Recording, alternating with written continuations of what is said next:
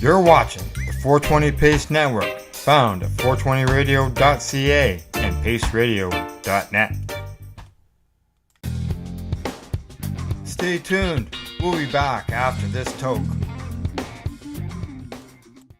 Are you looking for non-stop, continuous cannabis and psychedelic programming? If you are, then turn your browsers to 420radio.ca or paceradio.net, where you will find the 420 Pace re-rolled Saturday. Everything gets started at 8 a.m. Eastern Saturday morning. Hi, I'm Timmy. And I'm Mary Jane. He's the newbie. She's the doobie, and this is the show where we toke cannabis. Talk. From both sides. Is that even possible?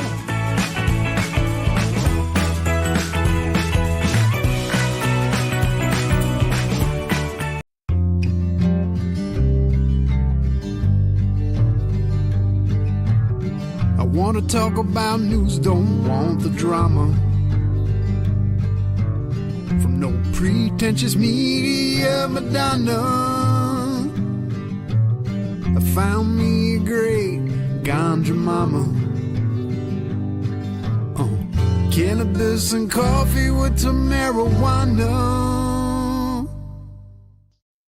You're listening to the Pace Radio Network, here at paceradio.net. The views expressed by the individuals during this broadcast are their own opinions, and they may not be the same as those of their group or other organizations they may be involved with. All medical advice during our broadcast is not a medical opinion and should be checked with your medical physician.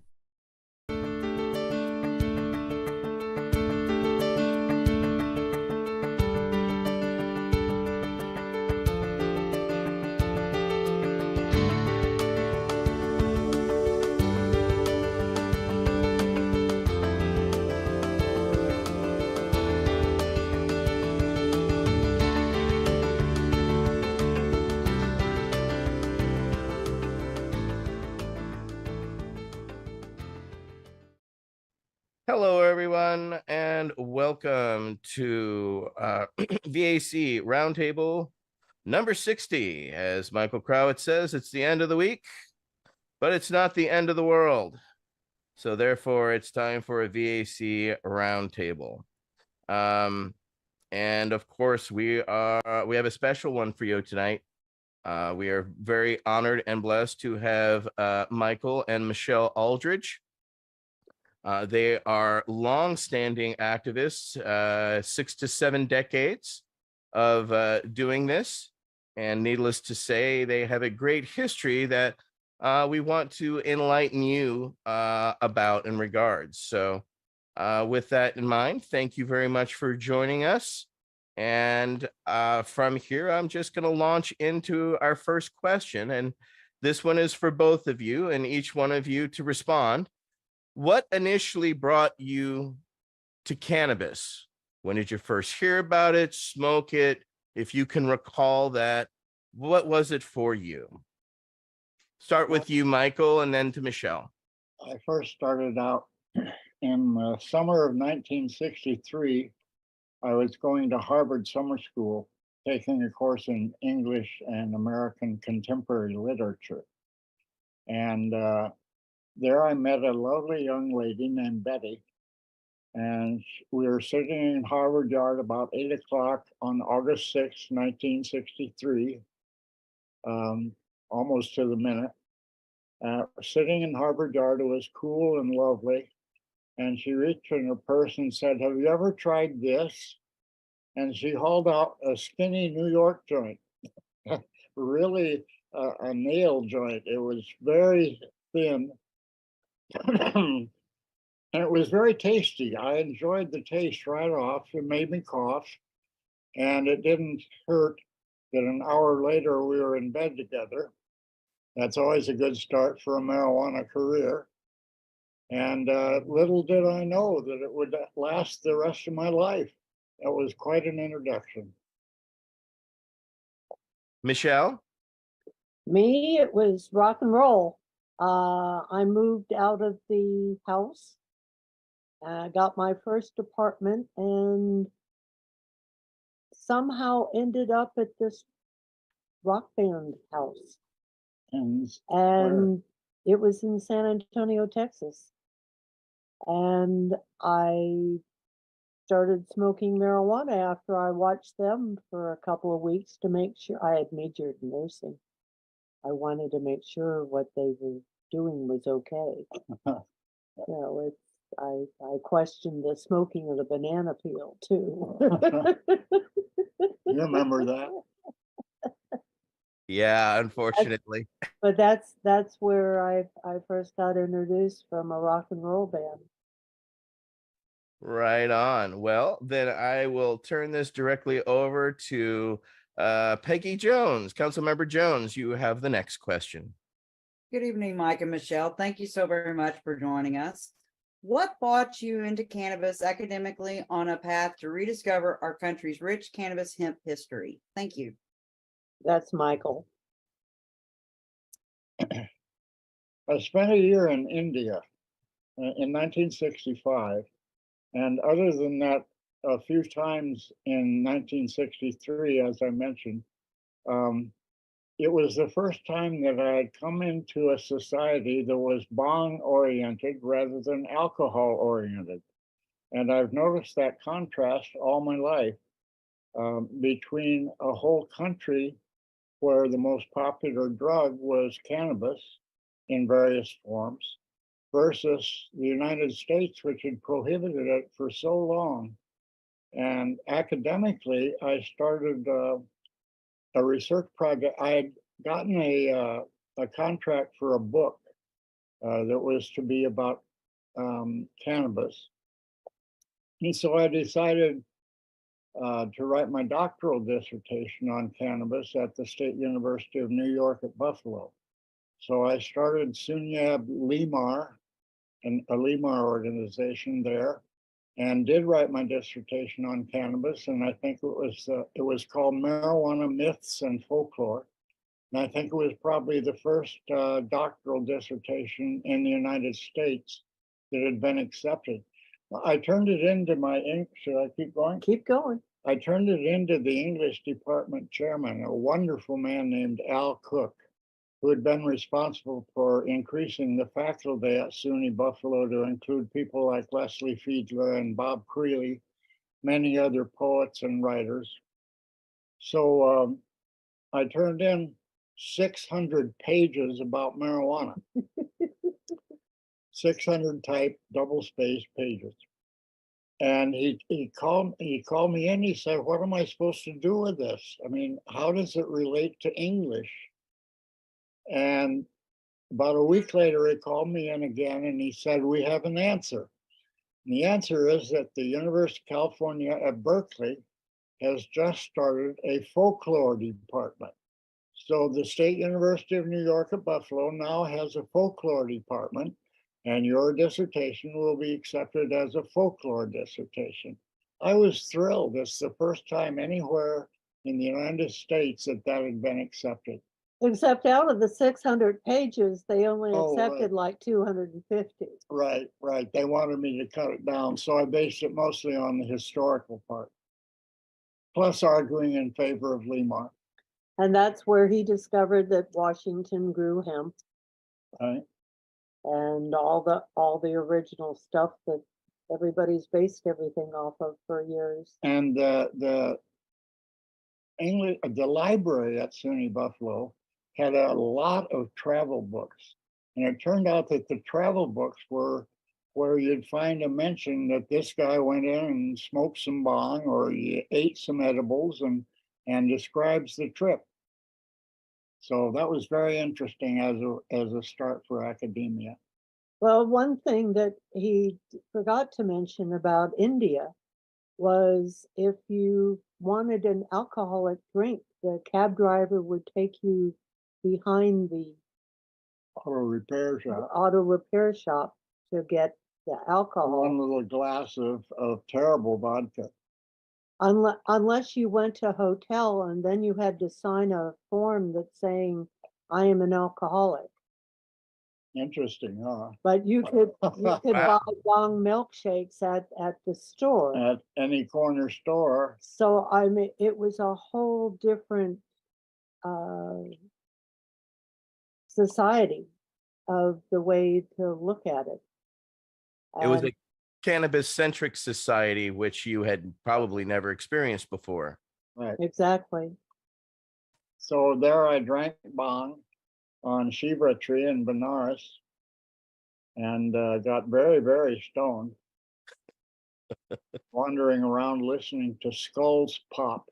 The burning ghats in India are where they burn the bodies. And this was a burning ghat that I went to, and almost everybody at the ghat was stoned. It was a funeral process that was ordinarily accepted. You got stoned. Quite interesting. That would make things a lot easier for our society. I don't know. Death regardless. That is absolutely fascinating. Thank you for sharing that with us. Next up will be Council Member Michael Crowitz. Thank you, Etienne. It's so great to have you on the roundtable, Michael and Michelle. It's so good to see you. My question, I just before I ask it, I'll preface it to say that I was giving a speech with Dale Geringer one time at a meeting, and he asked me to give a speech about the early cannabis movement in the U.S. And I thought that was great because most people really have very little knowledge before like 1975 or 74 of what happened, pre that time period, for whatever reasons. But mostly, I guess, because of the commercialization, I guess, of high times and stuff. But anyway, I was trying to figure out, and I didn't really think about it that hard, who was, where did who's the first cannabis activist? And I remember Fred Gardner was very happy with me because I said Louis Armstrong was, in my mind, the first cannabis. I gave mention to Dr. Woodward, of course, from the AMA back in the 30s. But of course, that was his job. He was a lobbyist. And, Louis, his day job was, we all know, he was a great jazz musician. He didn't have to do marijuana stuff. That wasn't, in his job description. I'm sure it put him at an extra risk, even as much risk as he was in. But anyway, I'd love to hear the question is, what do you consider the birth of the cannabis movement, and where does Limar, fit in that, and where did Limar merge into Amorphia? Can you give us sort of a sketch of that?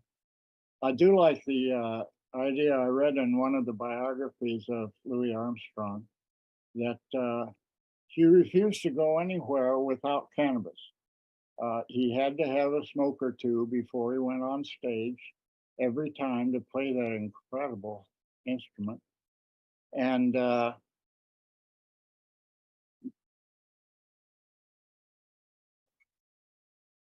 I've lost the thread.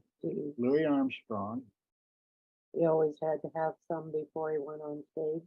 Yes, and Mesro told that in Really the Blues, his book. And the thing was, he was so famous that they sent secret security agents with him, as they would with the president or something like that. And these people were responsible for making sure that Louis got his cannabis through customs in any country. I love that story. I love that story. But the real start of Limar was in 1964 when a young man named Lowell Eggemeyer marched into a police station here in San Francisco and said he didn't think that marijuana should be illegal, and he slapped a joint on the counter and demanded to be arrested. That's an amazing, brave thing for a young kid to do in San Francisco. And they arrested him. And of course they arrested him. Eventually went to trial. He spent a year in jail and got out. Dale Geringer, the important part is that his lawyer was a very right-wing attorney named James R. White III. And he characterized himself as more right than Barry Goldwater. And James R. White III wrote legal briefs to defend Eggemeyer. He wrote 4 of them, and they became the Limar briefs. He called the organization Limar for legalized marijuana. And those 4 briefs are very rare now. I have all 4 copies somewhere in the box. And that started the Limar movement. As it happened, Allen Ginsberg and Peter Orlowski were in Berkeley at the time giving a poetry reading. And he heard about this. There was a tiny little article in the newspaper, one of the local newspapers, that Dale Geringer found, describing the start of this group to legalize marijuana, and that they'd march to City Hall and so forth. And so that was the beginning. When James R. White published those 4 legal briefs, he included references to the Indian Hemp Commission and to the LaGuardia Report and to anything else he could find. He did a really good research job. And that was my first start on actual marijuana historical research. That sent me to various sources that he'd sourced, and it went from there. And there you have it. And Go ahead, Michelle. Lowell Eggemeyer lives in Sacramento and doesn't want to have anything to do with marijuana or to be interviewed, or he's very quiet. Interesting. Michael, you had a follow-up? This is a follow-up. If you could help us see the New York connection, because I know there's a Limar New York connection, or at least I believe there is. What happened was Alan heard about Limar in San Francisco, went back to New York, and talked about it with Ed Sanders. They decided to start a Limar in New York with a young man named Randy Wicker, who ran a head shop. And so the basis of it was that they advertised in the head shops to get people to try to legalize marijuana. And it worked. They held meetings. Several of the people also went to Chicago in the August 1968 hippie revolution. And that's how it started in New York. From there, Ed Sanders was a very famous poet already at the age of, 20 or something. And he was in touch with John Sinclair. So he sent John Sinclair a bunch of pamphlets that Ed had written about legalizing marijuana. John Sinclair thought they were wonderful. And he appointed a couple of people in the Translove Energies commune in Detroit and Ann Arbor. Joe and Roseanne Mulkey were the leaders of the Detroit Limar.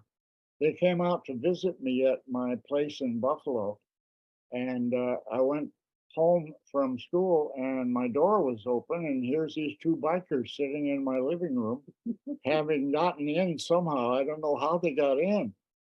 And so they're sitting there, and they announced themselves as being from Detroit Limar, and they brought a whole bunch of pamphlets that John had published. This gave me the idea to start one in Buffalo. And So thus the New York connection was born and maintained. Yeah. Right on. Well, we're gonna shift here a little bit. Council Member Pius, our British brother, you have a question up next. Go ahead, Pius. Hey, Mike and Michelle, thank you for joining us. Could you share us with your work in the realm with HIV? Oh, HIV. In 1986, I had 46 friends die of AIDS. Michael and I looked at each other and said, no one's going to help the junkies. The gays have some support, but no one's going to help the junkies, so we have to. So we kept thinking about how we go about doing things. So Michael joined, no, before I chose. He joined with Pat Bernanke Oh, and Harvey YES. Feldman, Uh-huh. and they were doing bleach and teach. Mayor Dianne Feinstein would not let us Distribute bleach. distribute needles. Well, needles. We yes. wanted to have a needle exchange real early because we recognized they were sharing needles that was spreading HIV. But Dianne Feinstein refused to allow that to happen. So in retaliation, more or less, we discovered that bleach would stop HIV. So we handed out a lot of bleach in little bottles, and people would be given the bleach and they were instructed how to clean their own needles as to not get HIV. And we think that that process, well, it included outreach workers going around. These were ex-convicts, ex-prostitutes, ex-felons, who we trained to go back into their own neighborhoods and work with the gang that they'd come out of, or the prostitutes on a certain street corner, and teach them how to clean their needles with bleach. We think that doing it is what prevented San Francisco from rising 15% a year in HIV positivity. Like they did in New York. Like New York had to cope with. In other words, we think that it saved San Francisco needle users from the epidemic by a simple outreach program. My job in that was to train the outreach workers how Well, to no, go back. you were at YES, and then you went to ICHO. YES, and we started a training organization at Youth Environment Study with Harvey Feldman and Pat Bernanke. But then you went to ICHO. And then we went to the Institute for Community Health Outreach, which was run by a very famous lesbian named Pat Norman. Pat has her picture painted up on a mural in the Castro now. And Pat started this organization funded by the State Office of AIDS. For 12 years, we trained every outreach worker from San Francisco and Oakland and all across the state. We went to San Bernardino, we went to LA, we went all over the place, Fresno even, Auburn up in the north part, and training outreach workers how to deal with their own community with the information that that community needed. It was very successful. And while Michael was doing that, in 1989, I got a job. I was housing manager of the 6th International AIDS Conference, housing for 12,000, negotiate with 54 hotels, plus access to all the researchers in the world. And so I got to talk to them and explain more about needle exchange. I was doing housing for the CDC people and the NIDA people. And so they came to town to look at the hotels. And while they were doing that, I showed them the needle exchange. And one of the big CDC people's doctors was standing in line, waiting to ask questions. And a junkie looked at him and said, "Excuse me, are you in line?" For a needle. He was interested that it was that easy to do all this stuff and to save lives. So I got to spread some of the harm reduction to the people I got to know. Then I went to work as president of AIDS Prevention Action Network. We were a network of 7 needle exchange programs in California. And Joey Tranquino was part of it. And we did that for a few years, and Joey went off and kept doing it, and I went off to write the medical marijuana laws. Well, all because of 46 friends dying in 1 year. I'm sorry you had to endure that, but thank you for finding the strength to do something about it and not sit back and watch it. You save countless lives, friends that I know and people that I would come to know and love, and I'm not sure they would have had that chance if you wouldn't have been there doing what you did. So I personally thank you, and I think society owes you all a debt of gratitude and thanks for not sitting by, getting active and doing something about it, which unfortunately so many people do. We're not that type of people. We can't sit by and, eye open mouth, insert leg. I stopped with the foot years ago. You have to do something about it. You have to change it. It doesn't have to be this way.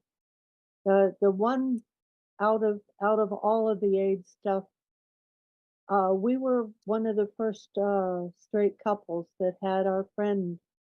He was living in a gay hotel downtown San Francisco and cleaned houses. And Dianne Feinstein made it a homeless hotel. So he made all the gay guys homeless. And so Dennis came to stay with us in the end of September. And by Christmas, he was almost dead. AZT hadn't been approved yet. He was a veteran. So the first week of January, we took him to the Veterans Hospital, and that's where he died. So it was very personal to us. We had to do something. At that time, it was so early in the HIV epidemic that they put a sign on the door of his room saying HIV. Do not enter. Right.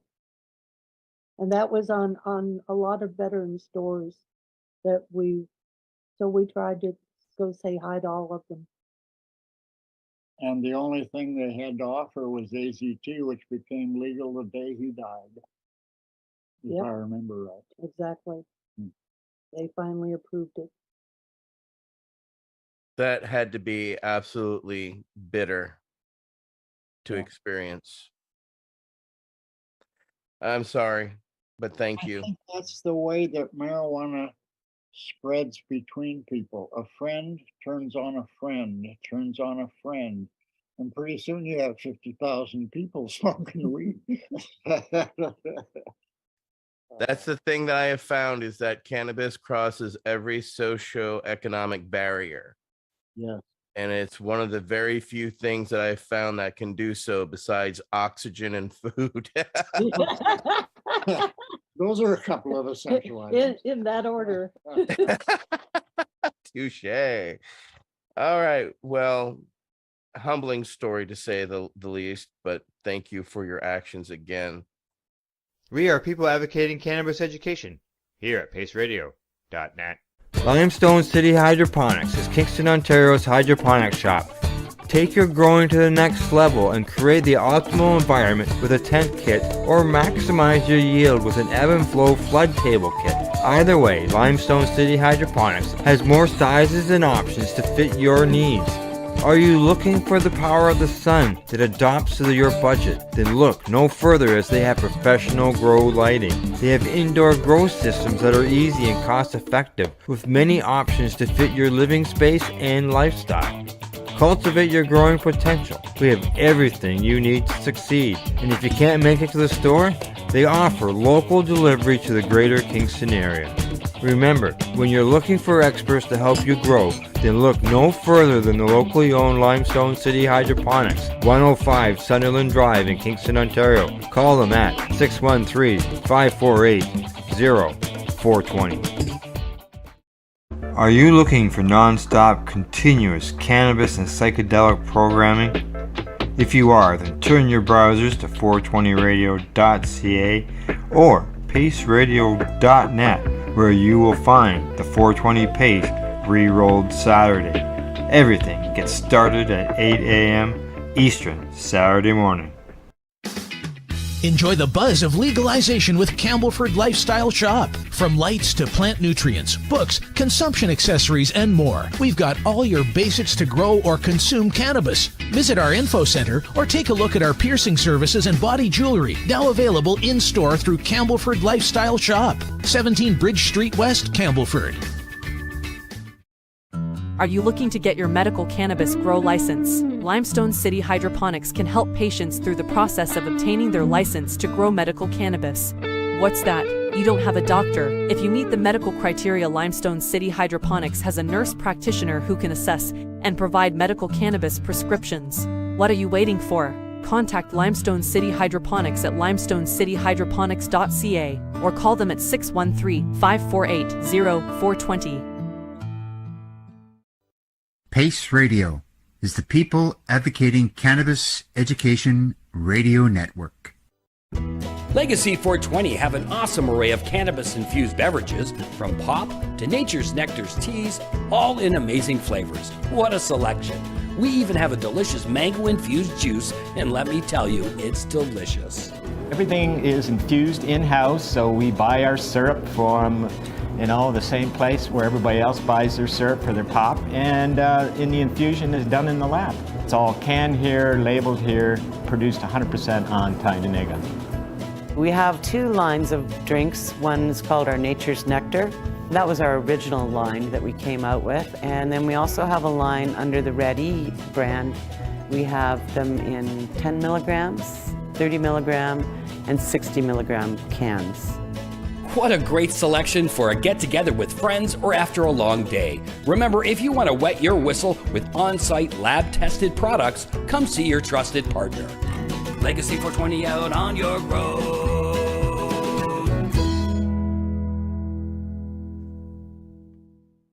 You're listening to the Pace Radio Network here at paceradio.net. Next up will be Mary Lynn Mathry. Hi, Mary Lynn. Councilmember Mathry. Hi, guys. Thanks. Yeah, as you're saying that, I'm thinking, May and Arnold Nutt, their son died the day that it became legal in Michigan. Donnie McNutt. Yeah. Grandma marijuana in Michigan. May not. All right. We're going to still go back in time here. In an effort to give recognition to those who made great sacrifices to legalize cannabis during the critical and challenging days before 1972, that created the foundation for our modern cannabis movement, including academics and historians like the Fitzhugh Ludlow Library, who should we remember and recognize? Well, I made a list. Besides Lowell Lakemeyer, Alfred Lindesmith, very famous sociologist. Yep. Allen Ginsberg. Allen went to Lindy's place and got all his stuff. So that's how Allen got his marijuana collection. And Michael was Allen's secretary in '69 and got access to all of Allen's stuff.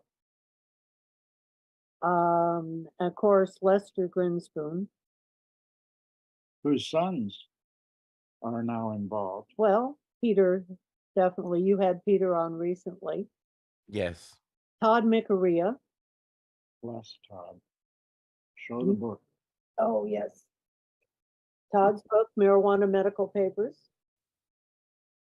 1839 to 1972. Norm Zimberg. He developed set and setting.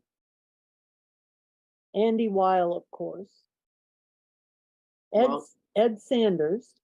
Wait, since you mentioned Andy and Norm, there was a third person involved in their 1968 article, which is one of the best early articles. Weil, Zinberg, and Nelson. It was Judith Nelson was the other person. And it was called Clinical and Psychological Effects of Marijuana, spelled with an H, in Man. It was in Science Magazine, December 13th, 1968. It was the first article that showed that you could do marijuana research with human beings, not just rats and not just rabbits, but with actual human beings. They showed it was safe to do that research. That, my friends, was the start of the entire academic movement of modern times. Ed Sanders, who helped Michael with the marijuana review and was with Allen Ginsberg, John Sinclair, and Richard Evan Schultes, who did the 3 species defense. And that's sort of my list. Anyone else off the top of your head? Of course, we know the known knowns, but if there's any unknowns that you feel are, you know, we don't want any left out. We're trying to learn, but that sounds like a very comprehensive breakdown you all about. I can't think of anybody else. Councilmember Jones, you had a follow-up? I have a question. You were talking about the research with cannabis and mammals, specifically rats. With the knowledge you have on mammals, other than humans, would you agree that they also have endocannabinoid receptors and that us eradicating cannabis from the wild was a negative thing and causing issues with our wildlife now, since we eradicated it? With that, I agree with your statement. Thank you. I've seen it affect not just the wildlife, but the ecosystems, and I'm looking for proof. Thank you. Yeah, good. I like your shirt too, Voice of Tibet. My sister Judy went to Tibet a few years ago and brought back wonderful things. Right on. Well, next up will be Councilmember Green. Councilmember Green, you're recognized. Am I clear? I know I have some volume problems. We're still having some issues hearing you. Move close. No, that doesn't help. No, that doesn't help either. It's weird. No. Okay. Nothing. Sorry, Michael. Sorry, Michael Green. Well, I will ask the question then. When did your focus shift to medical? Or was this always a focus to a varying degree, even in the early days? Is medical in some ways in opposition to recreational, or as we call it today, adult regulated access? Go for that. Wow. Okay. Because of Michael, I knew about the Indian Hemp Drug Commission. Because of Todd, I knew more. Because of Bob Wendell and Alice. Technology. Is this better? A lot of people. Yeah. Barbara and Kenny Jenks and LV and I might be back. Am I heard? Michael, we asked the question. They're answering the question, sir. Thank you, sir. Thank you. so I don't know. I guess I mean I always sort of knew it did, but you know, until I had cancer and I healed it in 3.5 months with cannabis oil, I didn't believe it really worked, but it does. Michael? The question was, repeat the question. Medical. When did your focus shift to medical, or was this always a focus for you to a varying degree, especially in the earlier days? Had to be a focus. Because if you write the history of cannabis, a lot of that is the medical uses of cannabis, starting in 1500 BC, maybe with the Atharva Veda, which recommends balm for relief from distress. It goes back that far. And I want to quote Dennis Perone, who once famously said in Time magazine, "All use is medical." And I understand that very well. It doesn't make any difference what your intention is, whether you just want to get stoned or not. That use is medical. It will help any of the health conditions that it helps. And you may not even realize it until you suddenly realize you're breathing better, or you're feeling better in general. So my answer is the medical and recreational use are indistinguishable in history, and the modern distinction ignores the fact that even recreational use is medical use. Now, the one thing that's going to come up is the rescheduling because of this. Right. If we reschedule to Schedule 3, that's medical only. So what will happen to recreational? It's going to be a good, interesting question to pose if the DEA even goes along with it. I think personally that the whole schedule should have been thrown out because we have mushrooms and stuff in Schedule 1 too. Makes no sense. And you know, none of and benzodiazepines in 4. None of it makes any sense. It isn't scientific. It should be thrown out. And if they want to redo it, start it from scratch. But this is unacceptable. Well, as I've told people, we did all this under Schedule 1, Schedule 2 or 3 won't change anything for us to a certain resolve. It'll just cause people to go back to being activists as opposed to sitting back and being proprietors, I think. With that in mind, we'll try Michael Green for the next question, which is his question. Michael Green, you want to try for number 7?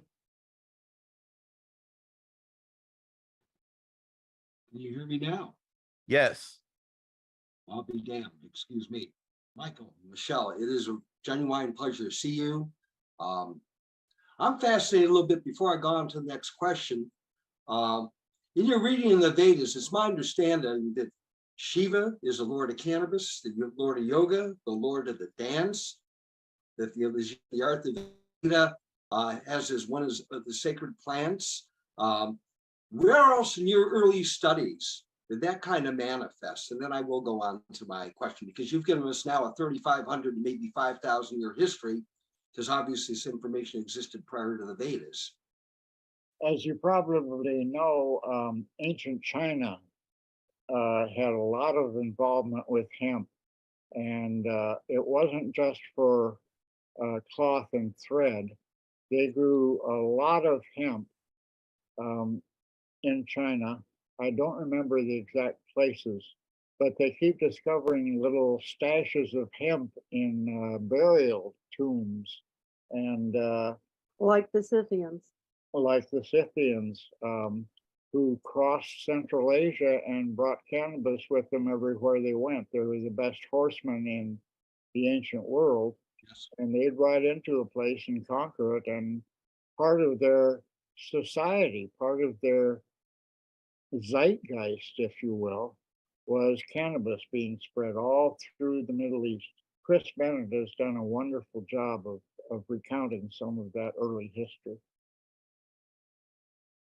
Excellent. Thank you for that. Just, it seems to me like history is telling us this has been medicine from time immemorial.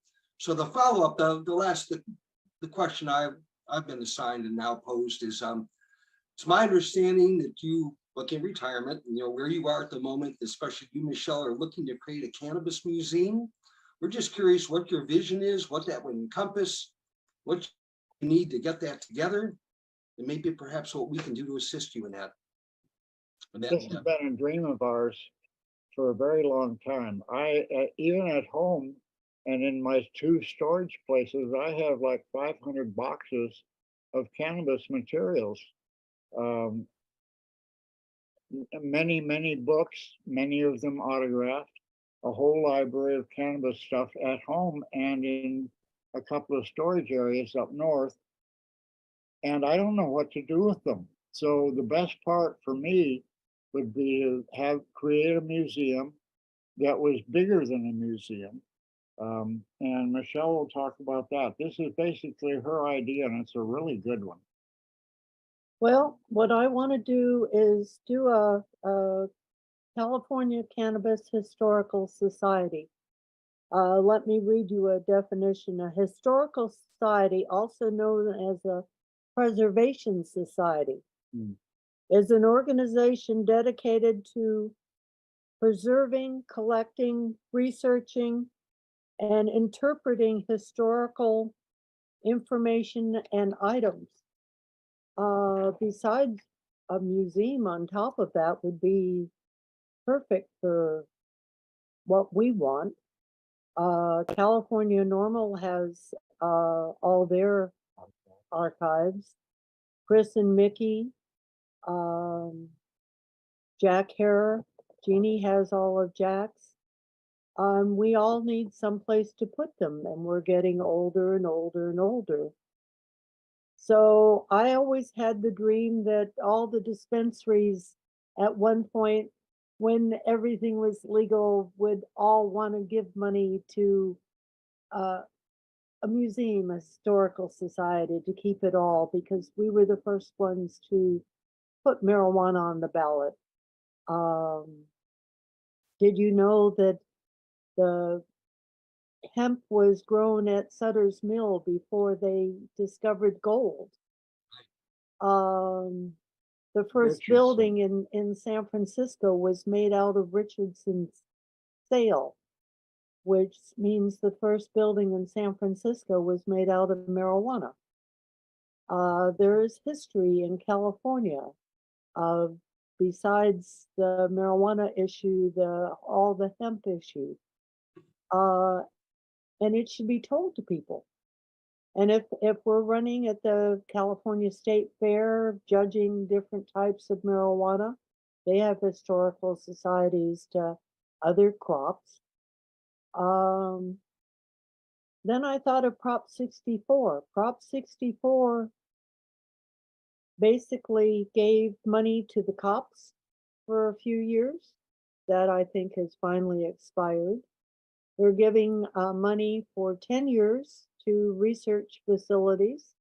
And after that, they have all the money for themselves. So why not have a law that says, I want to give $5 million to a cannabis historical society. And so we can buy a building and put it all together. And Northern California. And we do it in San Francisco. That's where I always wanted it to be. And we have to make sure it's not near water, that it's high enough, that it's not near fire. And so I think I've gotten a legislator to sponsor the legislation.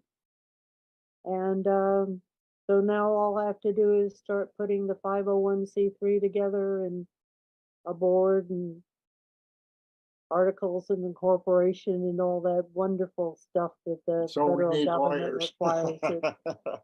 So it'll come, but we're getting too old. We have to do something with it, and we don't want it to just. We don't have kids. We had a library. What can I say?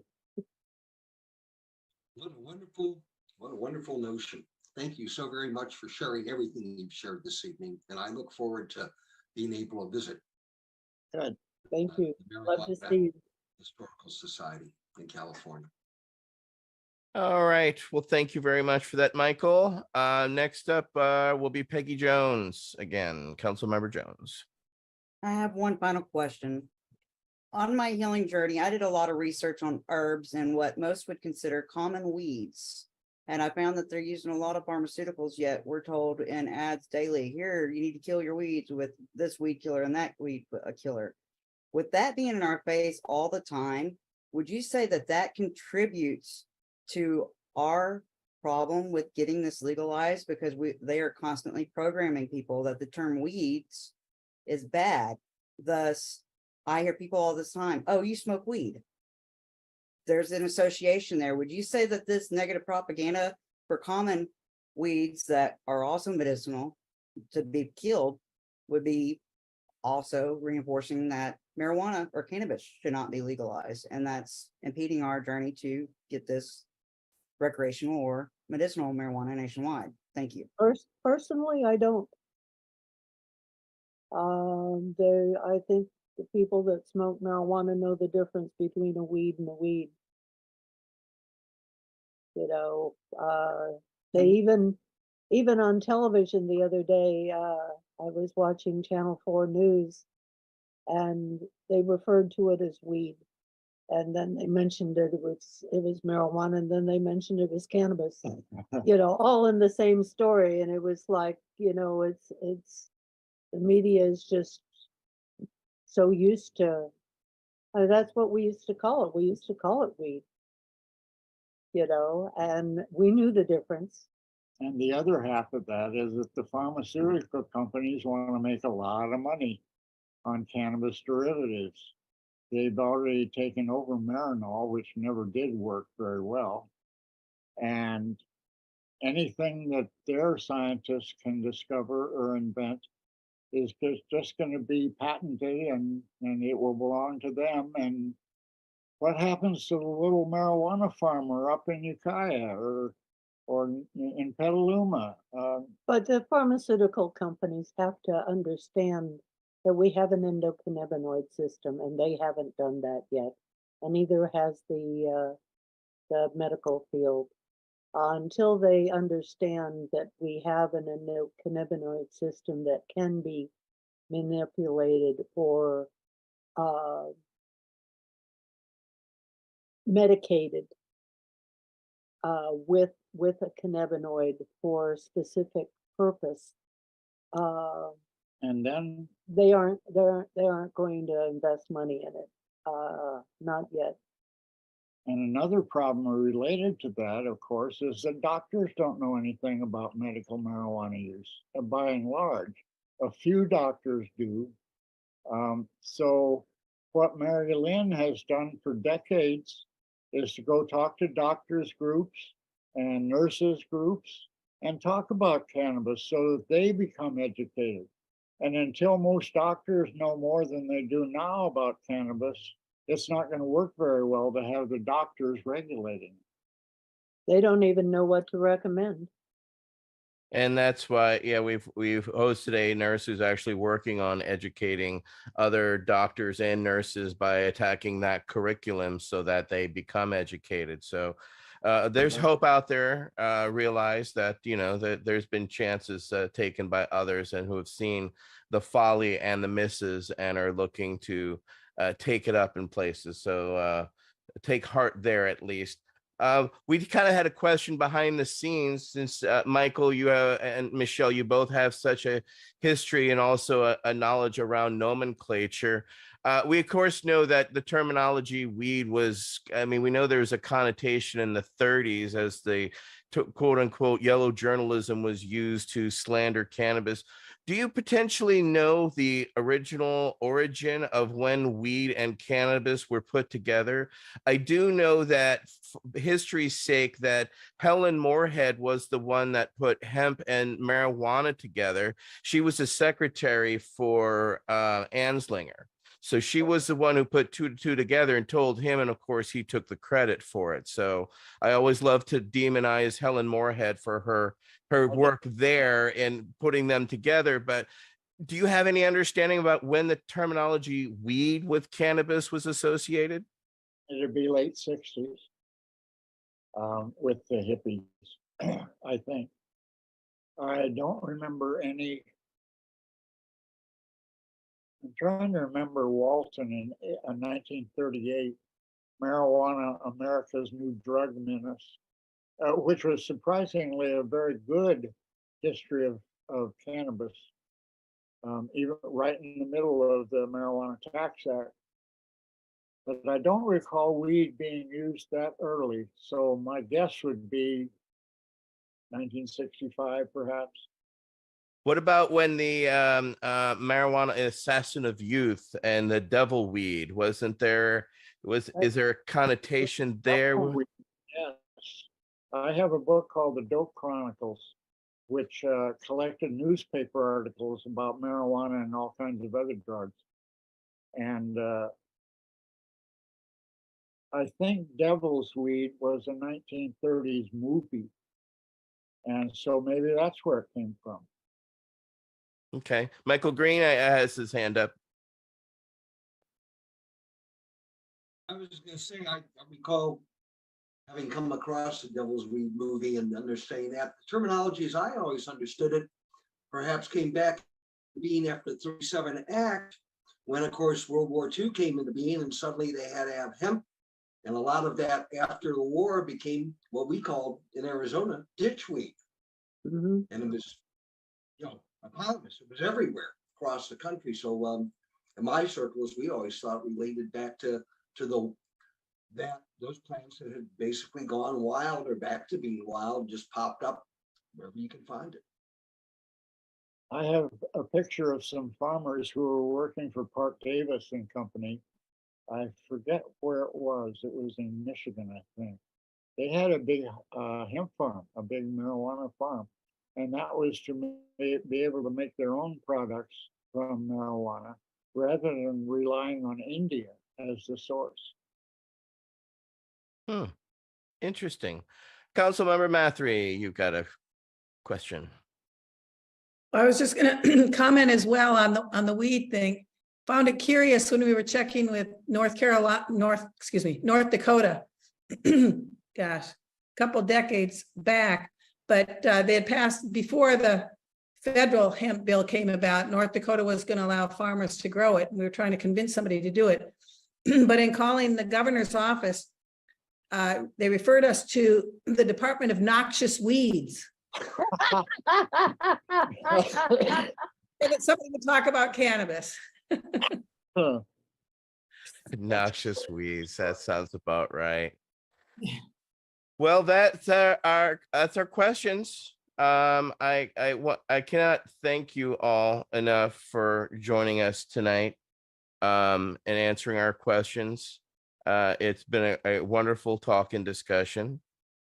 Is there anything else that y'all are working on that you would like to talk about or plug, or is there a future museum location that people are considering, or? Just San Francisco. I haven't got that far yet. It's all still in my head, and I'm slowly talking about it. One thing I'd like to do is really praise Mary Lynn and Patients Out of Time. For decades, they've been one of the most important people educating other medical people. And I think that that's had a really good effect. And I think that that will be under consideration for medical schools to start teaching courses in cannabis. I hope that's the way it goes. The other part is the little farmer, the small marijuana grower who maybe has a couple of big fields, and even up to the people who have huge warehouses and greenhouses full of cannabis. Don't forget that this is the livelihood for a lot of people in Northern California who are not the big industrial corporations taking over the industry. So I would say it would be important for future laws to make sure that the small cannabis businesses and farms are not just wiped out by the big industrial companies. Testify. We have been. You have, and I cannot thank you enough for your leadership over the decades and guiding us as we've done what we've done. Berkeley, say the most important thing I should have said. Can you guess what it is? I met my wife at the first National Normal Conference in Washington, D.C. in 1972. That's a 50th anniversary of being together. I invited her to come out to San Francisco. She did 2 weeks later, showed up in this beautiful little yellow Fiat Spider, with a sports car that I dearly love. We've been together for 50 years. 51. In the same apartment for 50 years. 51 years on Monday. A cramped apartment. Yeah. Our own personal museum, yes. Well, congratulations, and we wish you all a happy anniversary upcoming as you celebrate your wonderful time together. And thank you for this time together with us. I would like to thank Michael Green, Michael Crowitz, Peggy Jones, Mary Lynn Mathry, Mike Davis, Pius, and of course, Nate Landau was here. I'm Etienne Fontan. And of course, thank you, Michael and Michelle Aldridge, for a absolutely wonderful discussion tonight. And we'll be back in 2 weeks, people, for VAC Roundtable number 61. Thank you. very much. It's been our pleasure.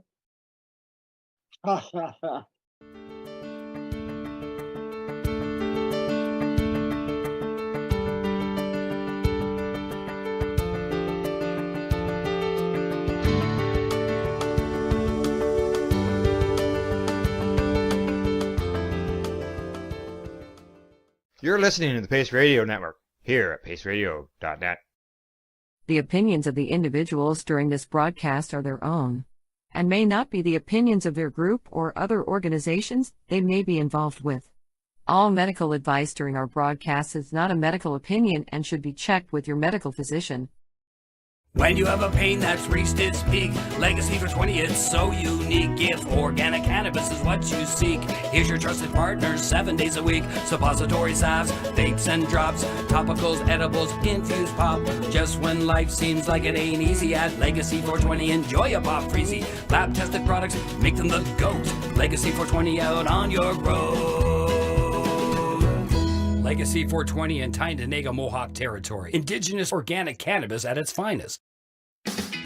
Enjoy the buzz of legalization with Campbellford Lifestyle Shop. From lights to plant nutrients, books, consumption accessories, and more, we've got all your basics to grow or consume cannabis. Visit our info center or take a look at our piercing services and body jewelry, now available in-store through Campbellford Lifestyle Shop, 17 Bridge Street West, Campbellford. Limestone City Hydroponics is Kingston, Ontario's hydroponics shop. Take your growing to the next level and create the optimal environment with a tent kit, or maximize your yield with an ebb and flow flood table kit. Either way, Limestone City Hydroponics has more sizes and options to fit your needs.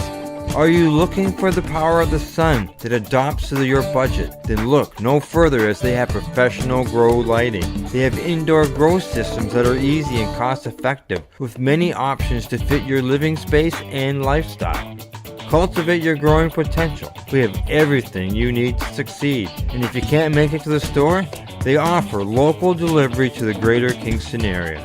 Remember, when you're looking for experts to help you grow, then look no further than the locally owned Limestone City Hydroponics, 105 Sunderland Drive in Kingston, Ontario. Call them at 613-548-0420. We are people advocating cannabis education here at paceradio.net.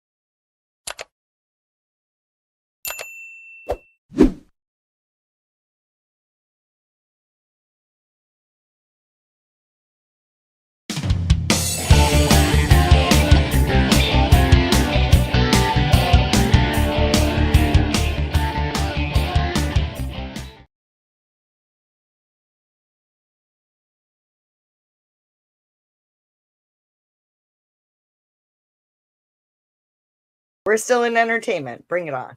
I've got a dewdrop to test. Yes. To test out So, today. You And this is showed that made- to us, but This is how does made it by work? Dave. Electric. Dave, and I'm gonna mess up pronouncing his last name. Pereira. Pereira, correct. Yeah. Or Electric Dave on Instagram. Yeah, and he's He- also the maker of the Happle. Correct. And I've got that. So right it's here. not Electric Dave though. No, it's electric. Electric. Electric. Yeah, Just so you know, yeah, correct. when you're looking for him. ERRLECTRIC. Earl Electric. So there you go. This is his dewdrop. Hold on now. Here, hold on. There you go. This is Yeah. the dewdrop. As you can see, it's nice and clean, and it's nice and clean because I have not used it yet. Okay. On the top of the stem, this is the piece where your hash will stick to. Mhm. You light your hash, you stick it in here, and In the water? Yeah, I've put Hash goes in the water. Yeah, no, it's Well, no. there's a glass enclosure. Oh, okay. I see. All right, and then Here, let's make you bigger. Nice. Oh. Wrong one. Uh-oh. It's not going bigger than that. No. Okay, just go ahead. Okay, it's probably So there you go. It's hand blown. Dave does them all, and we've seen Dave at many events. Yeah. And so now He's he very, does very these. well known in the community Correct. and an amazing blower. I've got some hash here. Now, what I have found, some hash will work really well, and some hash will melt. Uh-oh. And when it melts, it makes it a little harder for it to burn because it's melting. Well, yeah, because it's also dripping. Correct. Exactly. So I got leaves falling on me. Yeah, you know what? It's really weird here. It was green up until about 3 days ago, and now everything's starting to Falling. turn. Yeah. So I've got some hash burning here.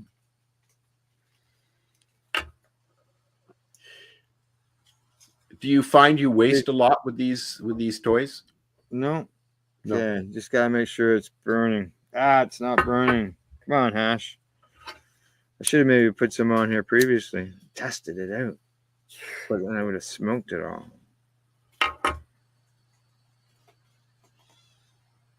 Yeah, I got her going. I haven't had any hash in a while. So I put it inside there. You can see it filling up with smoke.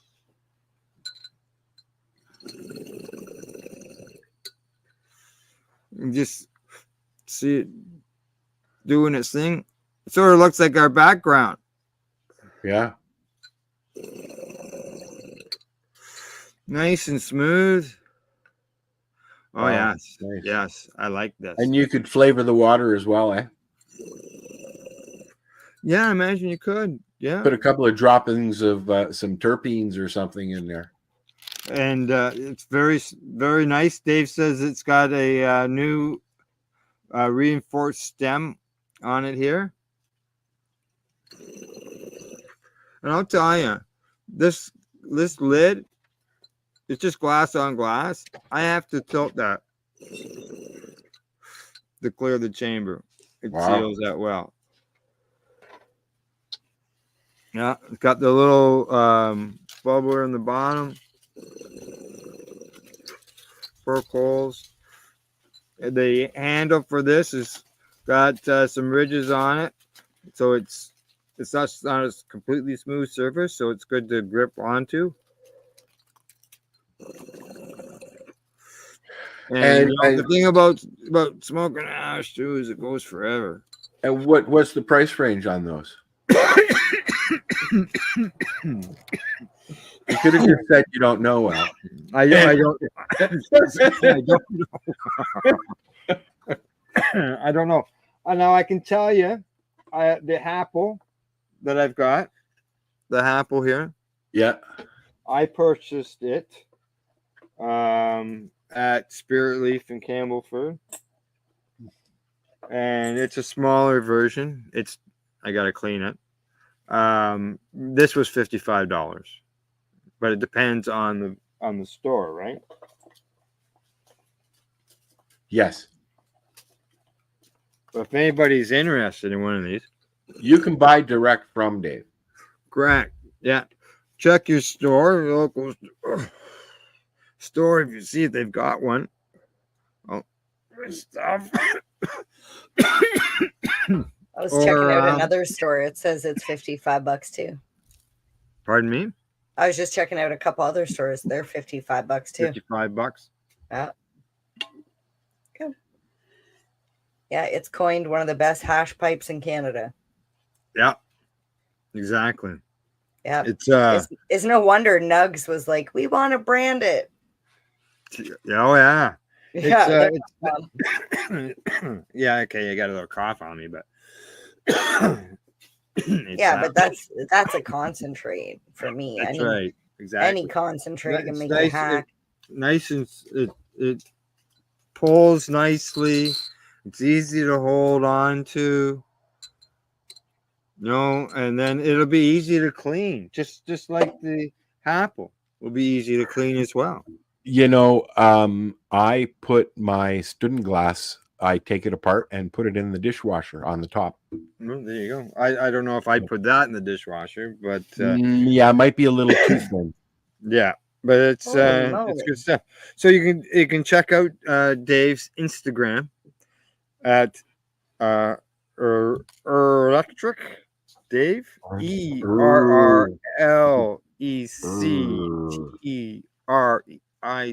Dave. I should have probably pulled him up on Instagram. And here is his page right here. There we go. Electric Dave. Some of his posts of his stuff. Oh, look at that. He's put an e-nail on it. Oh, yeah. Yeah, see, I was wondering if the top had a different feature because it looks wow. Different. That is cool. I might be able to do that.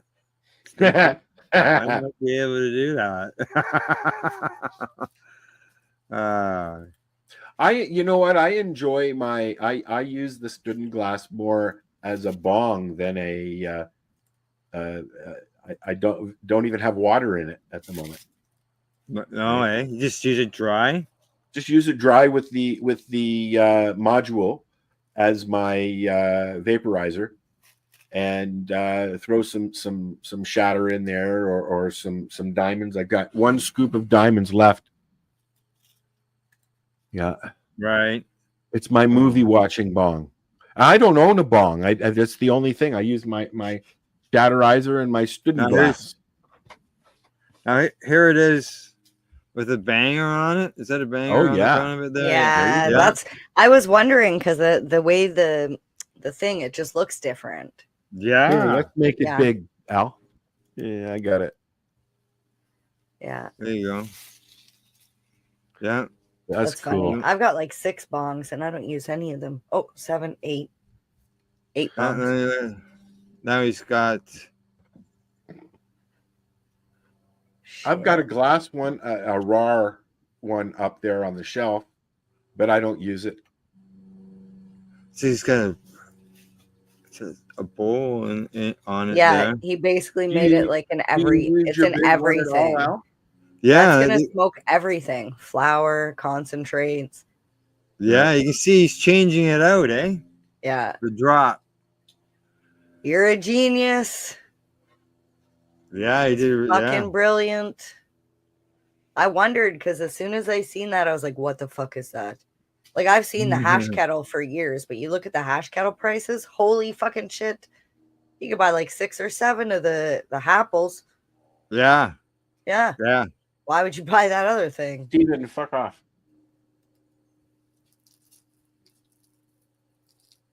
There he is. Okay, yeah. It's the e-nail. With the e-nail on it. Yep, Oh. carb. Nice. Nice job, Dave. It's beauty. Yeah.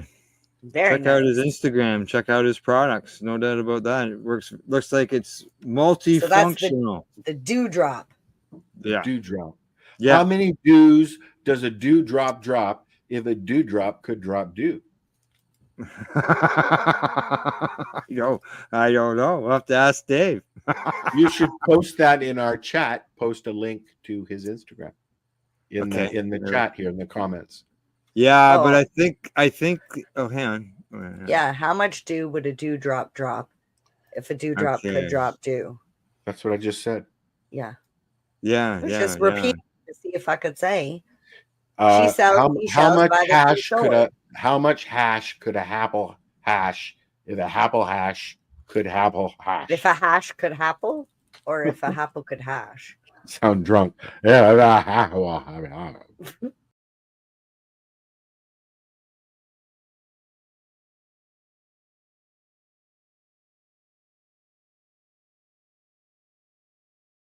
You're listening to the Pace Radio Network here at paceradio.net.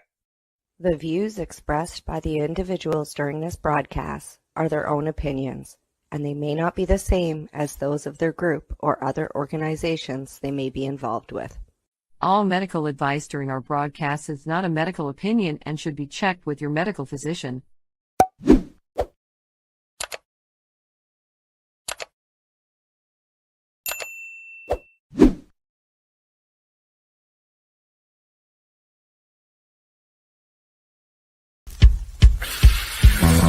Oh yeah, baby, that's lovely.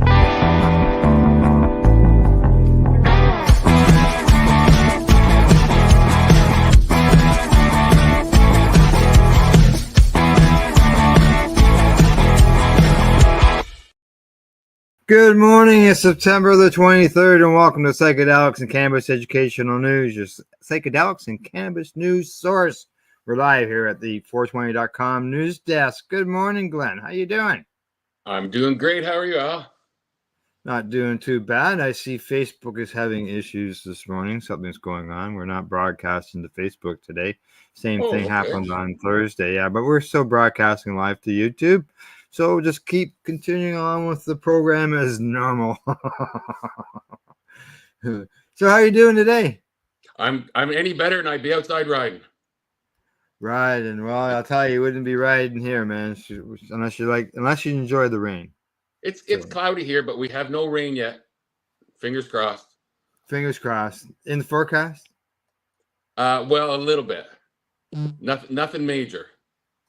Oh yes, Yeah. That's good. That's good. It's coming, buddy. It's coming. But it's still only 13 degrees out there right now, so yeah, I bet it'll warm up. Yeah. Yeah. Yeah. Yeah, I'm sure it will. I think it's 18 this afternoon. Yeah, well, there you go. You can still ride in nice 18-degree weather. I remember back in the day when I had a motorcycle, we would drive to work in the morning and there would be ice on the ground. I've done that a few times. Puddles, eh? Yeah. Yeah, in the puddles, just first thing in the morning, and then it would melt as the day warmed up. Yeah. So, okay, here we go. First story of the day. It comes to us from The Guardian. Headline there says, Supreme Court Chevron decision adds ambiguity to the cannabis laws. It's a mess. A recent Supreme Court decision that weakened the power of the U.S. government regulatory agencies, such as the Drug Enforcement Administration, has added additional confusion to America's already chaotic cannabis law.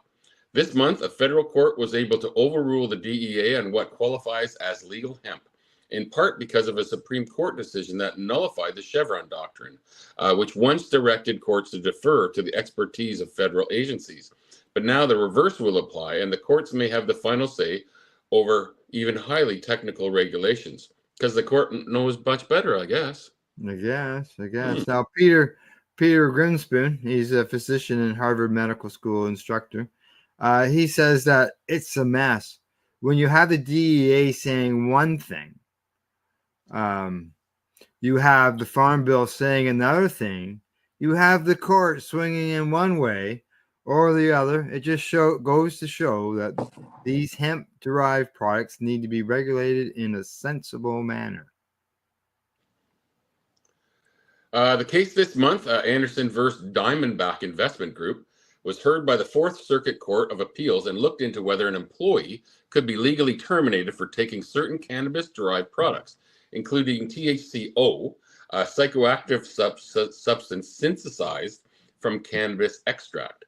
The ambiguity in this case lay in whether or not THCO should be legally defined as a synthetic cannabinoid or hemp. Keep going, Glenn. Synthetic cannabinoids are federally illegal Schedule I substances, but a loophole in the 2018 Farm Bill changed the definition of legal hemp to include plant-derived products with less than 0.3 delta-9 THC, the most popular and well-known component of cannabis. Since then, multi-billion-dollar unregulated market of all kinds of hemp products has emerged. Many states have since passed laws to try and rein in the proliferation of hemp products, many of which are intoxicating and easy to access for minors, among other things. The Diamondback option uses the 2022 case, AK Futures versus Boyd Street Distro, as precedent. In that case, the Ninth Circuit Court of Appeals similarly disputed the DEA's assertion that Delta-8 THC is a Schedule I substance, but unlike THCO, Delta-8 THC can be found naturally in the cannabis plant, just in small quantities. Ever since the AK Fortunes decision, the DEA has asserted that THCO does not occur naturally in the cannabis plant and can only be obtained synthetically and therefore do not fall under the definition of hemp. The Diamondback opinion argues that THCO is ambiguously legal under the Farm Bill, but also adds, even if it were ambiguous, we needn't defer to the DEA's interpretation, a marked change in track since the Chevron doctrine was undermined. This development might comfort some cannabis advocates who worried that the Supreme Court decision might threaten cannabis rescheduling and the possibility of federal legalization. Now, Michael McQueenie, an attorney who works with cannabis law, says these court decisions are turned what were once considered loopholes in the Farm Bill into codified law. The impact of this decision will likely continue to encourage states to step into the void left from an absence of federal action, McQueen says. While Grimspoon firmly believes we need more consistent legalization, he also says the DEA should not get deference when it comes to cannabis decisions. The DEA has done a terrible job with anything cannabis or cannabinoid related since their very inception. They haven't understood it. They've been persecuting medical patients, and they don't even understand or believe in the potential, said Greenspoon. So what is THCO exactly? Scientists barely know yet. As of this writing, there were only 7 studies looking into THCO on PubMed compared to over 12,000. It says 120,000 here on CBD, for example. Yeah, they get the comma in the funny spot there, don't they? Yeah. Yeah. Just so you know, I'm just sharing the YouTube link onto our Facebook page. So. Okay. Yeah, that's what I've been doing. Okay, it says it gets people high, might have vast therapeutic benefits, might be dangerous, probably not so dangerous because it's close to regular THC, but it needs to be studied and it needs to be regulated, said Grinspoon. Now, Daniel Kruger, a research scientist who studies cannabis for the University of Michigan, is the author of 2 of those 7 studies. He said we need a lot more research on different cannabinoids to fulfill the true mission of public health. It's not like alcohol where you just have ethyl alcohol. That's the only active ingredient.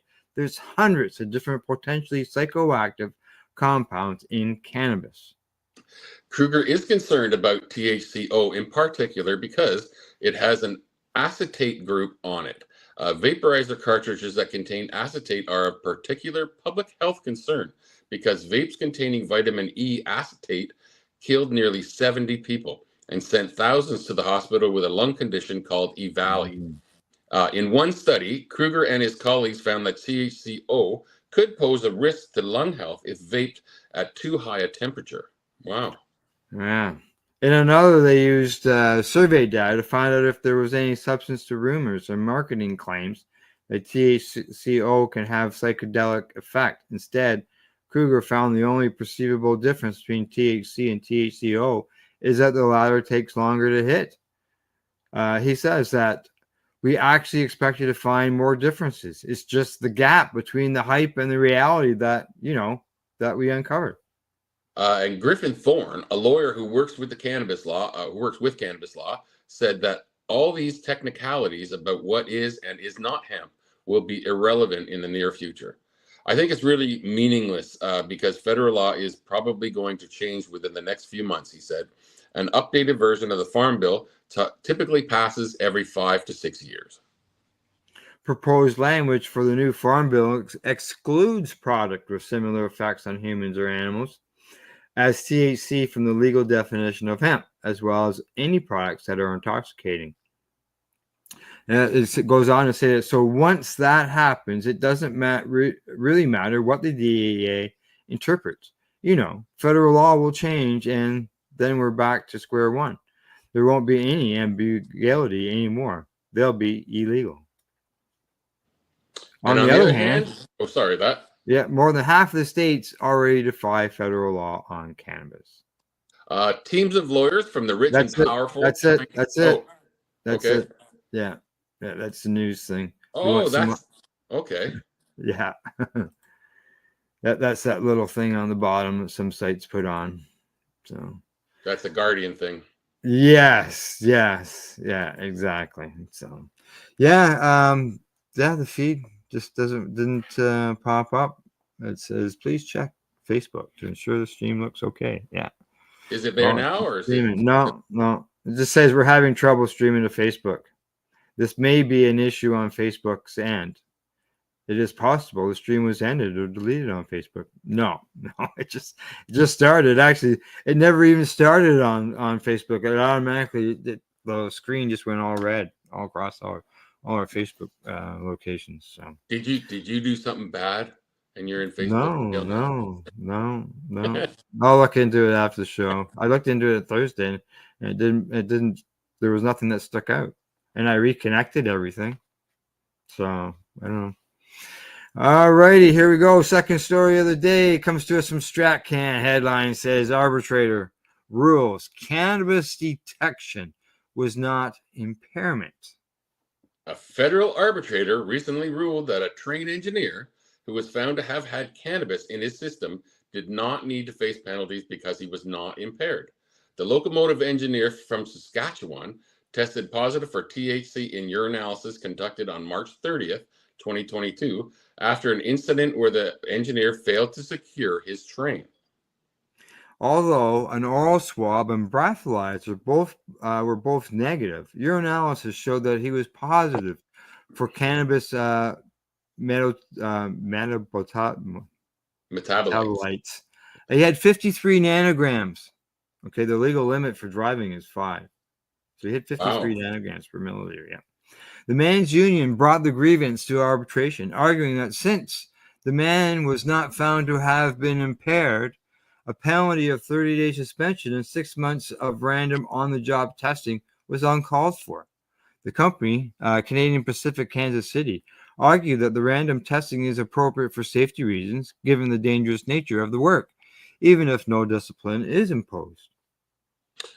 The man told company investors at the time of testing that he had consumed a cannabis candy some 16.5 hours before his tour of duty.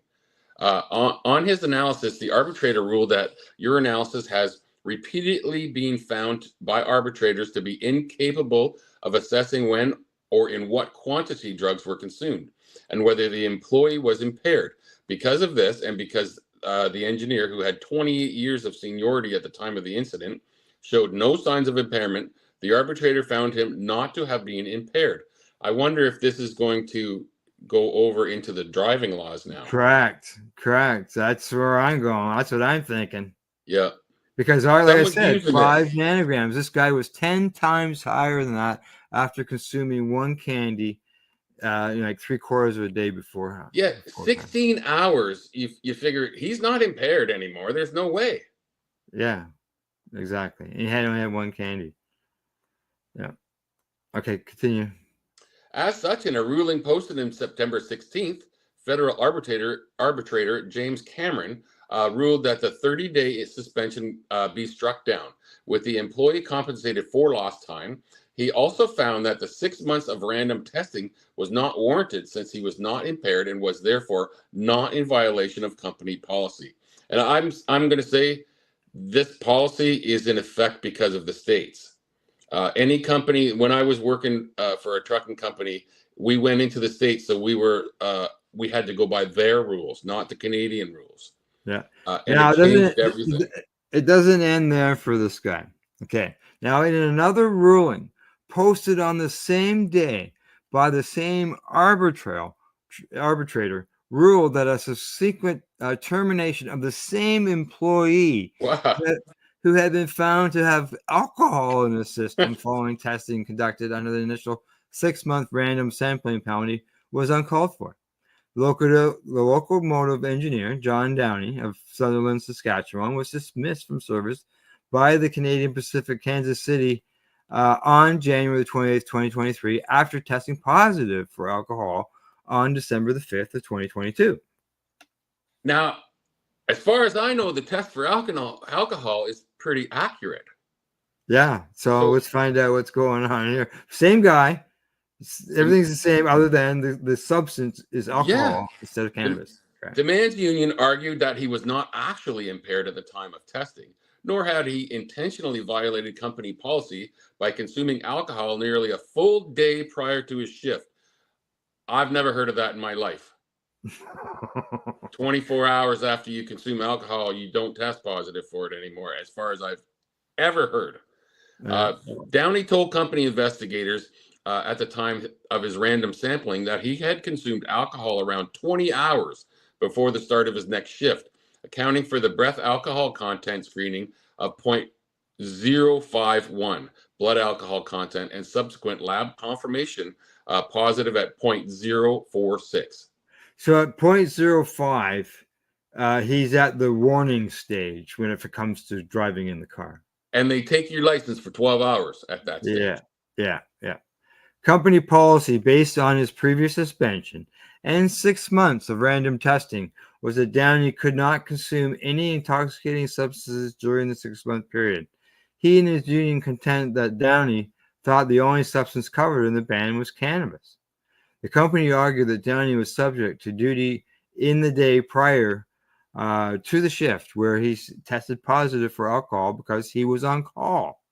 The union successfully argued that he was not subject to duty at the time and therefore should have his position reinstated and made whole for the loss of wages and benefits minus mitigation.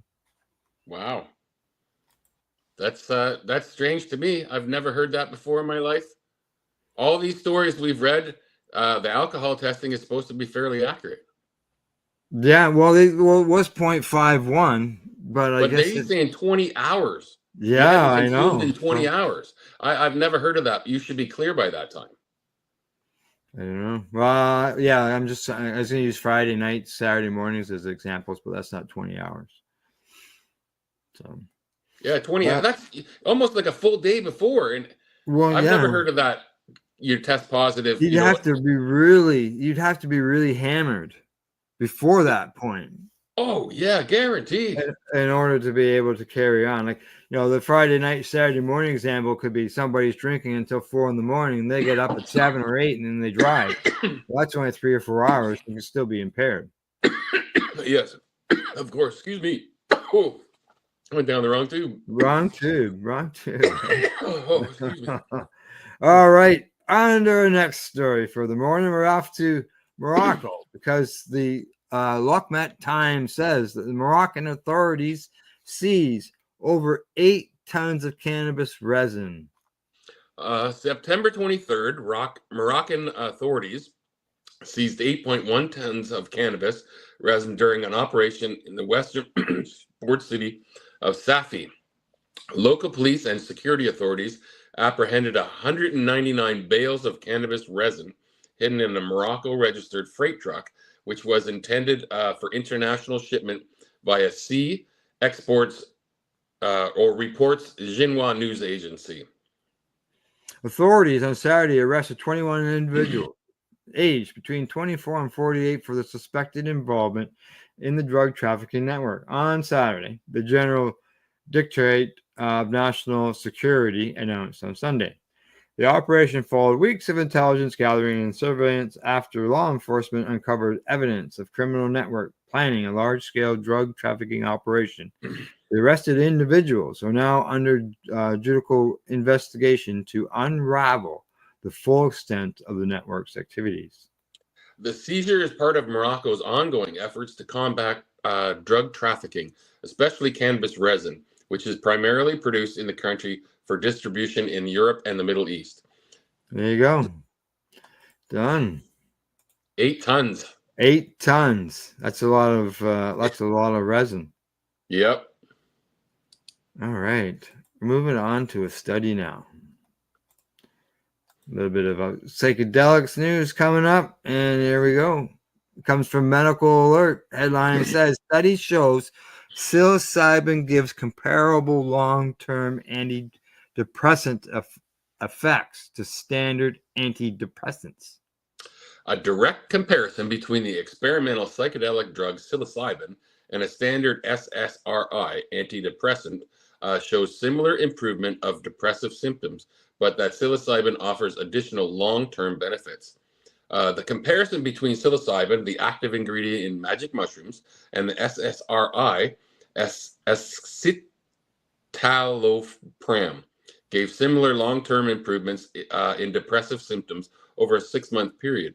However, patients taking psilocybin also reported better psychosocial functioning, including experiencing a greater sense of meaning in life and psychological connectedness. There you go. The work is presented the first time at the ECNP Congress in Milan. A related paper will appear in the journal eClinical Medicine to coincide with the conference presentation. Lead researcher Mr. Tommaso Barba, he's a PhD candidate from Imperial College in London, says that this is the first work to compare the long-term effects of these two drugs in the context of overall well-being, not just freedom from depression. In previous work, we have found that both treatments led to comparable improvements in elevating symptoms of depression at the 6-week mark, such as sadness and negative emotions. However, this work shows that psilocybin outperforms sorry, I can't pronounce that properly. Good luck. Yeah, I know. Escitalopram in several measures of well-being, meaning in life, work, and social functioning. These results appear to be maintained in over a 6-month follow-up period. In addition, previous work he had found that psilocybin also improves sexual drive, in contrast to SSRIs, which tend to lower libido in many patients. So overall, it seems psilocybin might give additional positive mental health benefits. SSRI drugs, selective serotonin reuptake inhibitors, such as Prozac, Paxil, and Zoloft, are one of the main types of drugs used to treat depression. However, around a third of patients don't respond to SSRI treatment, so for them, psilocybin may offer an alternative, although this was not studied in this trial. Barbara continues with SSRIs work well, but not for everyone. They are also associated with some side effects. However, this work implies that psilocybin generally seems to offer a real alternative and perhaps additional benefits to people who are worried about taking conventional antidepressants. Now, the researchers from Imperial College in London undertook a 6-month study which was a phase 2 double-blinded randomized controlled trial with 59 patients with moderate to severe depression. 30 were treated with a single dose of psilocybin. 29 patients were given a 6 weeks course of the drug that we can't pronounce, escitalopram. Each group received similar psychological support of around 20 hours in total. And both groups showed significant improvement in depressive symptoms, even up to 6 months after treatment. The researchers stopped monitoring at 6 months. However, those given psilocybin reported greater improvements in social functioning and psychological connectiveness with large effect sizes. Co-first author, Dr. David Eritzo, clinical director and deputy head of the Center for Psychedelic Research, Imperial College London, commented, "This is important because improving connectedness and having greater meaning in life can significantly enhance a person's quality of life and long-term mental health." Yeah, definitely. Exactly. He continues with, the study suggests the psilocybin therapy might be a more holistic treatment option for depression, addressing both the symptoms of depression and overall well-being. This could make a substantial improvement in the overall happiness and daily activities of those suffering from depression, providing a more joined-up approach to mental health treatment. Now, the researchers note that the patients were only treated for 6 weeks, and that many of the patients received additional treatments over the 6-month follow-up. Dr. Erzo cautioned, psilocybin is still an experimental drug. It has not yet been approved for general use. It is administered in highly controlled and protected environments. These precautions are not found in recreational psychedelic use, which is known for having unpredictable and potentially harmful effects, especially for vulnerable people struggling with mental health issues. Commenting, Jordan Lundberg, who's the adjunct professor of psychiatry at the Department of Clinical Neuroscience, Karolinska Institute in Stockholm, was not involved in this work, said, "This report is an important attempt to compare the clinical value of psilocybin compared to state-of-the-art treatment of major depressive disorder. The results come with several caveats, including the lack of non-inferiority analysis and failure to report other interventions given during the follow-up period. That said, as a hypothesis-generating piece, it may benefit the field substantially." For now, we don't know if psilocybin will be approved for the treatment of major depression, but if so, it won't be for everyone, just like the SSRIs aren't, right? Really? Some future patients might prefer psychedelic treatment over SSRIs, but some patients may be intimidated by the dramatic alterations in perception and confrontations with challenging emotions that psychedelic drugs promote, it says. I wish they would have gone a little more into the side effects of both, Yeah, so we can compare that part. That's what I was thinking too, because he started talking about the side effects in the article, and then just totally went away from it. Yeah. Because, why not compare the side effects? Yeah, because I think that might wind up being the reason why some people choose psilocybin, because of the side effects. And I'm really curious to find out now. Yeah, exactly. All right. Well, it's time for us to take a break. And when we get back, Glenn and I will continue our discussion of the news of the day.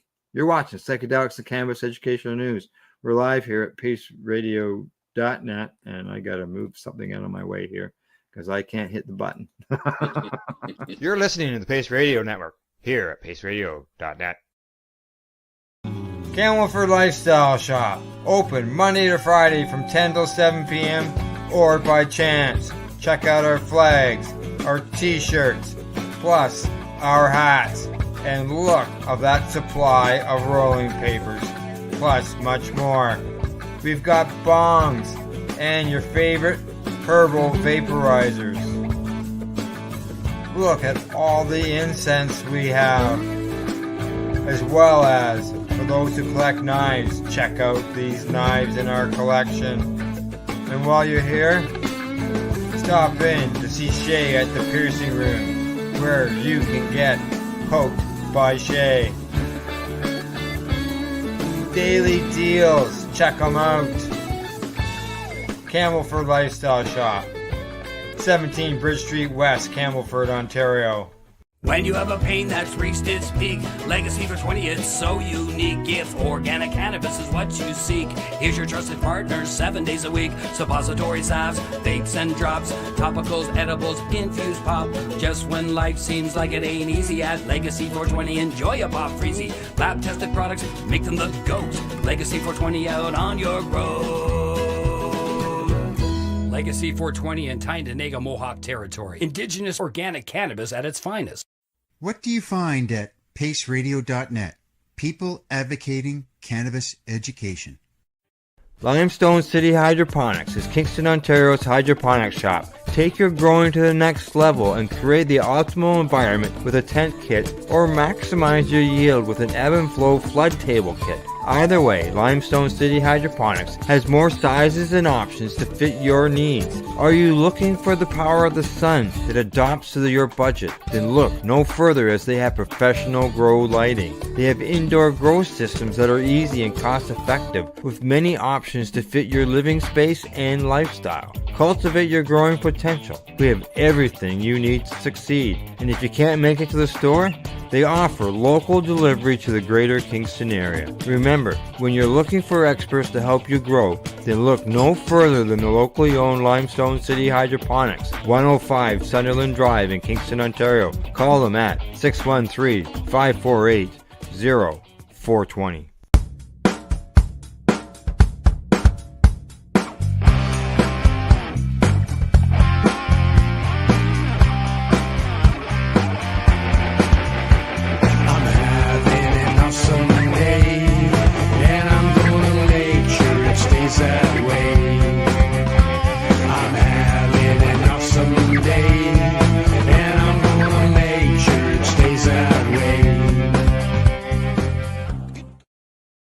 You're listening to the Pace Radio Network here at paceradio.net. Hey, we're back for a medication session, and we're live here at paceradio.net with psychedelics, the cannabis education and news. And just so you know, Glenn, for those last 3 minutes, I was frantically trying to get everything reloaded back up on Facebook, and it looked like that we were back up there, and all of a sudden, boom, there goes another one. Boom, it just shuts down. It starts up and then it goes away. But we are live on YouTube, so we'll just continue along, and we'll get the second half of the stories all done, and like we normally do. Here we go. First story after the break. Marijuana Moment says that marijuana use does not impact working memory or other brain processes. American Medical Association study finds. Wonderful picture I'm looking at. Really nice nugget there. Nice nugget there. There you go. Researchers looking into the effect of medical marijuana use on brain funded paper published by the American Medical Association that cognitive attributes such as working memory, reward, and inhibitory control were not significantly affected after a year of cannabis consumption. The results appear to run contrary to long-held stereotypes about cannabis negatively affecting memory and other brain health indicators. Now, according to the study, which was funded by the National Institute on Drug Abuse and published this week in the journal JAMA Network Open, says that our results suggest that adults who use cannabis generally with light to moderate use patterns for symptoms of pain, anxiety, depression, or poor sleep experience few significant long-term neural associations in these areas of cognition, which is perfect. Researchers recruited 57 newly certified medical cannabis patients from the greater Boston area and used functional magnetic resonance imaging to monitor brain activity during a variety of mental tasks. Participants' brains were then scanned again after a year of medical cannabis use to look for changes in activity. In all groups and at both time points, functional imaging revealed canonical activations of probed cognitive processes, the report says. No statistically significant difference in brain activation between the two time points, baseline to a year, in those with medical cannabis cards, and no association between changes in cannabis use frequency and brain activation after 1 year were found. In this cohort study of adults obtaining medical cannabis cards for medical symptoms, brain activation during working memory, reward processing, and an inhibitory control task were not significantly different after a year-long cannabis use, and no association with changes in cannabis use frequency was noted. Our results suggest that adults who use cannabis generally in light or with light to moderate use patterns for symptoms of pain, anxiety, depression, or poor sleep experience few significant long-term neural associations in these areas of cognition. The results may be reassuring to cannabis patients who choose to use medical cannabis but have concerns about longer-term health effects. Nevertheless, further studies are necessary to more closely study certain variables, the researcher says. The results warrant further studies that probe the association of cannabis at higher doses with greater frequency in younger age groups and with larger, more diverse cohorts, wrote the three-author team from Harvard Medical School, MIT's McGovern Institution of Brain Research, and the University of Pennsylvania School of Engineering and Applied Science. The new findings come several months after a separate research indicated that prescribed medical cannabis may have minimal acute impact on cognitive function among patients with chronic health conditions. The absence of evidence for cognitive impairment following medical cannabis self-administration was surprising, the study said. Given prior and substantive evidence that non-medical recreational use reliably repairs a range of cognitive functions. At the time, these findings are consistent with the two systemic reviews published in the last year that suggest that medical cannabis, when used regularly and consistently for a chronic health concern, may have little, if any, impact on cognitive function. While the long-term effects of cannabis use are far from settled science, findings from a number of recent studies suggest some fears have been overblown. A report published last year that drew on dispensary data, for instance, found that cancer patients reported being able to think more clearly when using medical cannabis. They also said it helped manage pain. They found that they could think more clearly. That's very unusual. Wow. Imagine that, eh? A separate study of teens and young adults at risk of developing psychotic disorders found that regular cannabis use over a 2-year period did not trigger early onset psychosis symptoms, contrary to the claims of prohibitionists who argue that cannabis causes mental illness. In fact, it was associated with modest improvements in cognitive functioning and reduced use of other medications. CHR youth who continuously used cannabis had higher neural cognition and social functioning over time and decreased medication uses relative to non-users, authors of the study wrote. Surprisingly, clinical symptoms improved over time despite the medication decreases. A separate study published by the American Medical Association that looked at data from more than 63 million health insurance beneficiaries found there's no statistically significant increase in psychosis-related diagnosis in states that have legalized cannabis compared to those that continue to criminalize cannabis. And we've been told for years that it has some, bearing on psychosis and stuff in youth, especially, right? Yeah. Studies from 2018, meanwhile, found that cannabis may actually increase working memory, and that cannabis use does not actually change the structure of the brain. And contrary to then President Trump's claim that cannabis makes people lose IQ points, I shouldn't say that. The National Institute of Drug Use says the results of 2 longitudinal studies did not support a causal relationship between cannabis use and IQ loss. Research has shown that people who use cannabis can see declines in verbal ability and general knowledge, but that those who would use in the future already had lower scores on these measures than those who would not use in the future, and no predictable difference was found between twins when one used cannabis and one did not. Now, as far as the verbal ability, I have a speech impediment, and I've spent time in school trying to straighten that out. So, and that was long before my cannabis use. So, this suggests that observed IQ declines, at least across adolescence, may be caused by shared familial factors. Example are genetics, family environment, not by cannabis use itself, the NIDA concluded. Interesting. I There love you the go. deal Yeah. with the twins. That there's no difference between the two twins, and because we've been told forever that there's always going to be a difference, you know.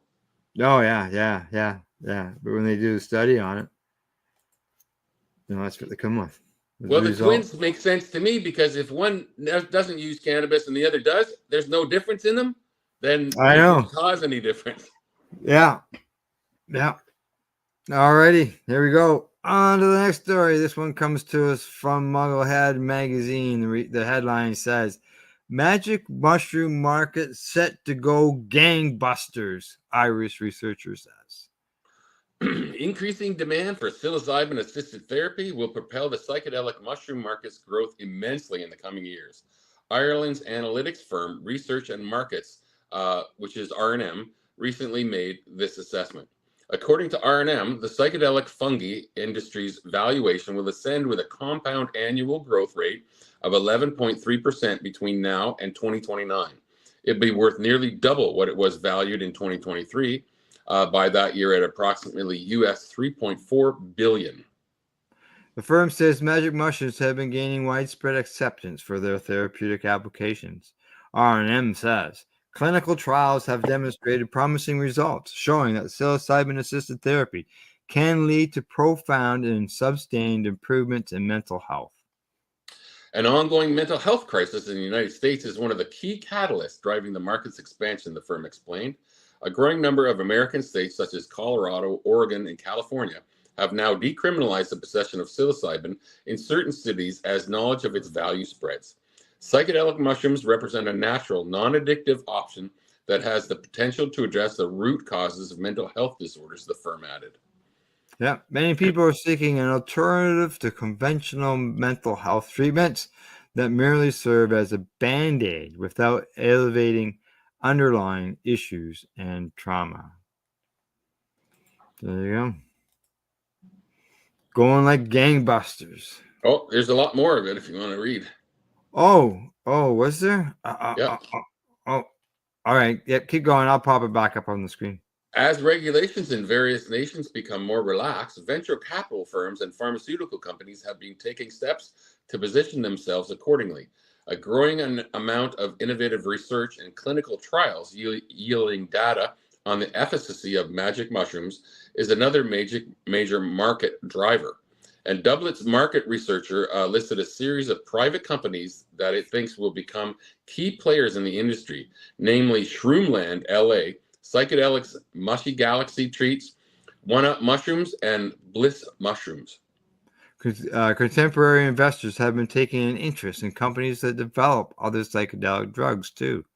The MDMA and ketamine drug developer Awaken Life Sciences Corp has just received a true $2 million private placement. Awaken's investor decided to double their previously announced investment this week. A recent study completed by Quantum Research Group, LLC, determined that 66% of stock investors interested in the sector planned to increase their stake in the immediate future. Similar to R&M's expansion outlook, about 70% of them think their robust returns will result in the next few years. I know a lot of people that went in the cannabis industry thinking the same thing. I was thinking of that myself when we were reading the end of this article. So yeah, there you go. I can see it expanding, no doubt, because of the potential it has to alleviate a lot of symptoms. But I can see 1,000 companies jumping in just like they did with cannabis and blowing it out of proportion. And I can see where, everybody relates cannabis to smoking. Mushrooms, people don't smoke, right? This is true. So I can see where some people may be a little bit open to that versus the smoking. And even though that, you can consume cannabis in multiple different ways, it's that smoking part, right? So, That's why we see such a big growth in edibles too, though, in cannabis. yeah.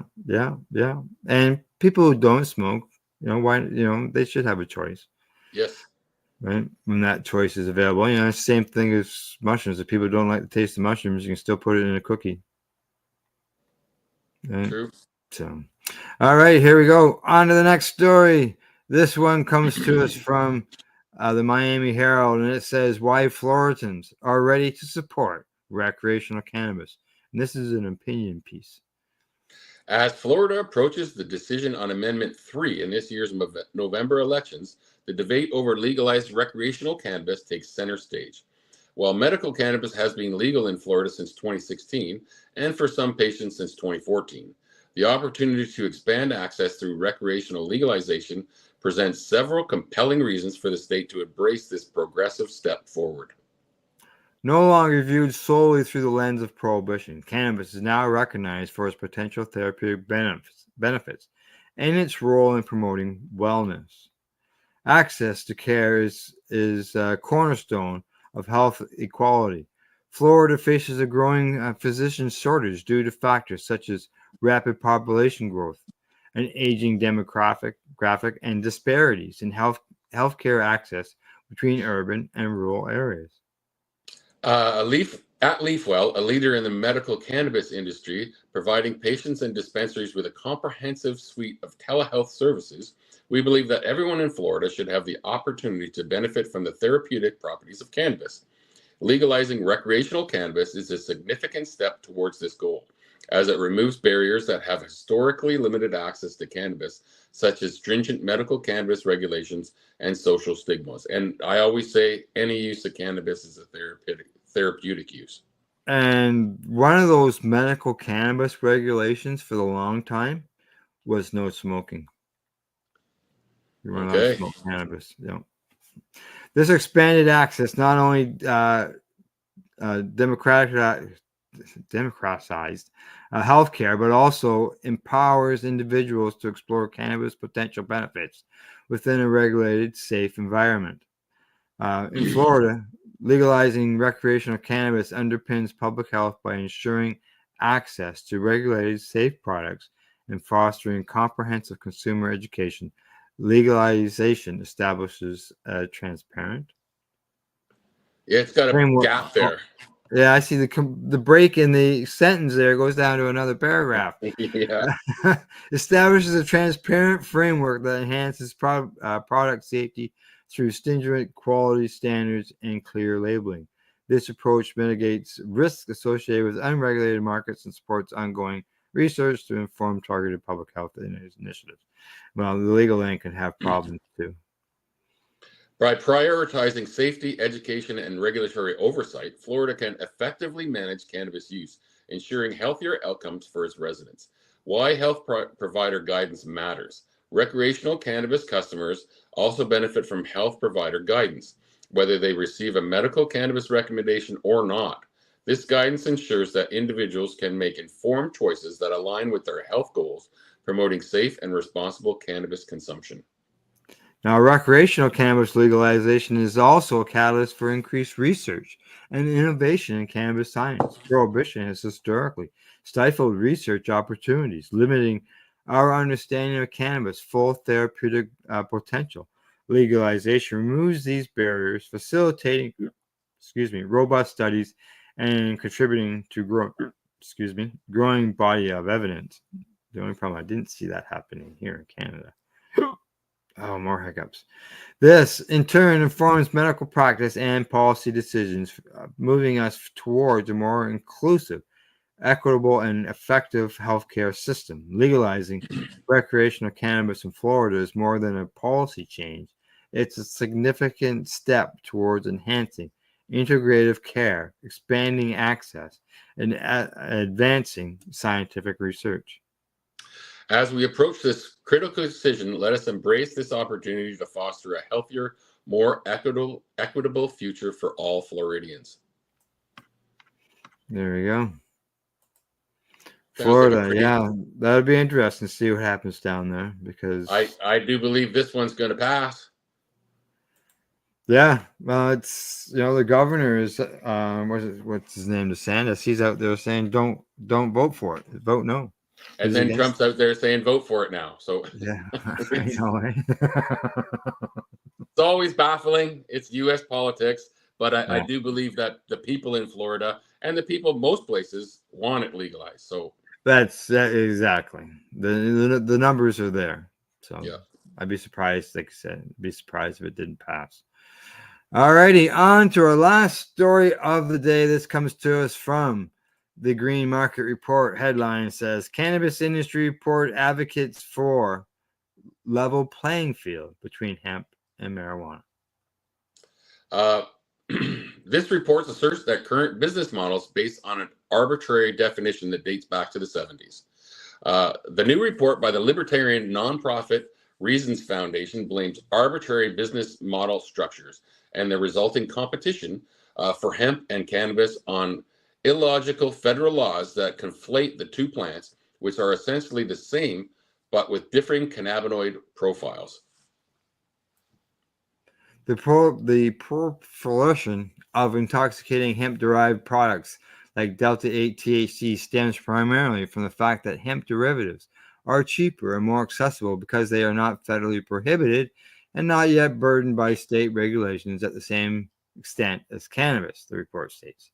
It goes on to say that there is clearly a demand for intoxicating cannabis products, and consumers will continue to seek out such products whether they are defined as cannabis or hemp, and whether they are legal or illicit.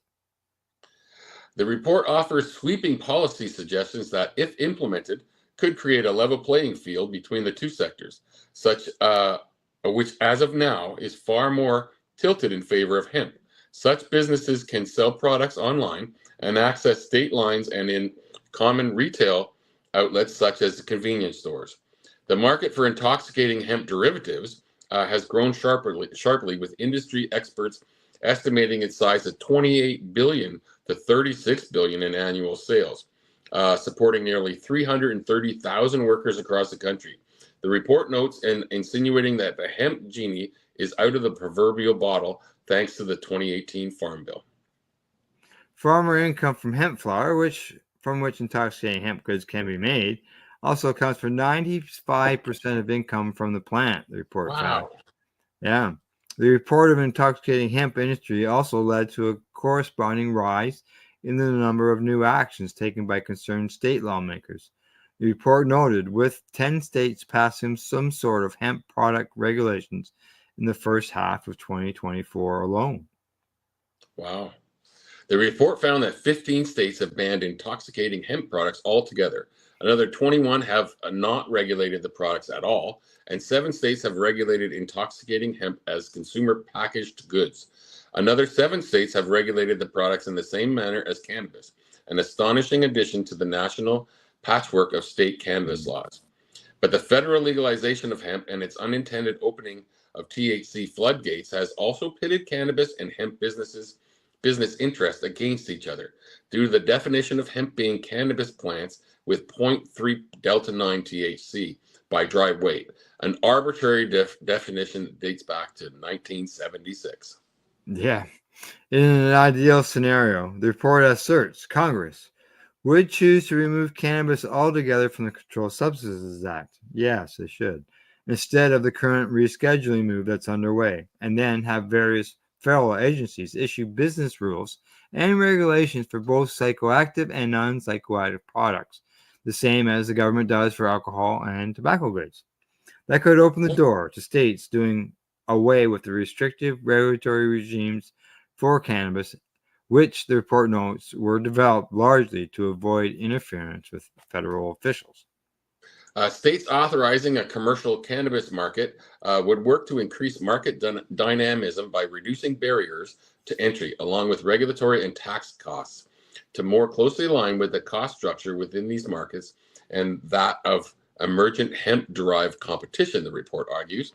The report suggests that most of the restrictive cannabis industry parameters, including license caps for retailers, could be done away with in favor of traditional age gating, at retailers such as liquor stores, which are accustomed to checking identification of consumers before allowing any sales. Yeah, if they can ask how old you are for alcohol, they can ask how old you are with cannabis. And some of these places sell cigarettes. Yeah, They're already doing that. Yeah. Now the report goes on to say that broadly we recommend a package of reforms to state marijuana laws that would establish identical packaging, labeling, and testing requirements for intoxicating hemp and cannabis products, and subject both sets of products to the same advertising requirements.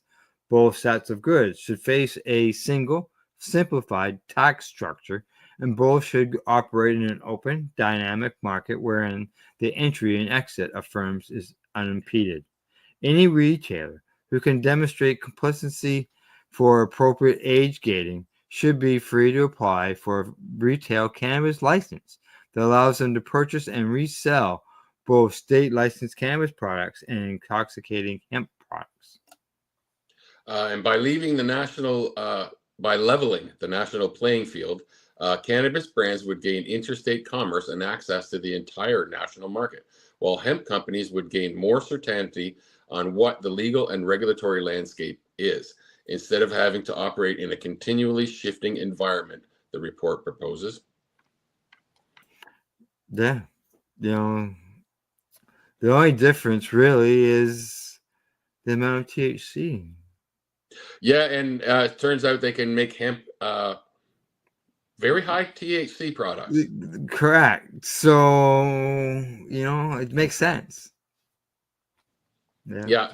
We can take the THC out of cannabis. We can certainly take the THC out of hemp and make it very, very strong. Yeah. All right. Anything before we say goodbye? Esau. All right. From the Legacy420.com news desk, that's our news report for today. Thanks to our buds at Campbellford Lifestyle Shop, Legacy420.com, the Limestone City Hydroponics.ca, and Addies.ca. In closing, I'd like to say thank you for watching, and please don't forget to educate, medicate, and do not incarcerate. Bye. You're listening to the Pace Radio Network here at paceradio.net. The opinions of the individuals during this broadcast are their own, and may not be the opinions of their group or other organizations they may be involved with. All medical advice during our broadcast is not a medical opinion and should be checked with your medical physician. When you have a pain that's reached its peak, Legacy for 20 is so unique. If organic cannabis is what you seek, here's your trusted partners 7 days a week. Suppository salves, vapes and drops, topicals, edibles, infused pop. Just when life seems like it ain't easy, at Legacy 420 enjoy a pop freezy. Lab tested products make them the GOAT. Legacy 420 out on your road. Legacy 420 in Tyndonega Mohawk territory. Indigenous organic cannabis at its finest. Enjoy the buzz of legalization with Campbellford Lifestyle Shop. From lights to plant nutrients, books, consumption accessories, and more, we've got all your basics to grow or consume cannabis. Visit our info center or take a look at our piercing services and body jewelry, now available in-store through Campbellford Lifestyle Shop, 17 Bridge Street West, Campbellford. Limestone City Hydroponics is Kingston, Ontario's hydroponics shop. Take your growing to the next level and create the optimal environment with a tent kit, or maximize your yield with an ebb and flow flood table kit. Either way, Limestone City Hydroponics has more sizes and options to fit your needs. Are you looking for the power of the sun that adapts to your budget? Then look no further, as they have professional grow lighting. They have indoor grow systems that are easy and cost effective, with many options to fit your living space and lifestyle. Cultivate your growing potential. We have everything you need to succeed. And if you can't make it to the store, they offer local delivery to the greater Kingston area. Remember, when you're looking for experts to help you grow, then look no further than the locally owned Limestone City Hydroponics, 105 Sunderland Drive in Kingston, Ontario. Call them at 613-548-0420. We are people advocating cannabis education here at paceradio.net.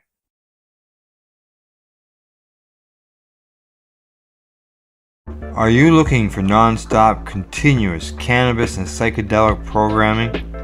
If you are, then turn your browsers to 420radio.ca or paceradio.net, where you will find the 420 Pace re-rolled Saturday. Everything gets started at 8 a.m. Eastern Saturday morning.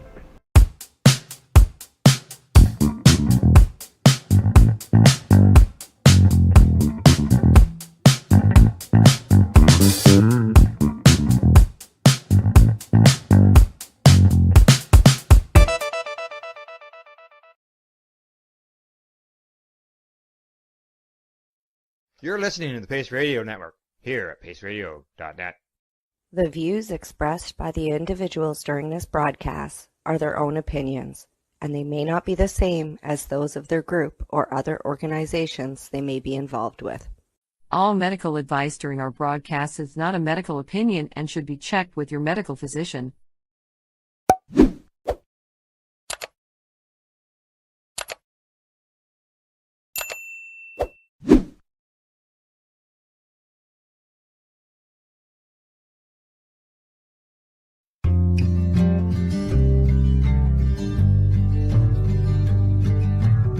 I want to talk about news, don't want the drama. From no pretentious media Madonna. I found me a great ganja mama. Cannabis and coffee with some marijuana. Good morning, everybody, and welcome to my show, or my whatever. Welcome to my room. Anyways, it's Monday, September the 23rd. Like to wish my dad a birthday, happy birthday on the 21st of September. My dad turned 83. And yeah, things are they're moving along. It's been a tough couple of weeks, actually, to be fair. Yeah. Anyways, like I said, the show must go on, right?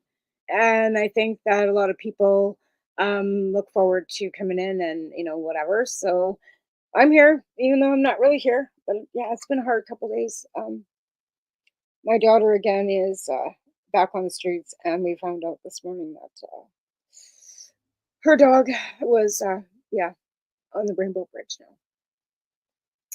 And it's been a tough morning.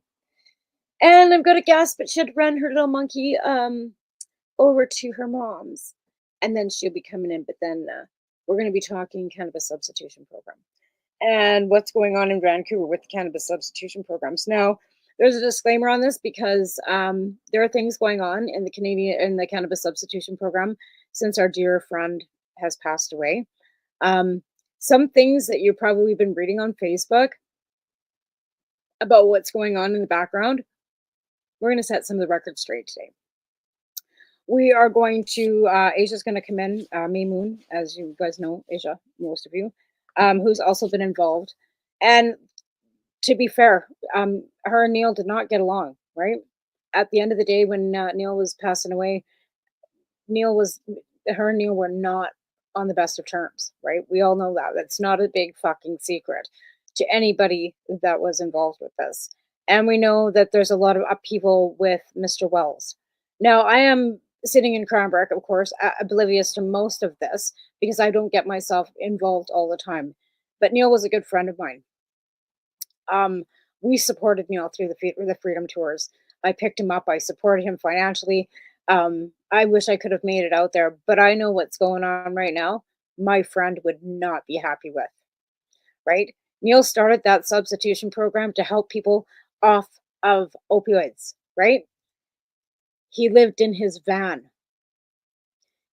He never expected any monetary anything from anybody as long as he was eating and able to sleep somewhere where it wasn't freezing cold and raining on him.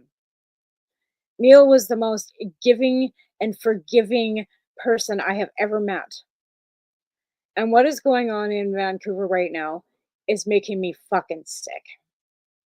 So, I don't usually step up and say much of anything, but today I'm stepping out And I don't like to have to do this. I don't like to ever have to, and it's not blame game, finger pointing, it's fact, right? Today, we're just going to hear the facts of what's been going on since Neil passed away. Now, there are several other substitution programs that exist in the Lower Mainland. There's Langley, there's Surrey, there's also Halifax that Chris Backer takes care of. There's also several other ones across the country. But what's going on in Vancouver right now is almost like a gang fucking war. And it's getting pretty downright fucking much out of control, right? When you're having calls going into the safety units and having medicine taken away and charging people exorbitant amounts of money for the medicine that was given to them, and people that are houseless and have no money, that are living in poverty, and you're charging them money for their medicine after a decade of not having to pay for it. Now, I don't know who's pocketing all that cash, but we've also heard stories that there was like that van fired and volunteers let go because they didn't like the new mandates that were going on. See, I sit back and I keep my mouth shut and I listen. That's why I got 2 ears in my mouth. And I've been listening to this crap grow for 2 fucking months. 2 months. I've been watching y'all sit back intermingling and interfighting and fucking throwing fucking shade on the whole program and the fucking bottom line of what it was meant to be and what it's meant to do. Right? It's meant to help people. It's not meant to fucking profit off patients. That has always been our mandate, right?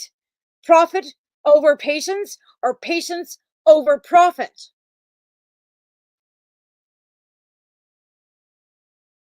So if you just got here, this is a rant, and it's going to be an hour rant.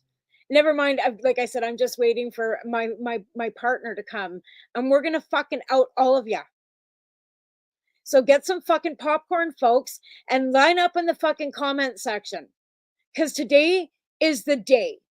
And if you want to come in and defend yourself, or you want to come in and fucking tell your side of the story, hit me up, because you've got 15 minutes until Asia gets here. And today's going to be your day. So line up in the comments, hit the fucking like button, share it everywhere, because today is outing the CSP fucking bullshit. And I don't care whether you want to hear it or whether you're going to like what you're hearing, but facts are going to be facts. And why there's no headstone, or why the headstone wasn't paid for by the person that actually paid for it. So, anybody want to pony up? Anybody want to come in? Because you've been invited. So the invite's out there for any of you that want to come in and either defend yourself, tell the story. You know, this is not a one-sided thing. But like I said, you got 15 minutes and Asia will be here to tell the story. So this is a full out fuck around and find out day. And yes, you fucked around and now you're going to find out. So just waiting on Asia, because like I said, today is fuck around, find out day.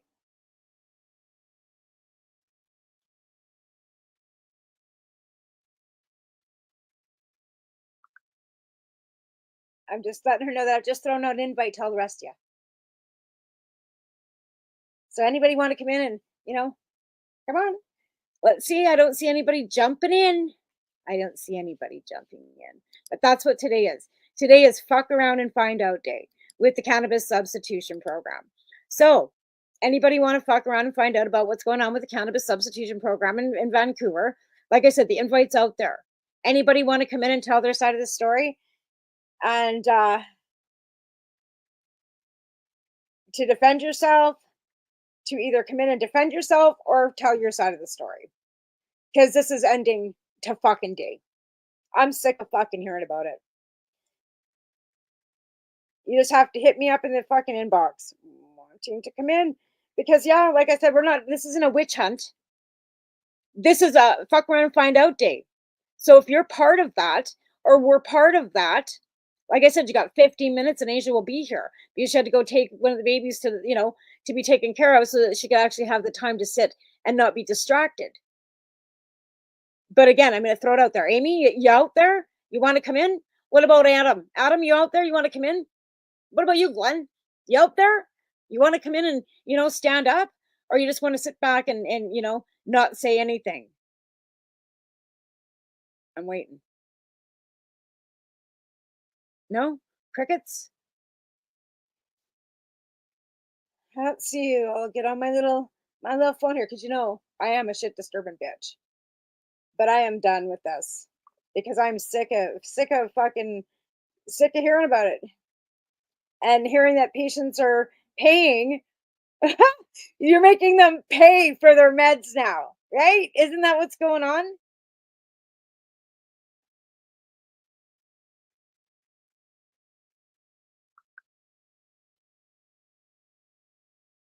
I'm just, yeah, I'll get Amy on too. Asia is coming.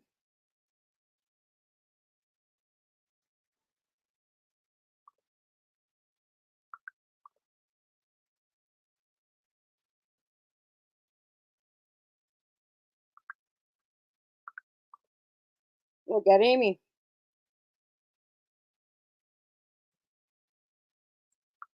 My show. We're doing a fuck around to find out.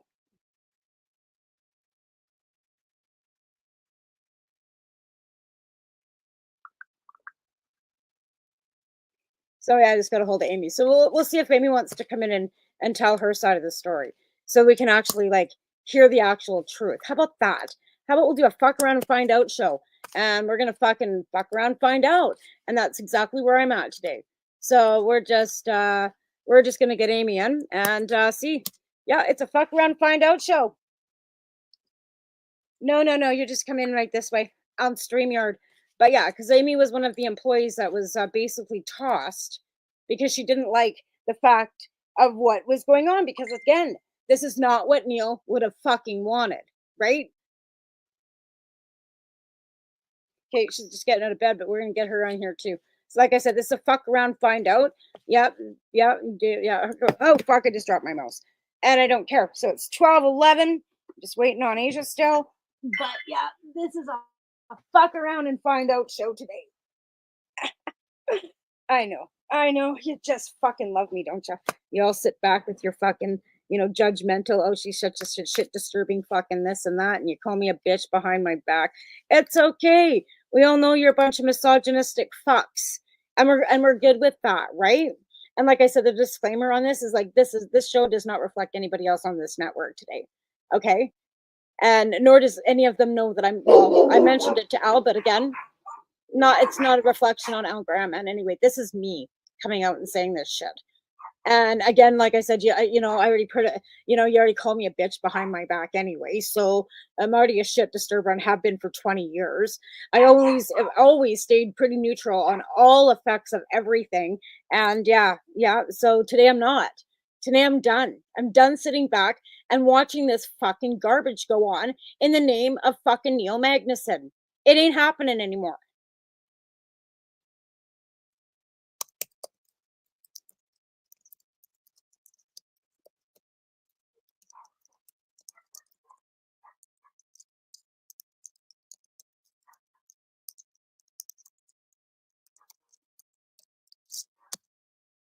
So yeah, that's the way it is. It's fuck around and find out today. And I'm out and everyone. I don't see y'all lined up in the comments section either. And I don't see anybody standing up for themselves either. I see a lot of crickets. Waiting. 13 minutes I've been waiting. I don't know how to get a hold of him.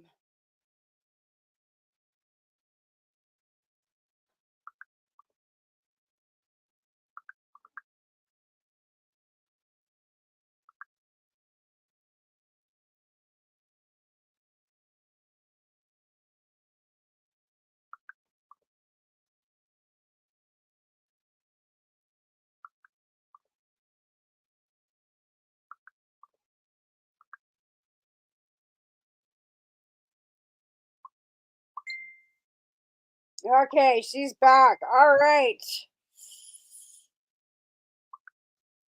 All right, Asia's back. So here we go, muffins. It's fucking go time.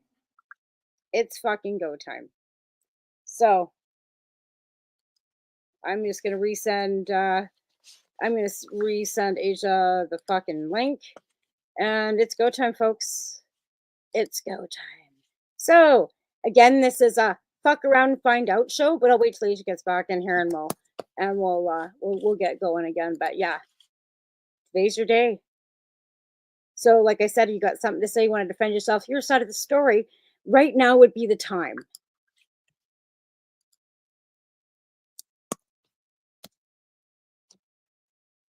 All right.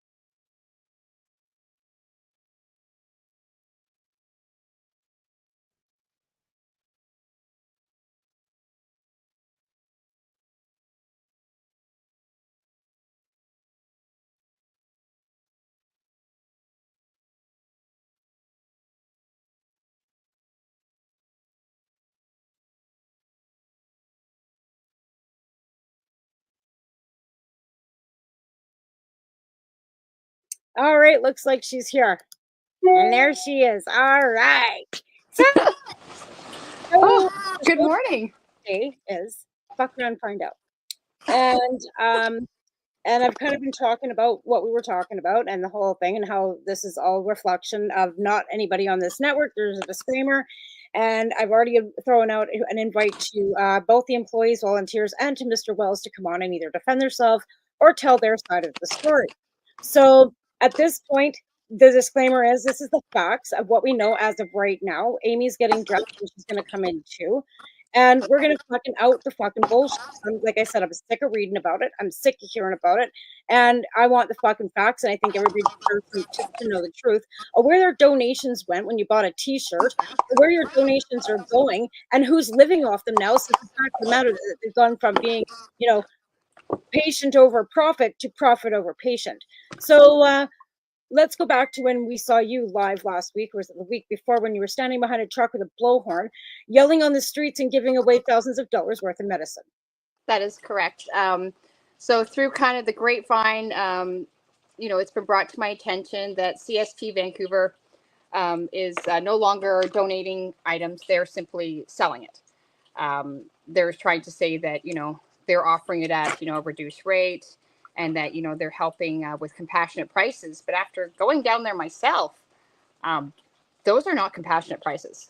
And why we are charging the homeless and the poor for something that was supposed to be free, I'm also not sure about. So all the other CSPs, as far as I know, they go as far as Newton, Langley, all the way out to Nova Scotia, Ontario. They're not charging patients. And they never had. And they never have.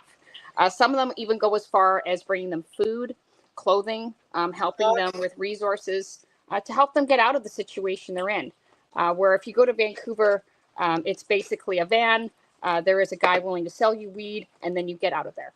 It was quite disheartening to go down there and hear the people that have been using this service basically disclose that things have changed quite a bit since Neil's passing. And I would like to point out, Neil and I did not see eye to eye on a lot of things. I already said that right at the beginning. But this is something that Neil would not be standing for. No. And I'm, like I said, be appalled. At the end, him and I were still close. Again, you two had falling out. I mentioned that, but at the end of the day, we still, out of respect for what his work was, exactly, are speaking up to say this is fucking wrong. And I know Neil would be fucking spinning in his fucking grave if he knew this was going on. Right? Oh, Amy and Adam are going to join us here in a few minutes. Excellent. Hi, guys. Again, this is going to be facts. We have a break to take, and like at the bottom of the hour, we'll run a quick commercial, and by then, hopefully, they're on. But again, this is not a witch hunt. This is not he said, she said, this is not a finger point. These are facts. These are things that have been going on in Vancouver since Neil's death. And as his friend, and I have to say something. I cannot sit back and keep listening and reading all this fucking crap on Facebook and not ask questions as to what fucking is going on. And there's Adam. Alrighty, Adam. Hello, my dear. How are you? Hello, hello. Hey, what's up, Asia? Nothing much. And this is all about CSP and what the fuck is going on since my friend Neil died. And we're just going to out everybody live because I'm fucking upset. So this is fuck around and find out. Amy's coming in too, and we got Asia here. And I've invited Mr. Wells to come in, but apparently he's, not available or something. But again, we're going to process all right? So this is Adam, everybody. He also worked very closely with Neil. He was, his right-hand man. So Adam, thanks for coming on, and we're going to hear your side of the story too. So Asia was kind of filling in the fact that they went out you both went out because you were with her, and we're behind the truck screaming and, without full harms about patients. So the whole time you worked with Neil, no money was fucking exchanged hands between those people with her. I'm sorry, I was having a hard time hearing you. I'm like 2 minutes away. I'm 2 minutes away from home right now. That's all. Okay, how about we'll let Asia keep talking, you figure your ass home, and then we'll go from there. So you just keep talking. No, that's perfect. Okay, so Asia, you tell us the story about what you and Matt had, or what you and Adam did that day. Okay, so we started off by, I guess, loading up our trucks. I loaded up food, drinks, cannabis edibles, joints, some accessories like lighters, papers, that kind of stuff, and then met Adam downtown. When we got there, I mean, Adam's obviously been more in the trenches than I have, but definitely the word on the street was donations are not being given to the people, at least not in the frequencies they were, and people that literally had no money were being denied. They didn't have a joint or anything for them.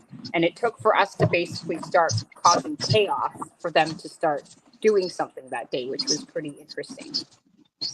Right. Yeah, that's kind of like I said, as far as I knew, everything that right, there was not supposed to be any money paid off of anything. Well, again, you have to have a little bit of, for resources, but there was also other donations that were given to the crew to make sure that places to live, food to eat, roofs over their head, and not needing to profit off that medicine for people. Yeah, and the other CSPs, specifically Langley, they're having parties and they're having mini concerts, and they're finding ways to raise money from a legal standpoint to invest it into those that don't have any. And I know other CSPs may be simply relying strictly on donations. I know Nova Scotia and Ottawa are basically, that's all they're relying on is donations. And then as far as I understand it, somewhere in this mix, Vancouver started buying and then selling. And obviously when Mad Hatter stopped to be able to fill us in on that. But yeah, I mean, we're talking $5,000 a day in cash on average. Since Neil died, that's $0.9 million, people. That's a lot of money. That's a lot for the homeless to be popping up, which essentially means our government is paying these guys to have a nice, cushy life at this point. Right. And this is money coming in from people that are living homeless, rough on the streets. Right? Yeah, they're completely homeless. They have nowhere to go. And again, I guess, it's better than putting their money into cannabis rather than heroin. But again, why should they not be able to get the cannabis that they need to keep themselves off the heroin and be able to use that money for groceries? All right, I'm home now. There's actually a petition. I'll send you a link to that where Dan Bochard, who is the representative and runner of the Langley CSP, has put out.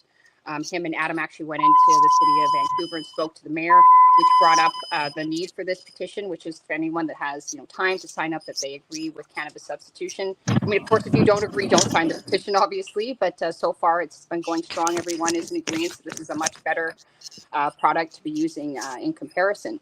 But certainly, I think the reason why I'm mostly here today is that I'm offended that Glenn Wells specifically and Dan Magnuson are saying that they're a charity when $5,000 a day is not a charity.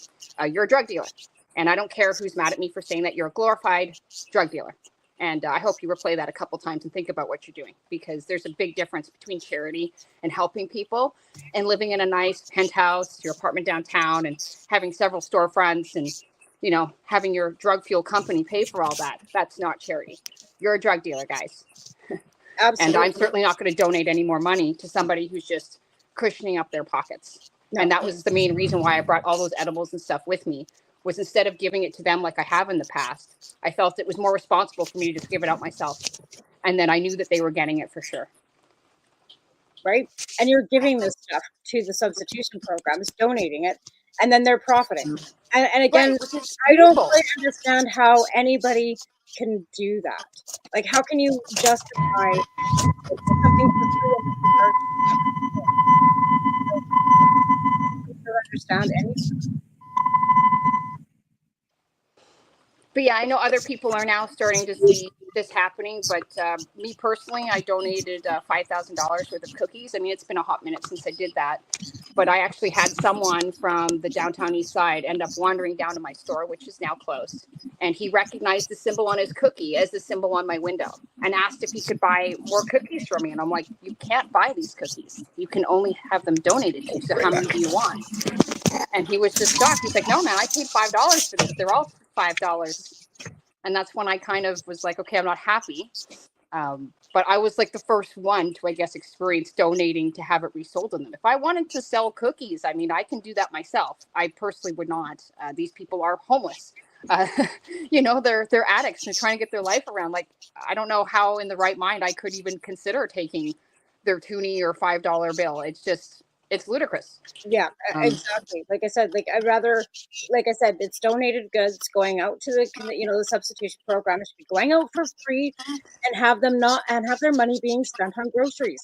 Like, again, if they would be spending it on cannabis rather than spending it on heroin, then they can spend it on food, or maybe save that money so they can maybe get them a house or an apartment or somewhere. Like, why not give them the hand up that they need rather than taking in that wheelchair with no legs, with no money. Yeah, and they denied him getting edibles, which blew my mind. So I actually gave him 2 of every kind. I was like, here, and I kind of felt bad when I'd only handed him 4, and I was like, oh, forget it. Here's another 4, you know, because you don't know when you're going to see him again, or if he's going to make it through. Well, I know in Halifax too, Chris, you know, they make food.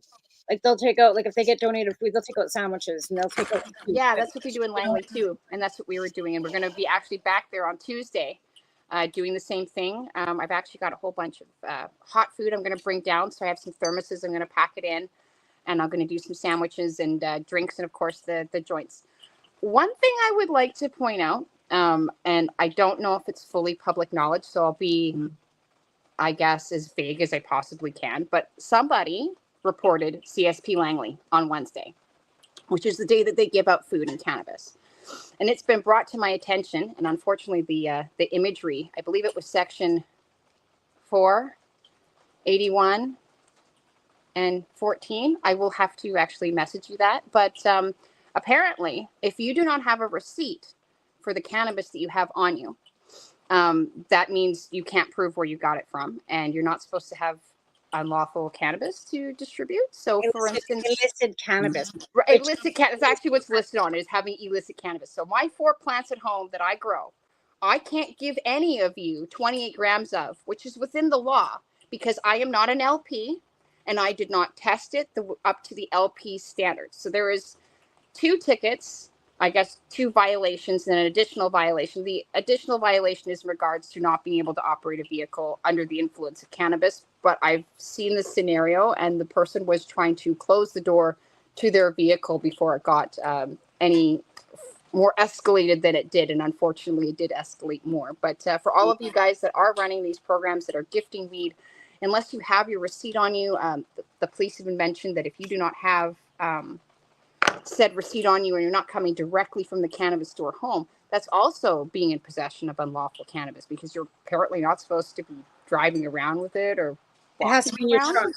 No, it has to be in your trunk. So if you're driving your vehicle and you're buying cannabis from the legal store, it has to have it in. That's why they have bags still. It has to be in it. Well, they don't have to have a bag. You have to, and it has to have one of these little. I mean, they're different colors depending on what province you're on. Mine's green. I think it's red for Ontario. But if it doesn't have that, it's considered illicit, and you can't exchange it or give it to anybody.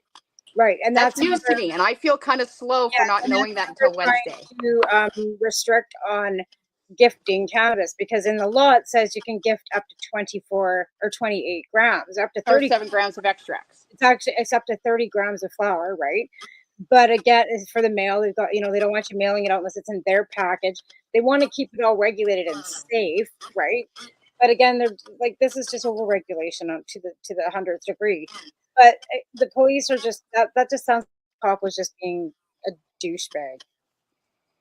I agree, and I actually spoke to a different police department about it, and they said they've never heard of anyone actually being penalized under those laws, and they said that must have been some very extreme measures to want to use them.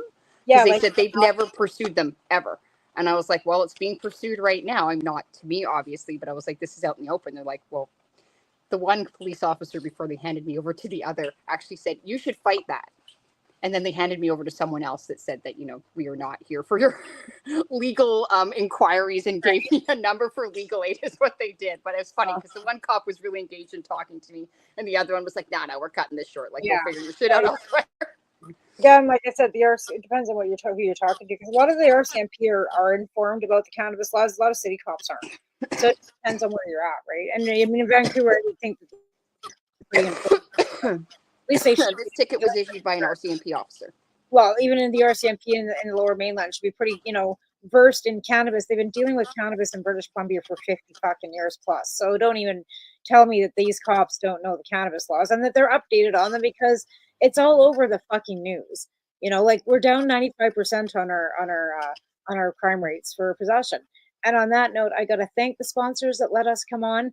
And then after the commercial, we'll bring Adam up and we'll talk a little bit more about what's going on as well too. But I have to thank my sponsors. So we'll be right back after a short break. 2 minutes. Perfect. You're listening to the Pace Radio Network here at paceradio.net. Camelford Lifestyle Shop, open Monday to Friday from 10 till 7 p.m. or by chance. Check out our flags, our t-shirts, plus our hats, and look of that supply of rolling papers, plus much more. We've got bongs and your favorite herbal vaporizers. Look at all the incense we have, as well as for those who collect knives, check out these knives in our collection. And while you're here, stop in to see Shay at the piercing room, where you can get poked by Shay. Daily deals, check them out. Camelford Lifestyle Shop, 17 Bridge Street West, Camelford, Ontario. When you have a pain that's reached its peak, Legacy for 20, it's so unique. If organic cannabis is what you seek, here's your trusted partner 7 days a week. Suppository salves, vapes and drops, topicals, edibles, infused pop. Just when life seems like it ain't easy, at Legacy 420, enjoy a pop freezy. Lab tested products, make them the GOAT. Legacy 420 out on your road. Legacy 420 in Tyendinaga Mohawk territory. Indigenous organic cannabis at its finest. What do you find at paceradio.net? People advocating cannabis education. Limestone City Hydroponics is Kingston, Ontario's hydroponics shop. Take your growing to the next level and create the optimal environment with a tent kit, or maximize your yield with an ebb and flow flood table kit. Either way, Limestone City Hydroponics has more sizes and options to fit your needs. Are you looking for the power of the sun that adapts to your budget? Then look no further, as they have professional grow lighting. They have indoor grow systems that are easy and cost effective, with many options to fit your living space and lifestyle. Cultivate your growing potential. We have everything you need to succeed. And if you can't make it to the store, they offer local delivery to the greater Kingston area. Remember, when you're looking for experts to help you grow, then look no further than the locally owned Limestone City Hydroponics, 105 Sunderland Drive in Kingston, Ontario. Call them at 613-548-0420.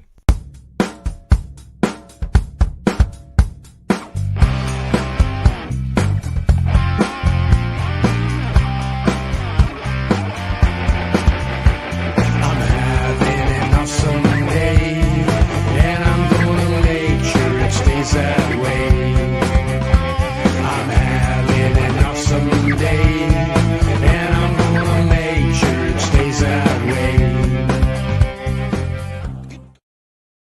You're listening to the Pace Radio Network here at paceradio.net.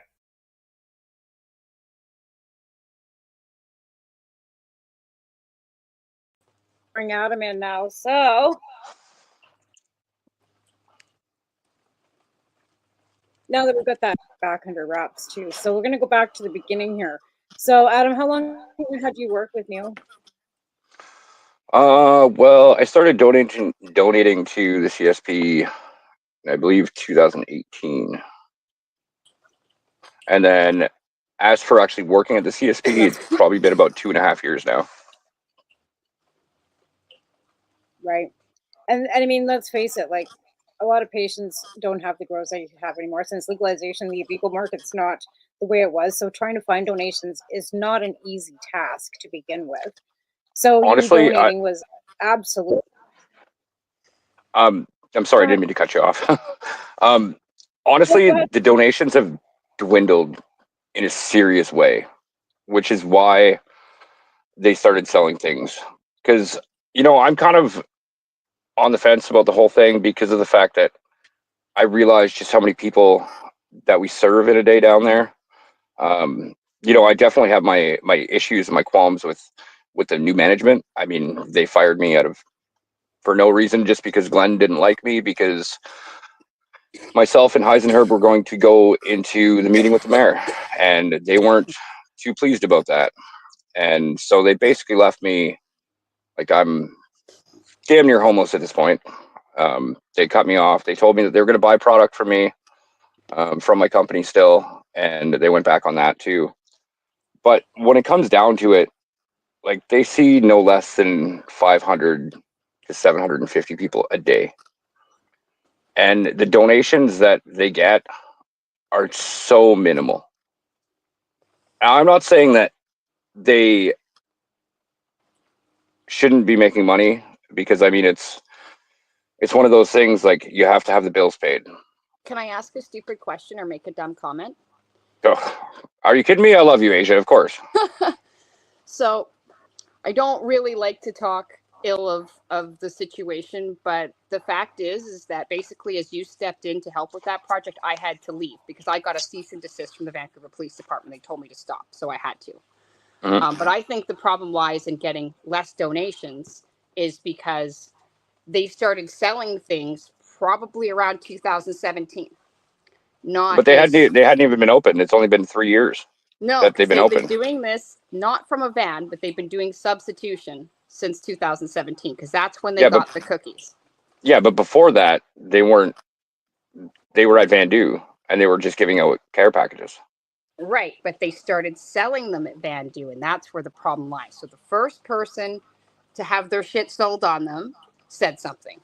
Oh, I can understand that. See, that's a little bit before my time, so. Right, I get that, but I believe that the I guess what the right wording would be, the donations dwindled because people were catching wind that they were being sold. And I literally had someone like step on my doorstep and confirm it all on their own accord. So I didn't need somebody. Yeah, I know. Yeah, we've talked about that.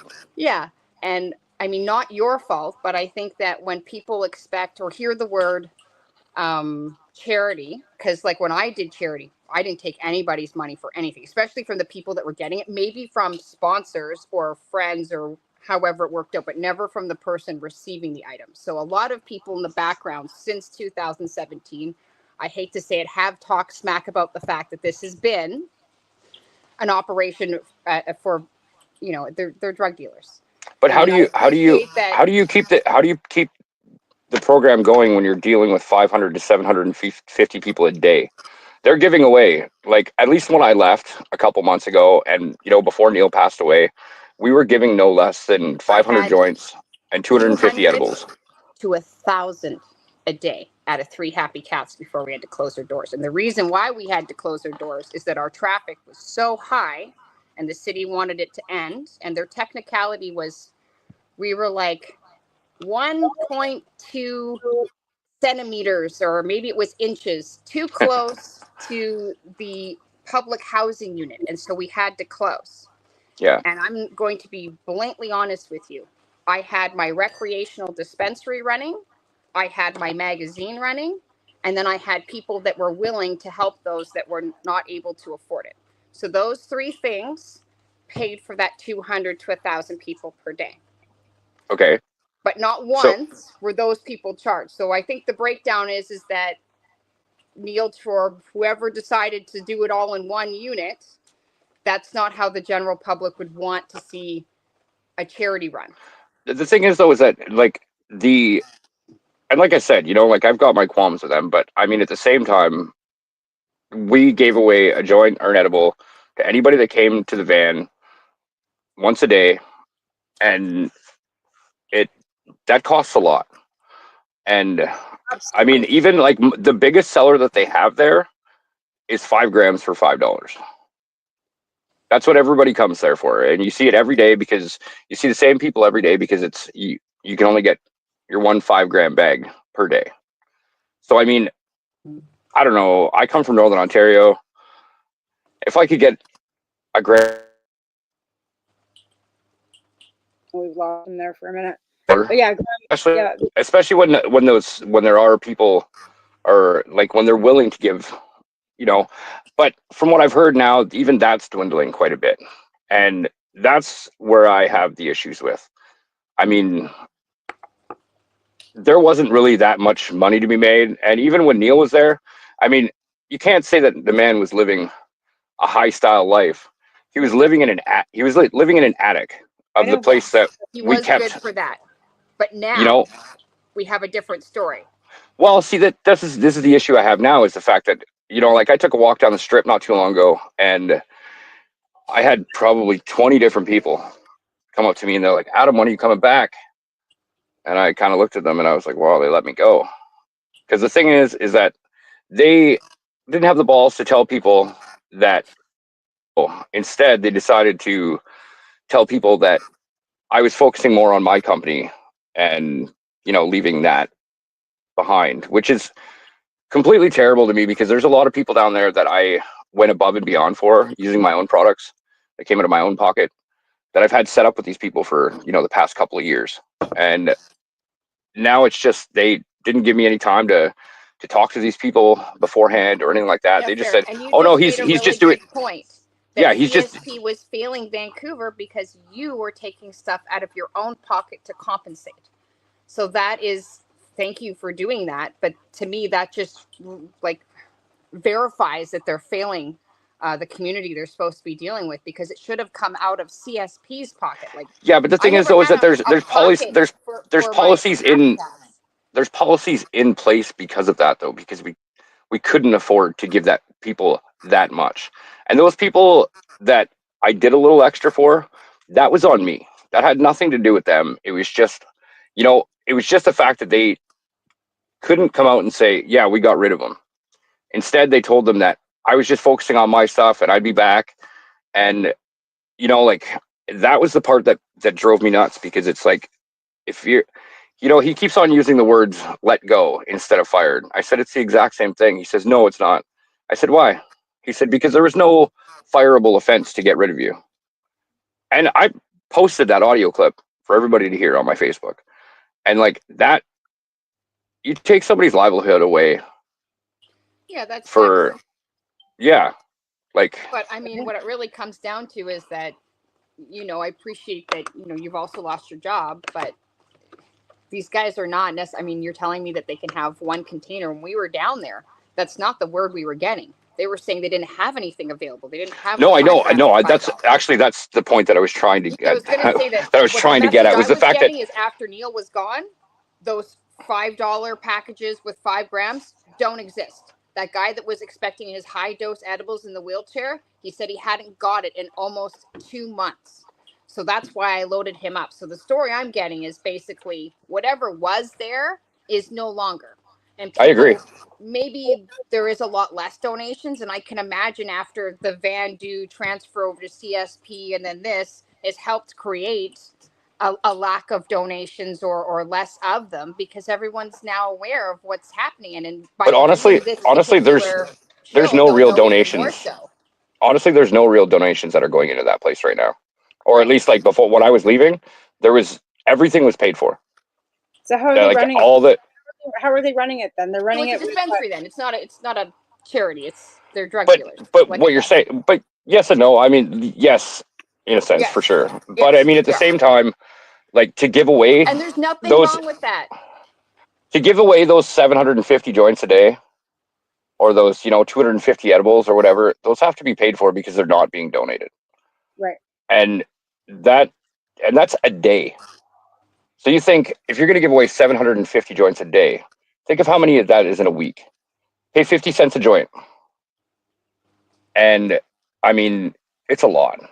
It's a lot. Like I said, I'm not trying to stick up for them. I'm trying to stick up for what. I'm not saying that there's anything wrong with trying to recap or regain your resources elsewhere, but I would like to point out that anybody else that has done this form of work has those things separated. You want to go buy your recreational weed, you want to go have fun, that's over here.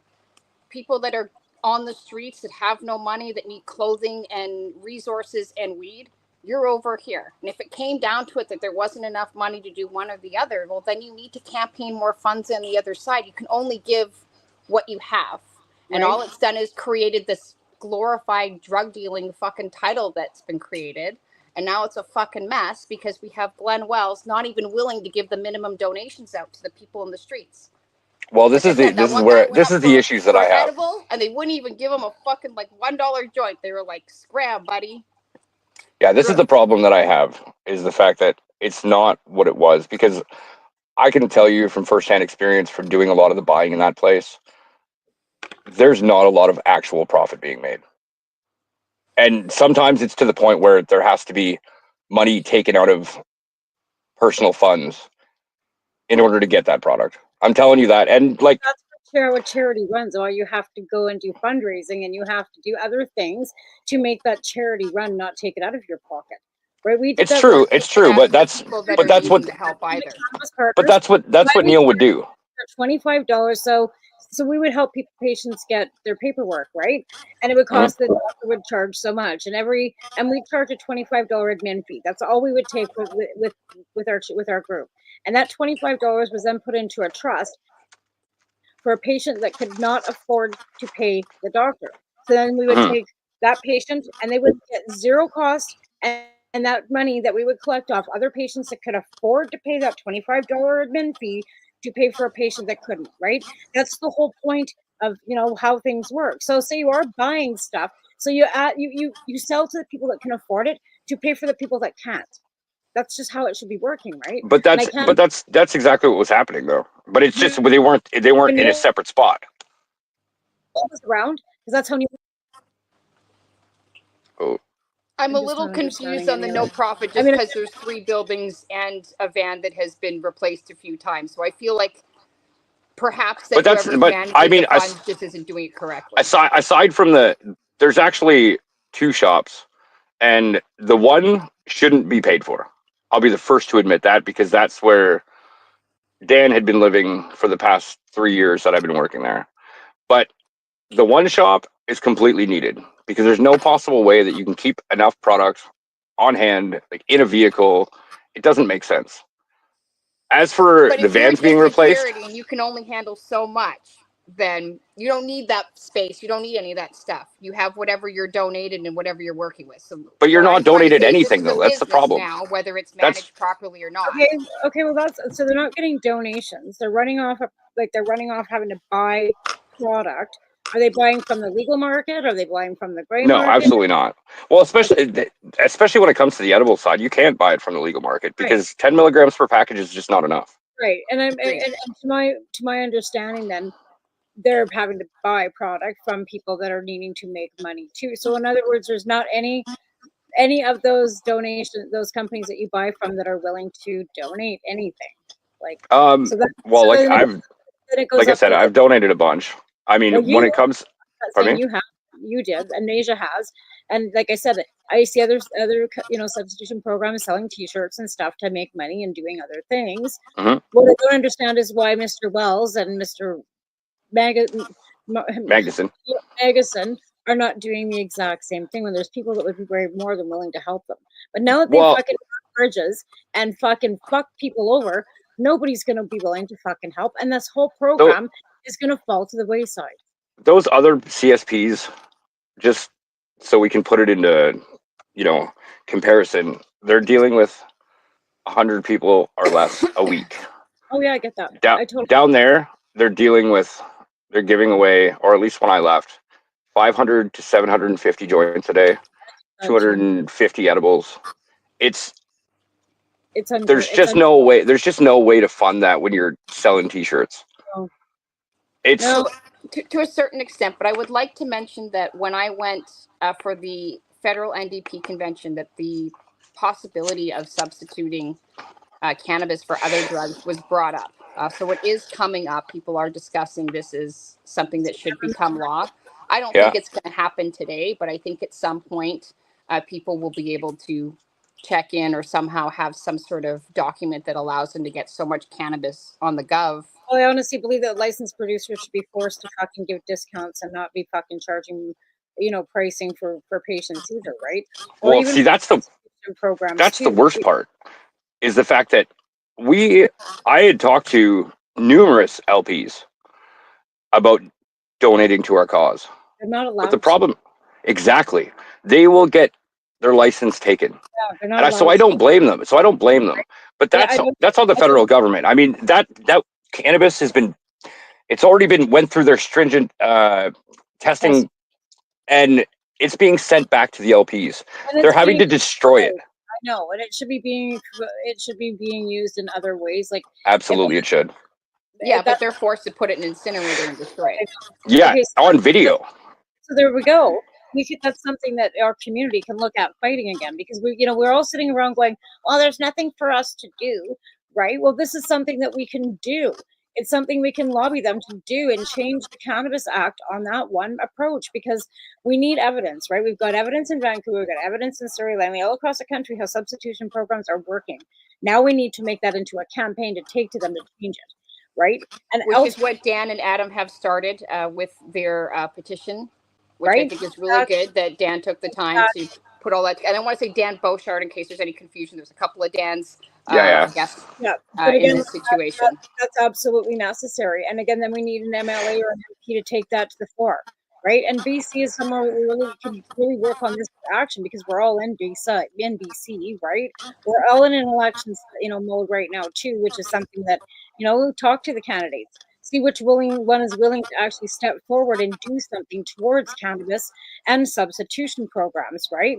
Because again, when they're shutting down safe injection sites. They're wanting to pull back on drug reform, and we can't have that momentum stop. Yeah, right? That's in the province of BC versus the federal. Yeah. Right? Oh, it gets even worse than that. It's going to be forced rehabilitation pretty soon if they get what they want.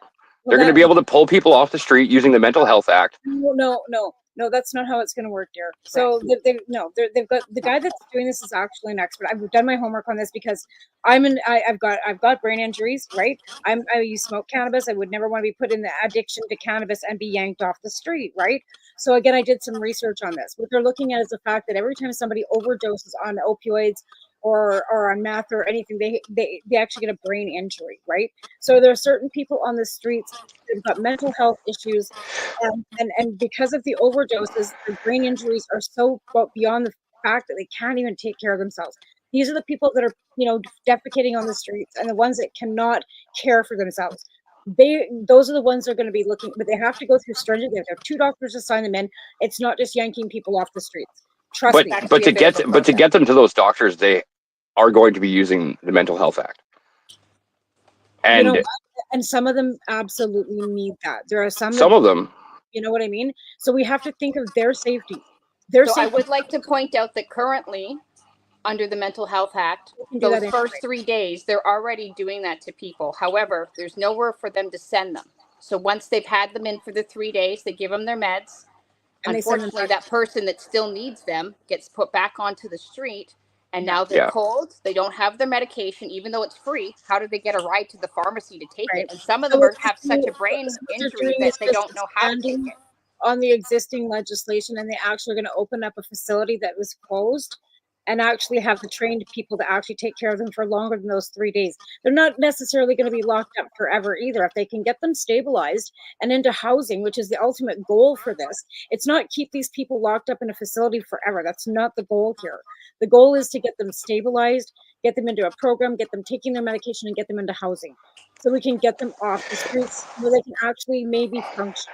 It's not going to work for everybody. We know this. There's going to be hiccups all the way through it. I was totally against it too, out of myself. When I first heard this, I thought, oh my fucking God, this sounds like a fucking like detention center. But that's why here in BC that's where they're planning on sending them though. Is they're going to the first place that they plan on setting up the 400 beds is in Alouette, which is a prison. So they have to. This is true. This is true, but I don't know. Like I said, I'm not agreeing on all aspects. I'm not agreeing on it either, but I would like there to are point out certain people on our streets that are dangerous to themselves and others, right? Believe me, I work on the downtown east side. I know all about that. I do not believe in violating anybody's civil rights ever. I am the last person that would ever say that this would be okay if I hadn't done some homework. But they're looking at the extremes, like that poor guy that got his hand cut off. Like that guy was in a drug-induced psychosis. That guy should not have been on the streets, right? In Vancouver last week. Should have been getting proper medical care But until he was okay. have you looked into the statistics of what happens after? No, about what happens after. There's about a 40% suicide rate, and then there's also like a 20% of people die because of the fact that they go back to the hard drugs and they try and use the same amount, and it ends up killing them. So if you're at like a 60% death rate, then it shouldn't be a thing. No, but again, if they get continual care, and that means group homes maybe for some of them, that means like it's not like I said, this is going to be having to be expanded because daughter, for example, my daughter has overdosed probably 150 times. She's on the street. She cannot take care of herself. She has a head injury on the streets in Lethbridge, but she refuses to go to a group home or have somebody that takes care of her. And she has that ability because she has that right under her civil rights. As her parent, I die every single day because I don't know where she is. And I can't do anything because she's 31 years old and she's an adult. But with this being put intact, even in Alberta, it might give me some hope that she would be able to then end up in a group facility where somebody would at least be watching to make sure she's not hurting herself. Can I throw something fun in there? So when I went to the federal NDP convention, I realized that was almost this time last year. They were talking about policy, voting in policy about cannabis as a substitution for people in addiction. So once things like that come through and say someone is just not able, and some of that mandatory help is because you can't handle your drugs. If you can, do whatever drug you're doing, pay your taxes, go to work every day, and you're a functional whatever, no problem. But if you're not able to be a functional human being, like there comes a point where somebody should step in. But say someone can't get off the heroin. Once those policies come in, they're going to say, hey, you're going to be here for about 3 weeks. We're going to give you some joints.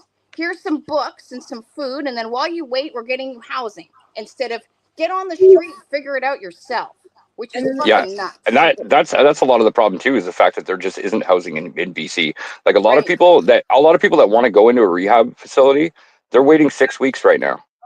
It's the same. It's like that across the country. We're lacking in funding, facilities, and bodies. We don't have they don't have the people that are trained to do this, and these facilities want bachelor's degrees. They need people that have lived the fucking lifestyle to go in and actually start helping these people rather than looking for somebody that's read it out of a fucking book. Exactly. I couldn't agree more.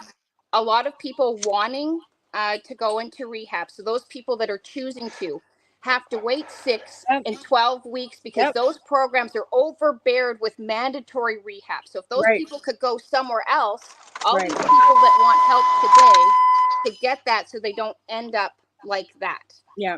And that is the idea, is they're trying to create a preventative measure so you don't get there, if that makes sense. Because everything is just overbeared, not enough bodies, and then we have a fentanyl crisis that we've never, this is unprecedented. Like, I don't even know what to say about our fentanyl crisis. I don't know how to deal with it, but we're dropping like flies, and it's people that aren't even doing it sometimes. And not even so much fentanyl. It's methamphetamine too. But the worst thing they did was when they did this whole give everybody, safe drugs, they were just giving out opioids. And that doesn't help the people that smoke crystal meth and crack and all these things. Those are the ones that got the same drugs back onto the street because they're trading them for the drug of choice. They should have manufactured all these drugs like they did with cannabis first, rolled it out, regulated it, 19 and over, and put it in the store. But I think when it comes down to it, like they say that they want to save bodies, and it's the opioids that's killing people. It's not the methamphetamine. It's not the crack. It is. It is. You're totally right. It is the opiate. You know, but I do agree with you 100%. Yeah, well, they should, like I said, manufacture all that. Put it in the store. It says big crack store. Here, come get your crack. You're allowed, 5 grams a day. You're allowed 5 grams a day. Whatever, you know what I mean? But then it's safe tested and fucking nobody's dying, right? Yep. Nobody's not mixed. It's not, it's being, cut with like we did in the old days, mannitol. Nobody's dying from that shit. They might get the runs, laxative. That's the worst part too, is the fact that it's like the fentanyl, it's 1 to 2 grains of salt for most people could kill them. So it's not even that a lot of people are trying, but it's cross contamination. They use the same scale, they don't clean it properly, and that's how people are dying. That's what it comes down to. Because there's not drug dealers are not trying to for the most part, put fentanyl in other drugs. No, but they want to kill off their fucking customers, right? Yeah, it's more or less, like I said, it's people being careless, not cleaning their scales, and like I said, 1 to 2 grains of salt can kill an average human. I know. I know. I signed off on fentanyl for my kid to be sedated at the hospital when he dislocated his elbow last week, and I was like, he's 13 or 14. He's got autonomy. Why am I signing this? But I guess when it comes to drugs like that, until they're 18, you have to sign for them. So. You know what I mean? I was like, oh, okay, well, I'm glad. I didn't really want my kid getting fentanyl. Anyways, this is what it is. But again, it's, that was hospital grade. It's not the same. It's, different, right? Anyways, folks, we've done it. We've talked for an hour. Hour is over. Thanks very much for, we need, talking frankly about the situation out there. And so what we need to do, folks, is try and get some more donations going to all these substitution programs that are legitimately giving away product to the patients. Now, I'm not saying that would be which ones that are selling it. If they're selling it, we might want to not donate to them. But there are ones out there like the Halifax Substitution Program, Langley, Surrey, Ottawa, other ones that are running strictly on donations and they need them. So if you're, able to, folks, reach out to those people, and I'm sure that one of these two folks could probably help you get in touch with them too. Absolutely. Honestly, guys, sign that petition and reach out to your local MLA and tell them why you believe a cannabis substitution program needs to be in your community. Because honestly, when I got to Ontario last year, they're talking about it. I mean, there's more versions than just CSP. There's other people out there doing the same thing. They have different names. And that's why there's policy that's been written about this. That's why people are trying to move forward. And, the more people talk, the more you inquire, the more you sign petitions and share them, the more, the word gets out there and we actually move forward with new laws. And that's the way it happens, really. Right. And we have an election in British Columbia right now. So talk to your candidates. Ask them what their stance is on cannabis and medicine. Ask them what their stance is on substitution programs, safe injection sites, anything having to do with drug reform. Because right now is the time. That stuff is on the chopping block. And please, I don't care who you vote for. Well, I kind of do, but please vote. Because right now, that is a problem with our democracy is people are complacent and they're not voting at all. And we need the numbers. Your voice does matter. So please go out and vote on the October the 19th in British Columbia. We have a provincial election going on right now. I suggest you, go along with the government we've got right now because they're not doing too bad of a job. The Conservatives get in and we are FUCK'd fucked. So on that note, thanks again for coming on to my show, and we'll be back next week with Cannabis and Coffee with me, to marijuana. You have a good night, or good night. It's not nighttime, it's daytime, sorry. That was cool. You have a great day, and I'll see you on Wednesday on Pace. That's at night. Okay, bye. Hang around after the close so we can chat for a minute after the closing. I'll be right. Yeah, just hang around for a minute. Now I got to find the damn closing. There it is. You're listening to the Pace Radio Network here at paceradio.net.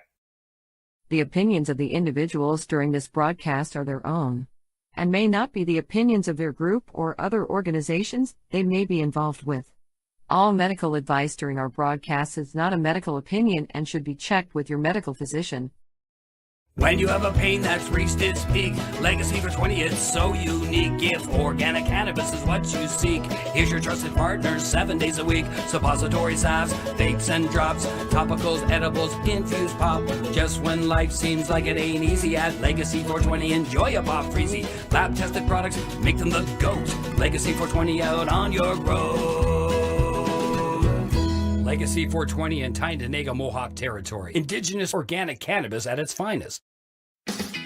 Enjoy the buzz of legalization with Campbellford Lifestyle Shop. From lights to plant nutrients, books, consumption accessories, and more, we've got all your basics to grow or consume cannabis. Visit our info center or take a look at our piercing services and body jewelry, now available in-store through Campbellford Lifestyle Shop, 17 Bridge Street West, Campbellford. Limestone City Hydroponics is Kingston, Ontario's hydroponics shop. Take your growing to the next level and create the optimal environment with a tent kit, or maximize your yield with an ebb and flow flood table kit. Either way, Limestone City Hydroponics has more sizes and options to fit your needs. Are you looking for the power of the sun that adapts to your budget? Then look no further, as they have professional grow lighting. They have indoor grow systems that are easy and cost effective, with many options to fit your living space and lifestyle. Cultivate your growing potential. We have everything you need to succeed. And if you can't make it to the store, they offer local delivery to the greater Kingston area. Remember, when you're looking for experts to help you grow, then look no further than the locally owned Limestone City Hydroponics, 105 Sunderland Drive in Kingston, Ontario. Call them at 613-548-0420. We are people advocating cannabis education here at paceradio.net.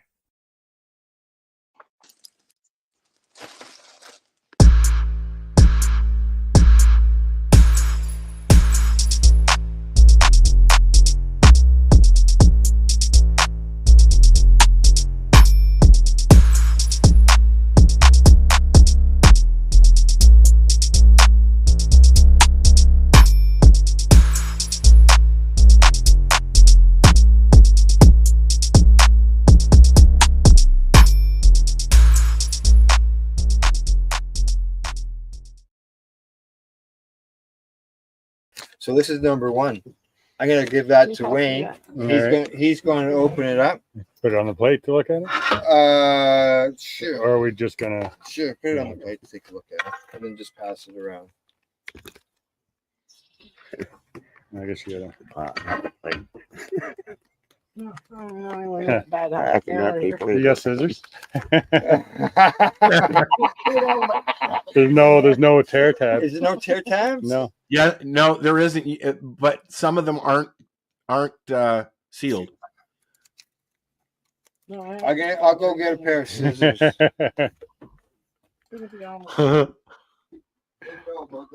I've had a few. Like lately, I've had a couple, but like last year. Yeah, that one's not sealed. I think it's Yeah, yeah. No, just this one I think is sealed up. Had good sleep. Woke up and I was dehydrated. I was God, because I haven't had the cold shot since I went in the hospital. Yeah, and I Admit it. great. Yeah. In the hospital. When I got home, there was 4 packages. Like, Yeah, it looks like a lot of the other ones have open tops, but this one in the doesn't. fridge. With I one- found a few of them did not. We'll find out as we go along. Three of them when I was in the hospital. I said, I probably drank the whole thing. It was 2 days before I noticed I didn't have my glasses in the hospital. It's frustrating though, because you go and you get ready to go and all that, and it's like sitting down for a poop and having no toilet paper. That would suck. Yeah. Sorry for the comparison, Sarah. So what do you could your Yeah. Did you smell Oh it? no, it's just a visual thing right now. Just But visual yeah, thing, Bob? I can't help but smell it. Visually, does it look good? Between 1 and 10 looks good. 10 would be super good. 1 is bad. 1 and 9, actually. You write down 7 on your paper there beside the I. I definitely like the purple in it. But number 7 here or here? Yeah, at the top. Put a 7 on number 1. Correct. We got her. Okay, coming around. Am I supposed to smell? No, Well, that's this the is next question. Oh, You okay. should just well, the next copy question me, is weren't moisture you? and then aroma Yeah. Had a strength. nice- Overall visual appealing, unappealing to very appealing. Yeah. Is the option. Look at it. One Yeah, through how one. does it look? Squishy? No, not yet. Okay. Yeah, that's a further question. Okay, see, We can't memorize 15 questions to do everything at one time. And which one am I Besides going that, in? once Wayne smoked it, we wouldn't be able to test it, right?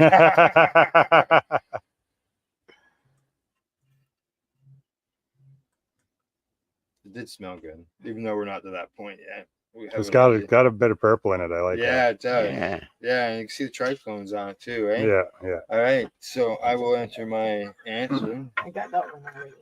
So now moisture is next. So that'll be a feel, I guess. Feel, that would be feel. Is it too wet, too dry? Come on, feel it, Wayne. Feel it.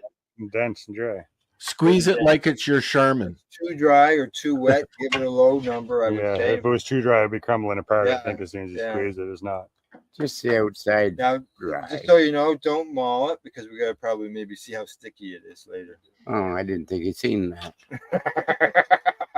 That's the only thing I don't like about this because now I haven't seen any other ones, so I don't know if I'm comparing to the other ones Well, evenly. you don't right? compare We're it to gonna anything. know when we're all done here. Yeah, but it's the first one kind of can be an unfair. Be honest. I'd like to smell it. Yeah, oh, I know. It actually does smell good when I Yeah. could smell it before it even got to me. But you're glad I thought of it? Yeah. Oh, it's solid, eh? Yeah. Yeah, it's Yeah. nice and dense. Not too wet. You don't Not get through the too road stop spongy. with that in your shirt pocket. So, what would you say? What would you do as if it's just perfect? Would you? Well, Yeah. I was gonna go 9, but then I decided Yeah. 8 because I don't know what to compare Right, it to. right. This is the baser. Moisture. Yeah. No, that was good. Actually, I'm gonna. Just go on number I'm 2. gonna change mine. Yeah. Okay. Well, no, you'll go. Number It's 2. still, How do you think it was? it's still number 1 though. It's just. Well, it's question 2. Oh, okay. Oh, hang on. Yeah. Yes, you're gonna have to do 7 rows down. Sorry, buddy. Not a problem. Okay. I think. So question 2. Yeah, you'll have. I got one on the back here. Oh, Yeah, indica. that's the other. Okay, what do you want me to do here? Okay, on number 2, I rate it between 1 and 9. 1 that it was too moist and dry, and then higher numbers is that I would say is good, is excellent type thing. 1 to 9. Yeah, 1 to 9. I'll go 8 on that one. Okay, now can you put a 1, 2, 3, 4, 5, 6, 7 across the top? 1, 2. Yeah. What do you do here again? No, I just need you. Now, here, do you want me to do it? Wayne, can Yeah, you I'll do it it for you. please? Yeah. All righty. Done that one. My phone closes too often. Okay. Aroma strength. And by the sounds of it, Al, there's been a lot of good smells comments, right? Yeah. Oh, it definitely has a good smell. But they're all in our noses are working good. Yeah, exactly. Now, can you do that on the other side? Yeah. So this is going to be all this one, and then the 2 will be bag 2. Yeah. And then 3 will be. These Oh, are the questions, and these are the bags. See why I'm having everybody enter their own number, so I don't have to do this afterwards, all on a piece of paper. Could you just imagine? Just me. I'm already imagining me doing. Physical contaminants you can't see. Like Oh, this. yeah. It doesn't say anything about ground, does it? Eh? We get our own bags. There you go, Bob. Yeah. Thank you. No problem. Yeah. All right, so we're on aroma strength here. Aroma strength. Yeah. Okay. We'll all take another smell of that happily. Take another smell. Yeah, I don't think anybody's complaining about that smell. Okay, well, there's a strength, and the next question is pleasantness. So, the strength is a very strong, and think of pleasantness while you're at it. What's the number on that one? 1 to 9. 1 to 9 again. Yeah. They're all 1 to 9. We haven't stopped anything else yet. Question 3 is the aroma strength, and question 4 is aroma pleasantness. Oh yeah. Yeah, yeah. 9. Yeah, I'm gonna have to give it top points on both that. Yeah.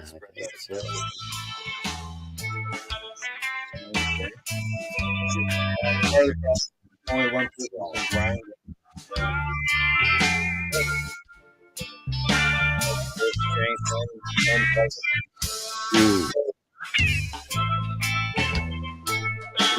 Touch. Okay. Wait, what are we doing now? That's not at all. What are we doing? Stickiness to touch. Oh, stickiness. Yeah, I didn't find it sticky. If there's hash brown there, we'll know. That number 5? That is question 5, yes. 1 is not sticky at all, and 9 is very sticky.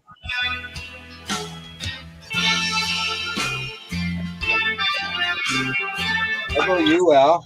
When we're doing this, your sample number 1, how did you find with your overall peel, stickiness, and stuff like that? Questions 1 through 4. I don't hear them. I try that,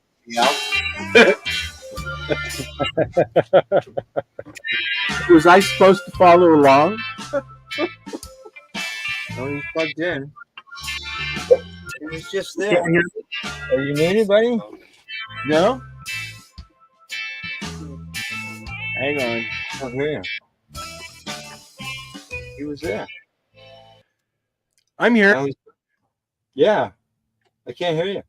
I over there. Number 5. Oh, there he is. Yeah. There he is. I go. What'd you do? Mute? I don't know.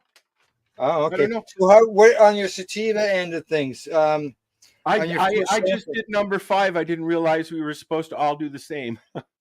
Well, yeah, that's part of the problem. Is that there's we need separate kits to be able to do all the same. Yeah. Okay, so where are we here? So I just finished doing number 5 and I voted and stuff. Did you? Okay. Yeah. So what are some of your results? Well, I mean, this one made me panicky. You told. No. We lost him again. Like I feel a little like yeah, which sometimes sativas do to me. Can you just unplug that? No, that right there, the small wire. Yeah, just unplug that. Uh-oh. Did your battery die? No, it was still on. I checked that. I checked that when I got up. I don't know what's up. Anyways, this one particularly, it made me feel a little bit of panicky. That's probably why I chose this one to start with, to get that out of the way. Yeah. Okay. I tried some of this before. Yeah. And it made me really moody. But right now, I'm just kind of, I'm good. Okay. Do you see any physical contaminants? Do you see anything such as hairs? In this one, I found nothing like that. Break it up a bit there, Wayne. See if you see any seeds. See any white hair on it. I think the judges need some microphone or magnifying glasses. Oh, I didn't bring one. I could have brought loops for us all. Yeah, no. Do you want a drink? Yes, please. Okay, well, I got a cooler over there. It's got water. It's a pretty looking bud. I don't have much to complain about with that. Yes, I found the quality from the ones that I've tried already better than last year's. Yeah. Yeah. Just everything was firm, nice tasting. There were no bad ash things. You see anything, Bob? So I'm comparing as I try to no physical contaminants is mold, insects, seeds, hairs, none. There's no 1 through 9 on this question. So what do we do there? Can you just write the word in? So if I didn't see any mold, I didn't see any insects, I didn't see any seeds. No. And I didn't see any. So now hairs, I'm assuming unwanted hairs, like correct. Yeah. So I would just write cannabis hairs. Cannabis hairs are good. Yeah. There's not specific though. So Bob, you just write none. I find just contaminant. Yeah. That's I kind of don't feel like I'm getting the full experience unless there's a dog or cat hair in my bud. Yeah, I'm used to that too.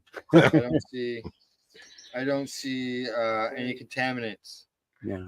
Okay, now it's time to grind it up because the next question is does aroma translate to taste? They've got smoking experience, ash, and structures, effects, right? So it's time to grind it. Yeah. Do you want to grind it? Let us know. You want me to grind it? Yeah. Let us know if it's. You're the man for the job. You got a grinder? Okay. Let us know if it is really moist. Moist. It's definitely not, but I might change my sticky up a little bit. I know the weeds can't grind it, right? Yeah, it's not. I think I did a 1 on sticky. I think I'm going to bump that up to about a 3. Once you break it up. Anybody else want to feel the sticky while the sticky while it's apart? Feel the sticky. No? There is a little more there, eh? Yeah. Okay. Once you fluff it up. Yeah. All right. He's grinding her up. Oh, I guess we can see that on the screen too. Right at your name, I think. Yeah, right out. Al's grinding it. Deb's looking into the cooler. I know what she's hunting for. She wants some of that cherry. I know it's black cherry soda. I know it's not a question, but as for how it fluffs out when you grind it, it's certainly sometimes you grind weed and it's like it seems like there's nothing when it's ground up. Yeah. So this ground up and fluffed out very nice. So I know it's not a question, but I thought that was important to say. Yeah. Well, actually, it is a question in there, and it would have been presented as where are we here? Where physical? No. No, there really isn't. There isn't. Overall enjoyment, right, is the closest really to that question. Okay, so it's ground up. Yeah. Okay. I don't know. Can the camera see that? Yep, camera can see it. Here is some papers. Some papers supplied to us by Camelford Lifestyle Shop. Shameless plugging. I don't get what. Just so you know, the soda beverages, they are from Legacy 420. They had a super sale going on. And they're good. Deb just took a drink of the Should I first shove one. that all in one paper, make a big, huge fatty, or what should I do? Sure. Yeah. You know, I gotta say, all in one joint anyway. Roll two. I hope in the future that we're able to experience something like this in the mushroom variety of an event. Yeah, that would be neat, eh? To do a mushroom testing. Yeah, that would be a much longer show. It would be a much longer podcast. Wouldn't it? It sure would. I miss the concentrates. I thought that from our conversations with Sarah last year, she was hoping to do some concentrates this year, but I guess it just didn't happen. Well, I think that there's a way. In my mind, I believe there is a way to do it. There's so many regulations. I'm surprised she got this far with it. I mean, I'm glad she did, but there's so many regulations around not being able to promote it and advertise it and this and that and the other thing that it would be a nightmare to navigate that. Well, she felt that as far as advertising and stuff like that, we're well within our legal rights to be doing this. And I'll tell you, we aren't really advertising companies. We're just that's right. And Jack Lloyd has also said that that there is a little bit of an issue thing there that somebody could say something about, but what's the point? What's the point? We're not really in the business. We're the other end of the business. Pass one to the right and one to the left. One to the cross paths. Have you guys even lit one yet? I don't know. He said pass one right, pass one left, so I did. You like that? Does aroma translate to taste? Yeah. No, me. There's a number of questions throughout this, so yeah. Yeah. Okay. Is this your first one, Al? 7 of 15. Does aroma translate to taste? Is this the first one that you're doing? Yeah, we're still on the first one. This could take a while, Al. Jesus, I've already gone through my one. I'm ready to hit my vaporizer. Look at the color of it. That's nice.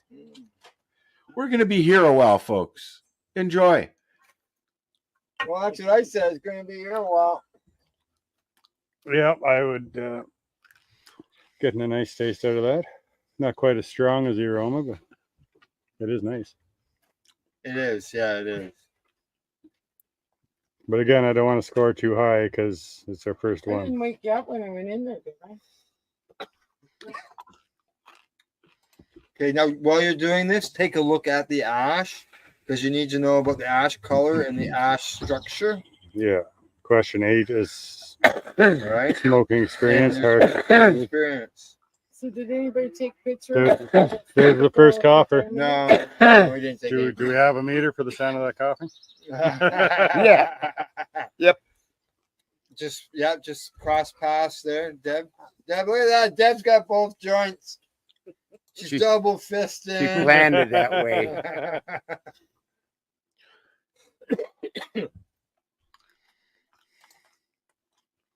It's all the same stuff, but it allows you to keep, maybe reevaluate. Yeah.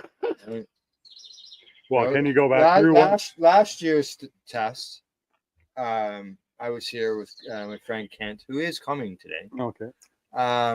And we just did it together. And I just rolled one joint. Yeah. Right. So I had extra from each pack. Well, I remember pre-legalization, one of the kits we bought, me and Shalom bought, it was like we had it for over a year. Yeah, Wayne, when I moved, I still the had original ones. Yeah, I got the 710 kit, and it was awesome. Yeah, 125 cents. I had Karma Cup stuff sitting in my fridge when I moved up here. Holy fuck! There's more than one joint. Come on here. Okay, look at the app. So smoking experience. I'm not finding it overly harsh, but it's not super smooth either. So correct. Yeah, don't forget your taste. One with a taste. Yeah, I did that one. Yeah. Ash, the color. Has it been looking pretty, ash color structure? Heavy, white. chunky, dark to light, airy, and wispy. It's moving pretty good down that paper. I say it's burning really good. It's an awfully nice light grayish. Yeah, exactly. It's definitely airy. Yeah, I think it's a nice. It's got a bit of a. How many of these we're gonna do? 7. And then we got 7 more joints to I won't make it. Lightweight. Bob. You have a green out mattress? Bob has been consuming cannabis for years. And this is his first probably opportunity to really. Then I was supposed to send that to you. No, I'm gonna take a photo. They crisscross. As far as consuming cannabis in the legal world, I don't so Bob has always been an attendee as well as everybody else is here, has participated in a grow off. And now that I've done this, I think we should have a grow off tournament here. Yeah, that'd be great. That would be great. Yeah. I've got 3 tables. Yeah. To accommodate people. Got lots of parking. Wait, you're not gonna make me clean my house? No, we'll just do it here.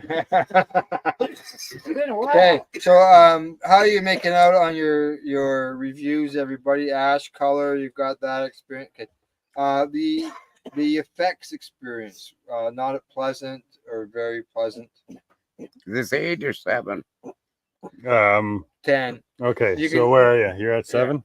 Yeah. All right, so 7. Does the aroma translate to the taste? Does it taste like it smelled? Yeah, it does. Okay, you give it a 1 to 9. 8.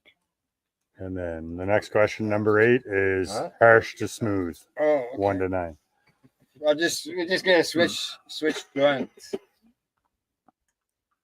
And then question 9, ash color and structure. Is it heavy, chunky, and dark for like the low end? Yeah. Or light, airy, and wispy for the higher end? Color. That color. Oh yeah. Yeah. Okay. There's a bit of a bite to it, everybody. Just so you know. 9. It should be about 7 on that one. That's what that is.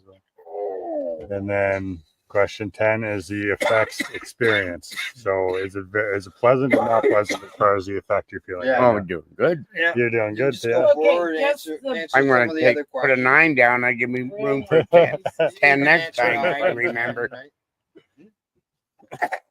What did you say? I said, guess the brand that produces. Oh, I haven't gotten to that. Okay, so you got effects, experience. Yeah, we're at effects and experience. Pleasant or not very pleasant? You want 11? Yeah, 11. There is no 11. 1 to 9. Question 11. Yeah. Question 11. Overall enjoyment. I enjoyed it. Yeah. What do you think? Yeah, it's. I hear some people coughing, so Yeah. I'm gonna deduct 1 point for that. Yeah, I cough. I'm the same way. I'm always cough on everything. Number 12, we haven't hit that yet, eh? We're on our way to it. Would you buy this product? Would I? Yes or no? Yes. Just a yes or no on there, eh? It's yes or I don't no. want to know. Oh, here. My answer to that question, Wayne, would be how much is it? What's that? I said my answer to that question would be how much. Yeah, how much is it? Yeah. Talking by Yeah, they should have a question. What price category does this product fall into? Okay. Now, would you buy this? This is one of the questions. Would you buy this? In a heartbeat. Well, there was no maybe, so I had Put a Y Yeah, or an 12. Yeah. put a Y or an N on your spot, Bob. If I had to buy it, Yes. I'm looking at that. Okay. That's question 12. Would you buy it? Yeah. You got any comments? Enter any comments. That's one of the questions. Not till payday. If you want, there's a spot there to guess the brand. Just leave yours. Yeah, no idea. I have completely no idea.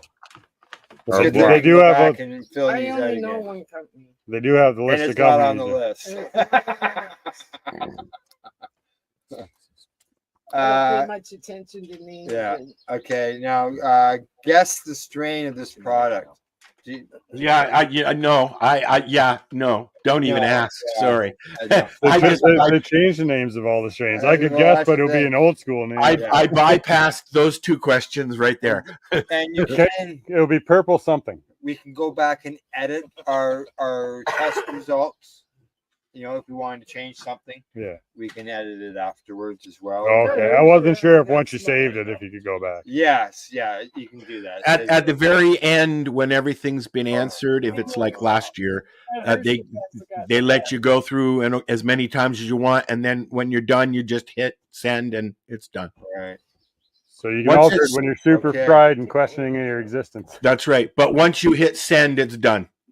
I Okay. believe. I don't know. Yeah. Oh yeah, I save and just finish hit later. Save and finish later, or continue assessment. We didn't do 13, Hit did the we? continue assessment. Okay, because Stage, that's you what we're were- doing. Yeah. Oops. So I have a question now. Oh, hang on. All right.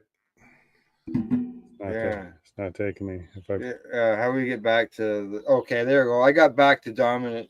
I got back to the listing again. Okay, so can I ask my question? As soon as you guys start talking about. Yeah. Uh-oh.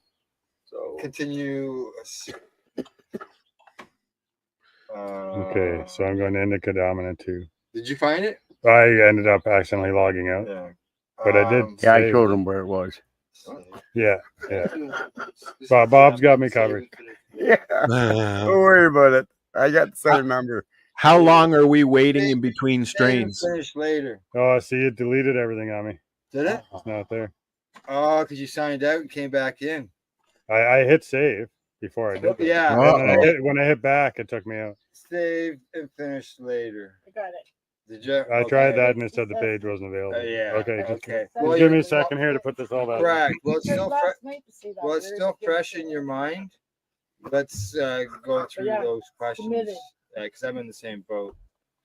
Aroma and pleasantries. I remember. Physical, yeah. Hey Al, Yo. How long are we waiting in between strains? Because I'm ready to smoke my next doobie. Yeah. See, you need to have like 6 or 7 people there. Then you would understand where we're coming from. I can still smell that pot. I don't have any smoking buddies here. Okay, done. Well, you could probably Save. find one and on Save any and finish street later. corner.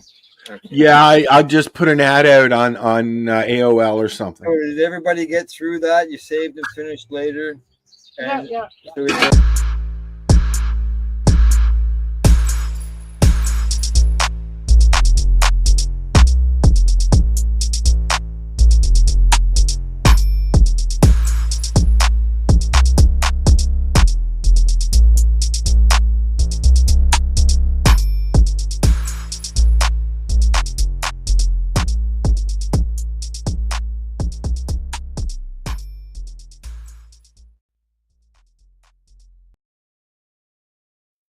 You're listening to the Pace Radio Network here at paceradio.net.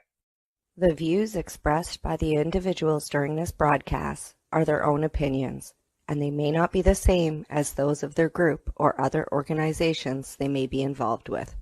All medical advice during our broadcast is not a medical opinion and should be checked with your medical physician.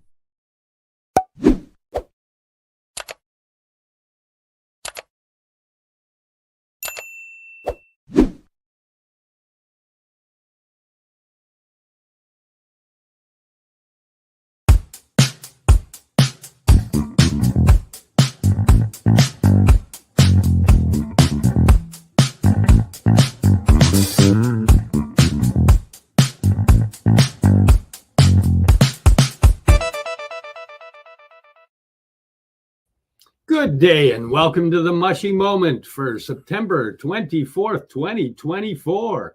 You're here live with John and myself. Cindy's down in Mexico furthering her education in psychedelics and psychedelic helping. How you doing today, John? I'm above ground. That's always a good thing. Yeah. I always just say thank you. And I still got your pen, Cindy. And I vowed I wouldn't do any blatant self grandizing or anything like that, because I'm only here for 3 weeks. So oh man. Oh yeah, no, and when Steve starts getting really deep, I've got this sign too still. Oh, we're gonna go with the nerd sign. Nice. I don't mind being a nerd. No, my handle online is Nerd Boy, or no, Biker Nerd. Biker Nerd, yes. Oh, is mine going to be Nerd Boy now? Now you're Nerd don't Boy. Say that out loud. You're Nerd Boy. Probably stick. Nerd Boy. As opposed to Mayhem. Well, Mayhem. I like Mayhem too. Sweet Pea and Mayhem.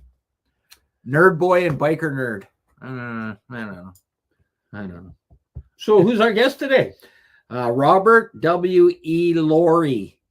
And I tried to guess what the W.E. standed for, and I got the William right, but I didn't get the E right. That's okay. I got the E right. Yeah, you got the E right. Edwards, and that's the same as my middle name. So we got stuff in common, and that's rocking it. Yeah, I did some studying about our guest, and pretty amazing person.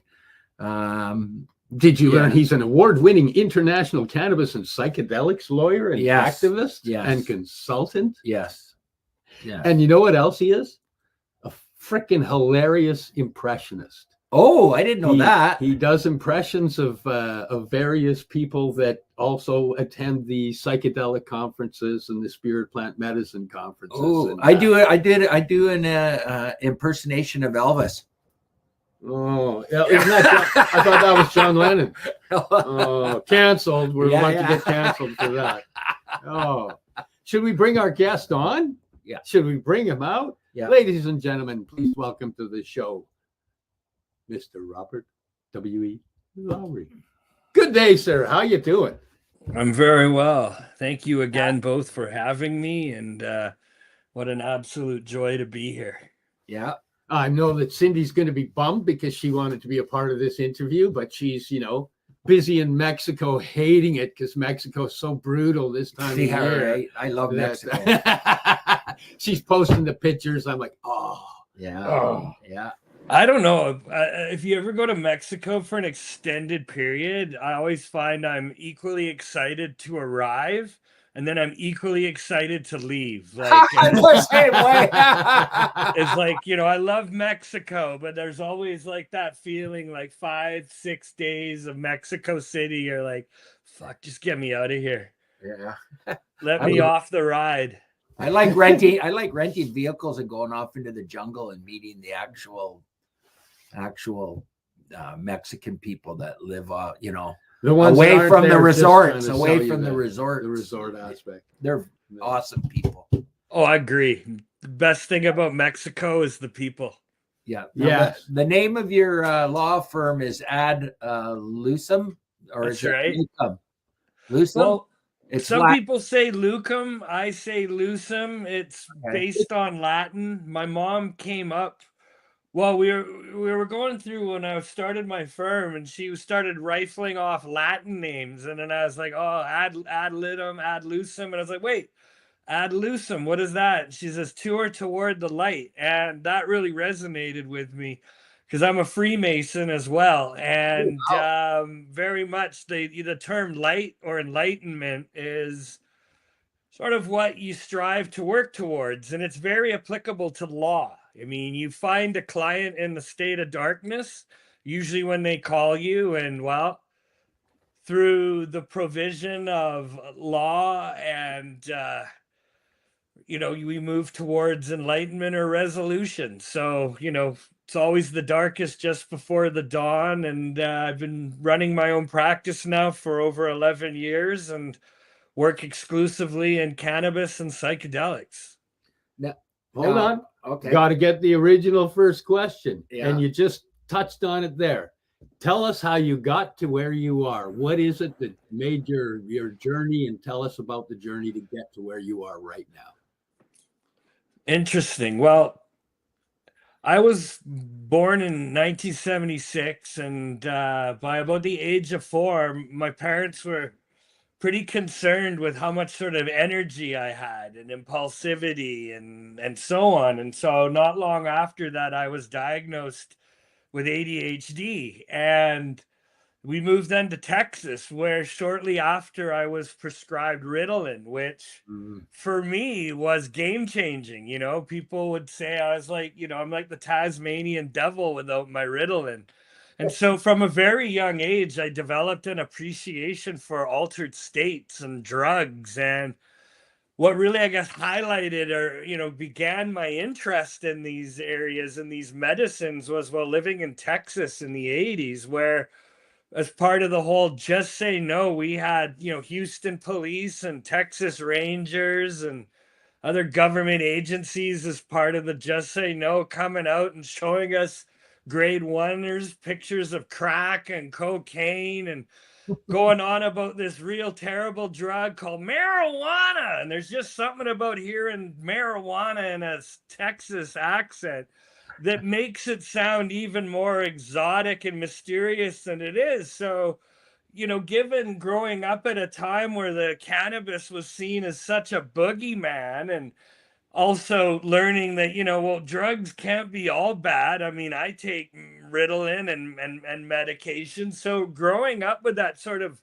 framework of, drugs are a tool, drugs are a medicine, drugs, if used for a proper purpose, there's no gray area. It's it is pretty much a fundamental constitutional right. And so many years later in high school, my younger brother, his best friend, believe it or not, was basically Seth Rogen's weed dealer for 7.5 years. So believe it or not, the character Saul in Pineapple Express, which is played by James Franco in the movie Pineapple Express, is loosely based on like the character on my younger brother's best friend.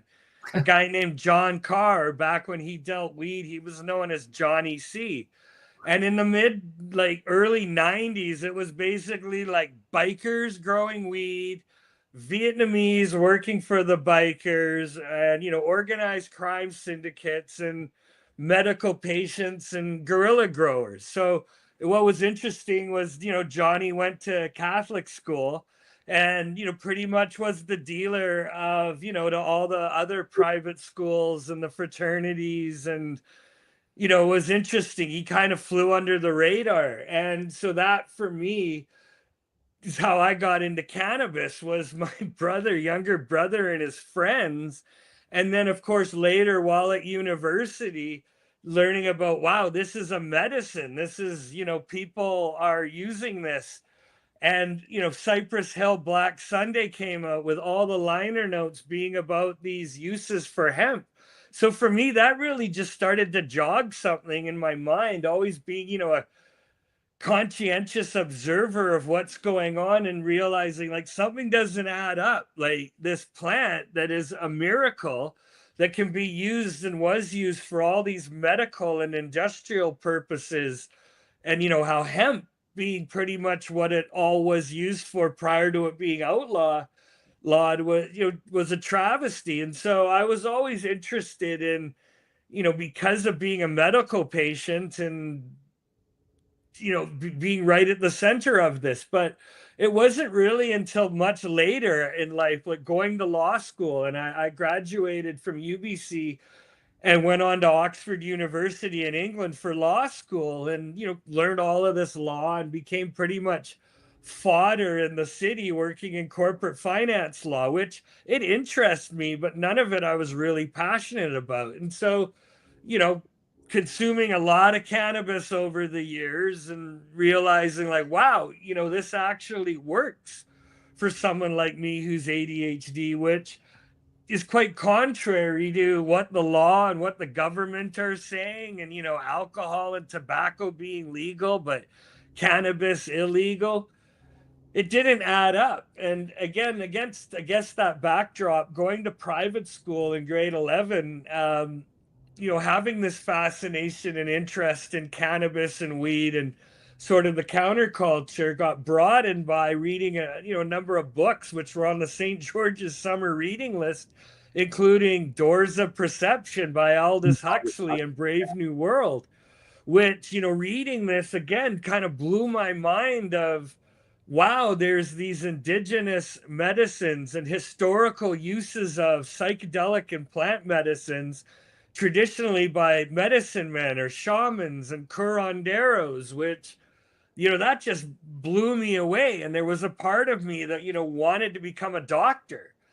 But ultimately, having learning difficulties and ADHD, I struggled to the point that, well, law looked like it would be the best path for me. And ultimately, coming back to England coming back to Canada from England, I had to requalify. And that's when, studying about Canadian constitutional law, and I started learning about people like John Conroy and David Malmo Levine and Randy Kane, and of course, Chris Clay and Kirk Tusaw and other lawyers who were representing Mark Emery. And, for me, that just felt like, man, I've got all this education and experience. And I mean, hell, I worked for the CIA's law firm on Wall Street, their London office for a time.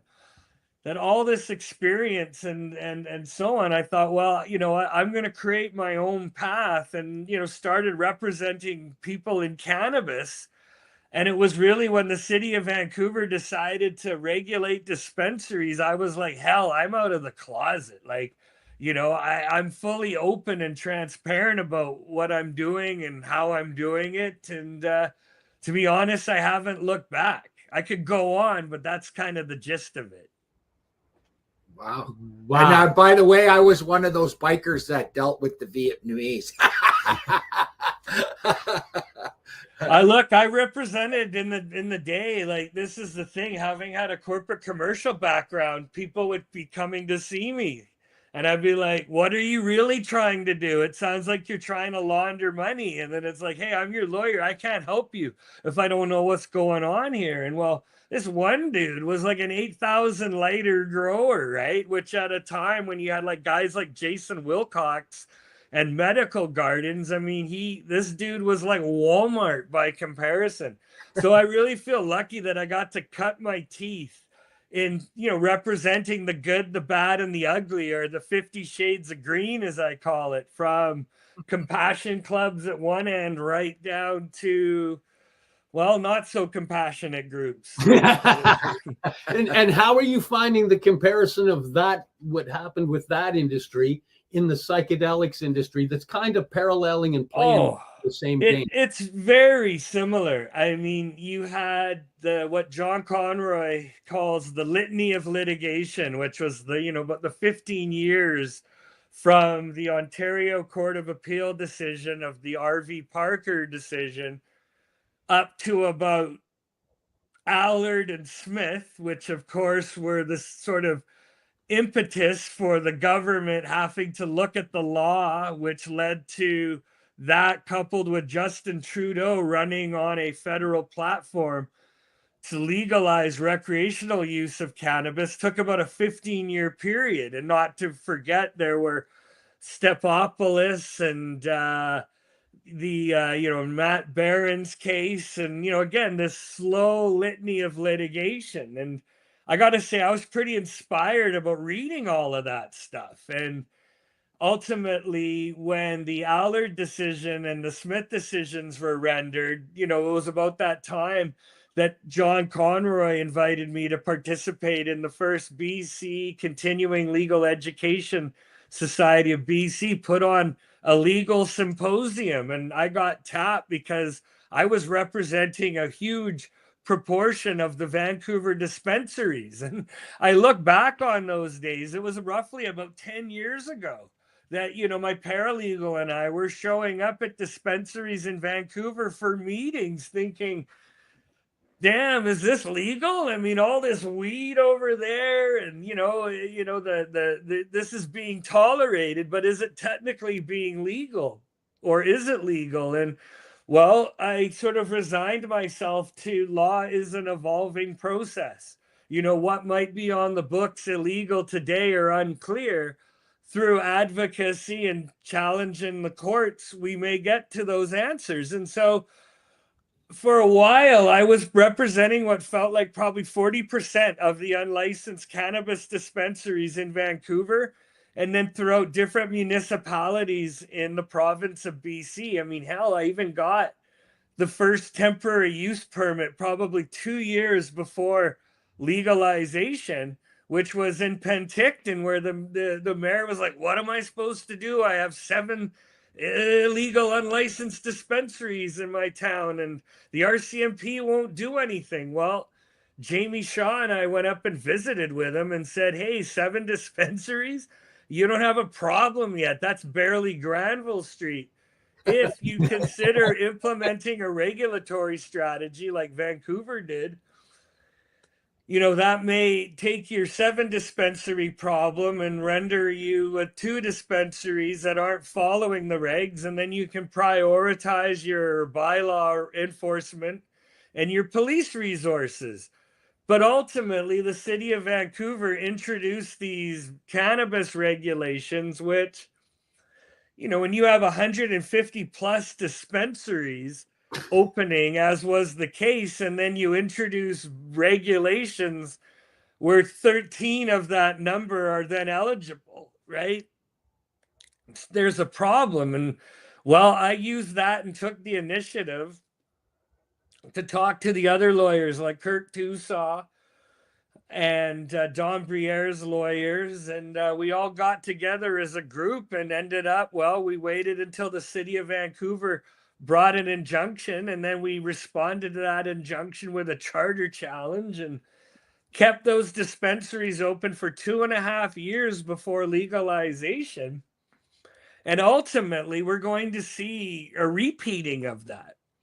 You know, Vancouver's, Dana Larson says Vancouver's, there's what, maybe 20, 25 of these psychedelic stores now. And, you know, the city is actually arguing the other side now. They're refusing to license and regulate these stores because, again, it's like they're trying to roll back the position they applied with cannabis, but unfortunately the black market recognize this as a sign as gentlemen, start your engines. And I think you're going to see a slow proliferation of these shops. And until police either crack down or bylaw enforce on these with a greater veracity to where, you know, charter challenges can be applied, then I think you're going to sort of see more of the same continue in a vacuum. Because this is the thing, Dana's been raided twice now, right? The Coca Leaf Cafe, and you should have Jack Lloyd as a guest. He's Dana's lawyer. Oh, And okay. here's the thing. We've had Dana on a couple times. Fair, yeah, excellent. But here's the thing, like charges have yet to be approved against Dana. And do you think they might be just kind of holding off because they're about to change what they did with the decriminalization of a bunch of the hard stuff, and now they're about to reverse that and criminalize it again? Well, they never, that's the thing, you know, like MDMA, for example, right? Possession of that, cocaine, methamphetamine, acid, and there were one or two others, but specifically, they did not have psilocybin, right? Which really strange. Anything you can grow yourself, they don't want to. Well, and anything that's going to get you off something harder or actually be of use. But again, I think it was the city trying to tread around, learning from what they did with cannabis, thinking, is this just going to be a green light to proliferation? But this is what I remind people, that the psychedelics are more legal than cannabis ever was with respect to these storefronts. Right? When the storefronts were operating, you already had medical exemptions, right? You had the Section 56, and unlike the psychedelic Section 56, which again, I assisted Jack Lloyd and Paul Lewin and the other lawyers that were representing Therasil, which, you know, that's Dr. Bruce Tobin, and that was Thomas Hartle, the first Section 56 exemption, and that was back in 2020. So, you know, that's where I kind of say, if you look at the cannabis timeline and then you overlay on that timeline where we are with psychedelics, and, you know, we're at the early days of the Section 56er era, but Thomas Hartle and these other psilocybin Section 56ers, they have no right to produce their own or grow their own, right? And that's makes it very unclear, because initially I thought they would have to have gone to companies like Cygen, who have a legal license to sell EU GMP P grade synthesized psilocybin. And I thought that's what they'd allow. They'd say, okay, fine, we'll grant you the exemption. You just got to get it from these guys who are going to give it away free anyway, you know, for the headlines and to move the needle. But instead, you know, these medical patients were originally allowed to procure it from the black market. And ultimately, where we're at is a moratorium where if I'm dying on death's door, like my dad is, and having tried all these other routes, you know, chances are he would not be granted a Section 56 exemption by Health Canada, because there's pretty much an unofficial moratorium on any of these Section 56s. So that just leaves you in a place where the three main avenues are clinical trial, right? Section 56 exemption, and special access program, which there's huge roadblocks to all of them. Which is just do it because it's helping you and worry about the consequences later. Well, that's just it. You know, you could try to grapple with all of these barriers like Therasil is, and they, you know, I get tired of reading all their whiny posts about, oh, please, minister, grant us the exemption. I mean, if I was terminally ill, I'd be saying, fuck you, I'm taking these, come and get me, and let's see how bad you want to rock the boat. Let's see when we get to the top of the food chain. We've got so many people that were helping. The testimonials in court would go on for weeks of the people we helped. That's the problem, because the courts, Health Canada will have their experts that will be banging on with all the narrative and it's unsafe and there's no clinicals and blah, blah, blah. And, ultimately, this is where you're not seeing the police hammer down on these stores, because ultimately, if recommended charges are approved by the Crown, then finally this matter can be litigated. Yeah. Right. And that's Great. where, I've said to the experts that I know, stand by and get ready. Yeah. So if because we open a store in ultimately, Granville, you want to represent us? Yeah. what's that? I said, if we open a store on Granville, you want to represent us? That would be an honor. Yeah. I mean, the end of the day, we're talking about the end of the day, the way I say to people and, the different groups out there is that unfortunately someone has to step up and break the law. Yeah. And Dana does a pretty fantastic job about that. But again, different advocacy groups ultimately will do everything as far as being the change that they want to see. Because ultimately, if you cross that line, it's a double-edged sword. It makes it very hard for Health Canada then to turn around and license you. But never say never. Dana, of course, has used a lot of the proceeds from his endeavors, which, they go back into court challenges, activism, community engagement, and testing, right? I mean, it's ironic that the, same people that are trying to shut him down are also the same government that awarded Get Your Drugs Tested.ca emergency powers to be doing what the government should be doing. And ultimately, this program should be expanded to every municipality that is having a safe supply opioid fentanyl epidemic issue. Yes. Which it just drives me crazy. But that's really the world that we're living in. Government appear to be blindly ignorant on one hand, and the activists, well, are ultimately pushing for the change and waiting for the police to do something, and the police aren't. Well, I've got a friend who actually sells our microdoses to 2 cops with post-traumatic stress. Oh, I wouldn't doubt it. Police, firefighters, paramedics. Yeah, we've got firefighters too. And when you've got, and I'm sure they're word of mouth. So I'm sure the cops are going, why should we hammer down on these people when they're helping so many of us? I don't know if that's what happens, but I could see it being like that. Oh, I 100%. I mean, I used to bring Mark,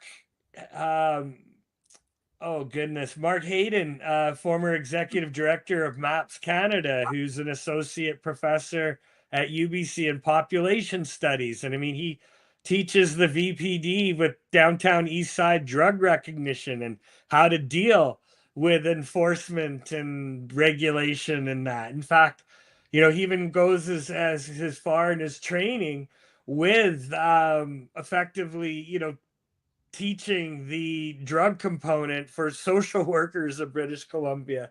And in fact, he's been doing studies with police on PTSD, and it's pretty incredible. I mean, another group, Roots to Thrive, has been making a documentary about the work that they've been doing with firefighters and PTSD. And what you and I all know as truth and something that works, you got to explain to people on a silver platter who unfortunately have only been receiving one side of the narrative.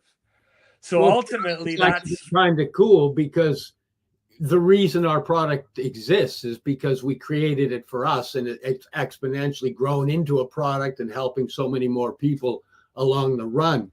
So it's kind of been nice because we're able to, people come to us and go, we see you healing. They can see the changes in us over the last couple of years of how we've healed with it. And now they're going, share what you're doing, which is basically how the company has just grown, is we're just sharing what we're doing. And there's no documented thing of anybody overdosing on psilocybin. No, it's one of those medicines that you don't want to do it every day in high doses. You can do too much, you won't overdose on Yeah, it. But no, you can there's do no- too much. no one's you'll ever be overdosed, wishing you'd, but I'm No, it's exactly like, what was it? The comedian Bill Hicks, right? When he'd make fun of people who take acid and then jump off a building. It's like, why don't you take off from the ground first, asshole? Like, if you think you can fly.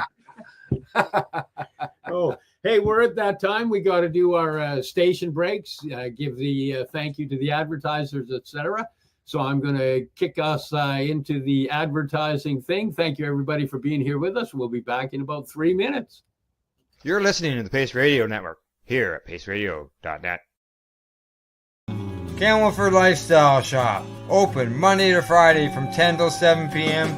or by chance. Check out our flags, our t-shirts, plus our hats, and look of that supply of rolling papers, plus much more. We've got bongs and your favorite herbal vaporizers. Look at all the incense we have, as well as for those who collect knives, check out these knives in our collection. And while you're here, stop in to see Shay at the piercing room, where you can get poked by Shay. Daily deals, check them out. Camelford Lifestyle Shop, 17 Bridge Street West, Camelford, Ontario. When you have a pain that's reached its peak, Legacy for 20, it's so unique. If organic cannabis is what you seek, here's your trusted partners 7 days a week. Suppository salves, vapes and drops, topicals, edibles, infused pop. Just when life seems like it ain't easy, at Legacy 420, enjoy a pop freezy. Lab tested products, make them the GOAT. Legacy 420 out on your road. Legacy 420 in Tyndonega Mohawk territory. Indigenous organic cannabis at its finest. What do you find at paceradio.net? People advocating cannabis education. Limestone City Hydroponics is Kingston, Ontario's hydroponics shop. Take your growing to the next level and create the optimal environment with a tent kit, or maximize your yield with an ebb and flow flood table kit. Either way, Limestone City Hydroponics has more sizes and options to fit your needs. Are you looking for the power of the sun that adapts to your budget? Then look no further, as they have professional grow lighting. They have indoor grow systems that are easy and cost effective, with many options to fit your living space and lifestyle. Cultivate your growing potential. We have everything you need to succeed. And if you can't make it to the store, they offer local delivery to the greater Kingston area. Remember, when you're looking for experts to help you grow, then look no further than the locally owned Limestone City Hydroponics, 105 Sunderland Drive in Kingston, Ontario. Call them at 613-548-0420.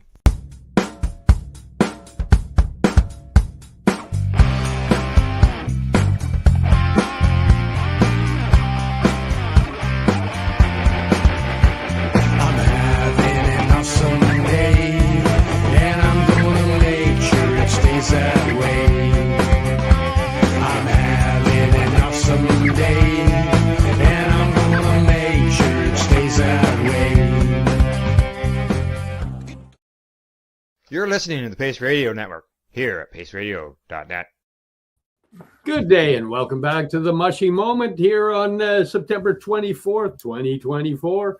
We're here with our awesome guest, Robert Lowry from adlucemlaw.com. Yeah. Fellas, that is pretty amazing. Your sponsors, I was getting excited looking at all those cool products and things. So you got an interesting following. That last one is our company, the At Ease. Yeah. I still can't figure out the knives in that one part, but other than that, yeah. It's like cannabis, piercing, tattoos, knives.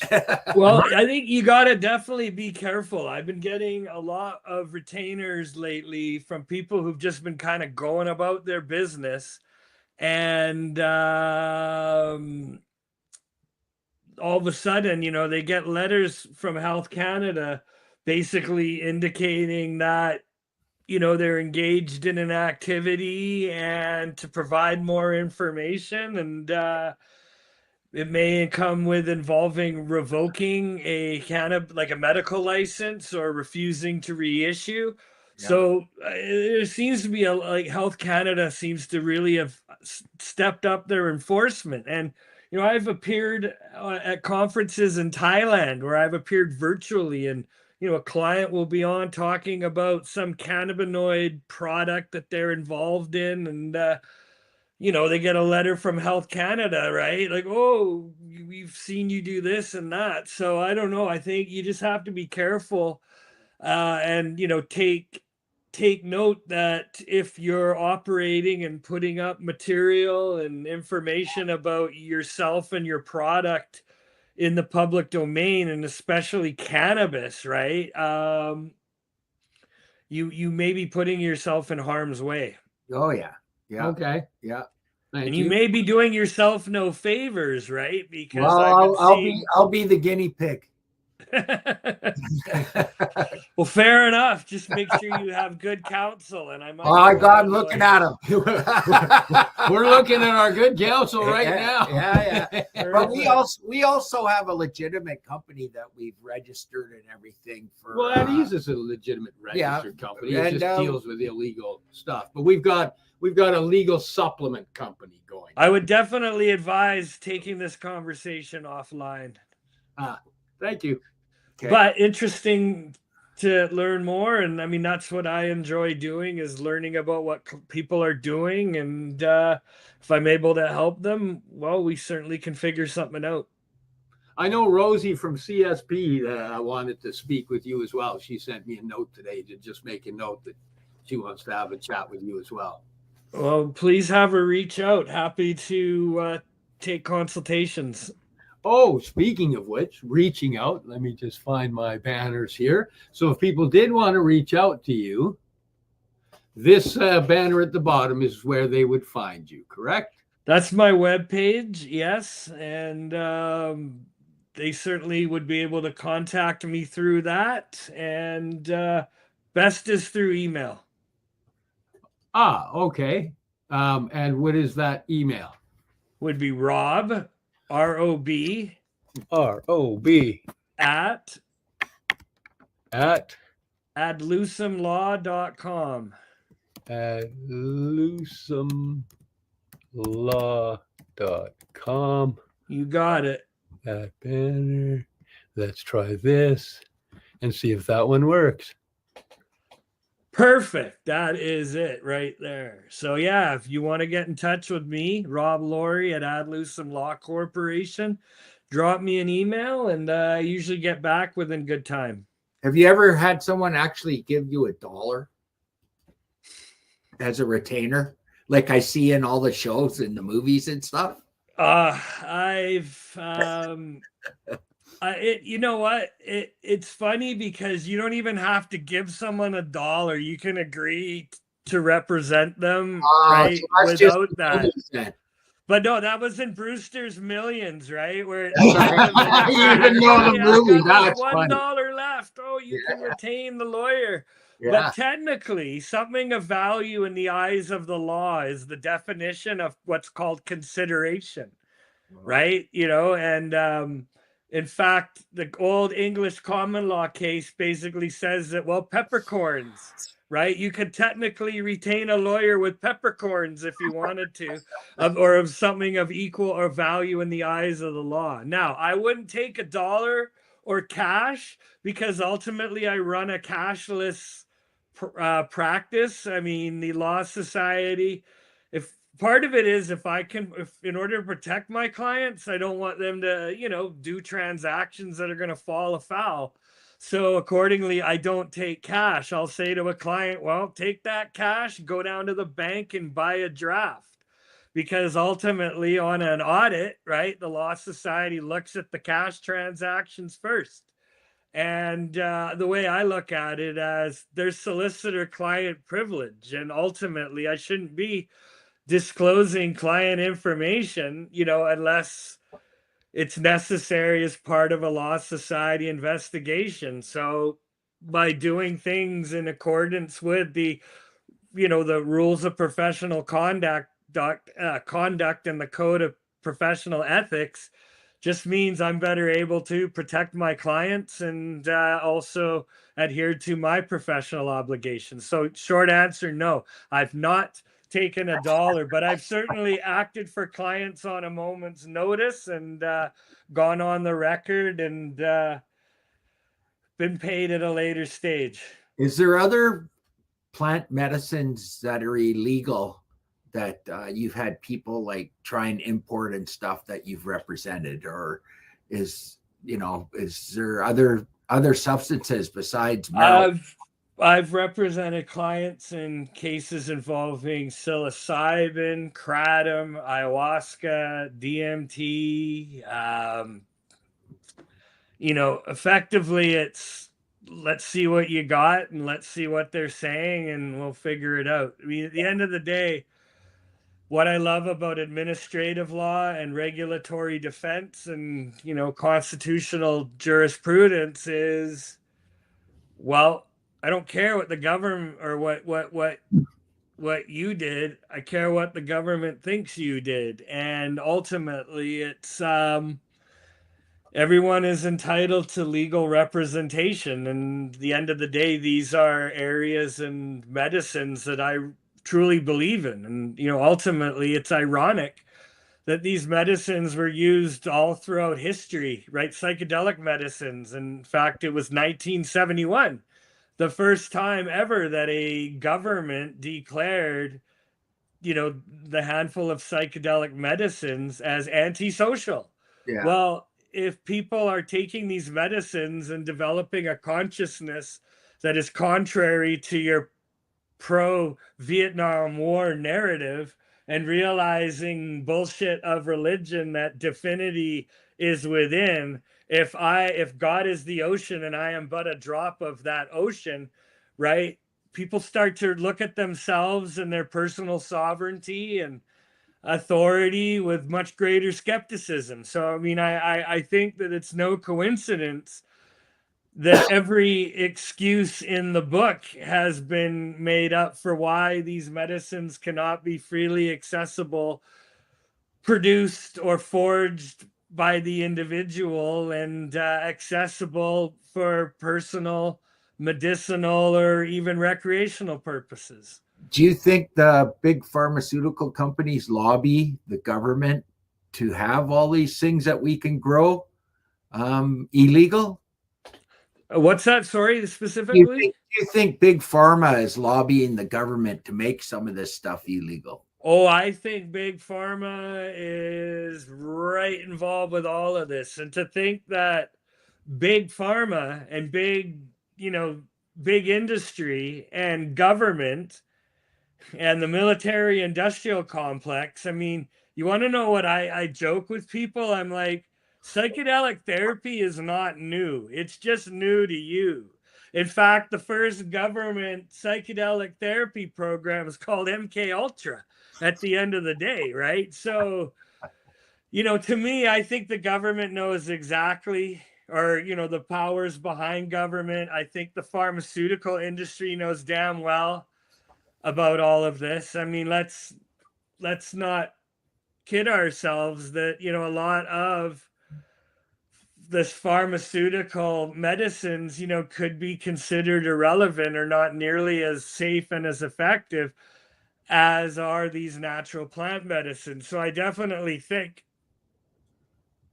there's a huge involvement in that. And even going back to cannabis ended up on, the whole narcotics list because it got tagged there with opium at the end of the day. And we all know why opium was added, right? It was basically due to anti-Asian sentiment and the, anti-Asiatic sentiment that after the Vancouver Gastown riots, they're like, well, hey, if we peg the drug hysteria or the, xenophobic hysteria of Asian immigration to opium and make that look undesirable, very much like how they made cannabis associated with, Hispanics and jazz musicians, right? we all have to revisit that. And I think that's one of the big travesties with the legalization of cannabis, that, you know, like what happened on August 18th or on 2018, it was just kind of like a light switch flicked. And we went from now being able to buy these products legally from private and government retailers without any sort of redressing the history, right? Government was wrong about this. People's have had their lives ruined. They've been in prison for life.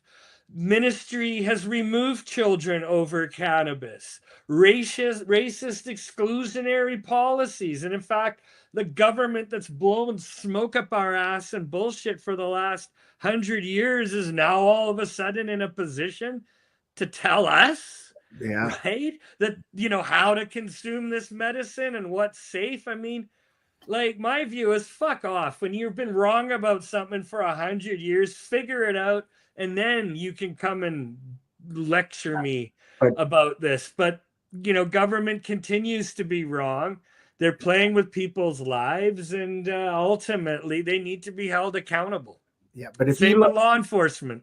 if you look back on the of why cannabis is illegal, it's because of the hemp rope industry, and they brought in synthetic rope, and they were senators. I think it was Dow, and what was the other one? Not Corning, but they were senators, and they brought in the Reefer Madness anti-marijuana campaign as senators that had actual plastic companies. Oh yeah, no, I mean, I've heard similar rumors and stories how Henry Anslinger, America's first, you know, drug czar, pretty much married. It was either into Owens Corning or DuPont, one of those families, which ultimately their whole bag is synthetics, right? And you only got to look back to, what was it, Scientific America was back in the 50s, where touting all of this as the billion-dollar crop, hemp, but then all of a sudden, all of these efforts to suppress hemp and biofuels and everything that comes from this plant, it's really, you know, it's not a I mean, it's clearly a conspiracy and a concerted effort. Yeah, because marijuana, the fiber from 1 acre a year is the highest yield of any plant. Yeah. So you can get fiber that grows fast. It's high fiber content, but they don't want competition against. And then you take like Sativex, Marinol, and what's the other one, which is Dronabinol.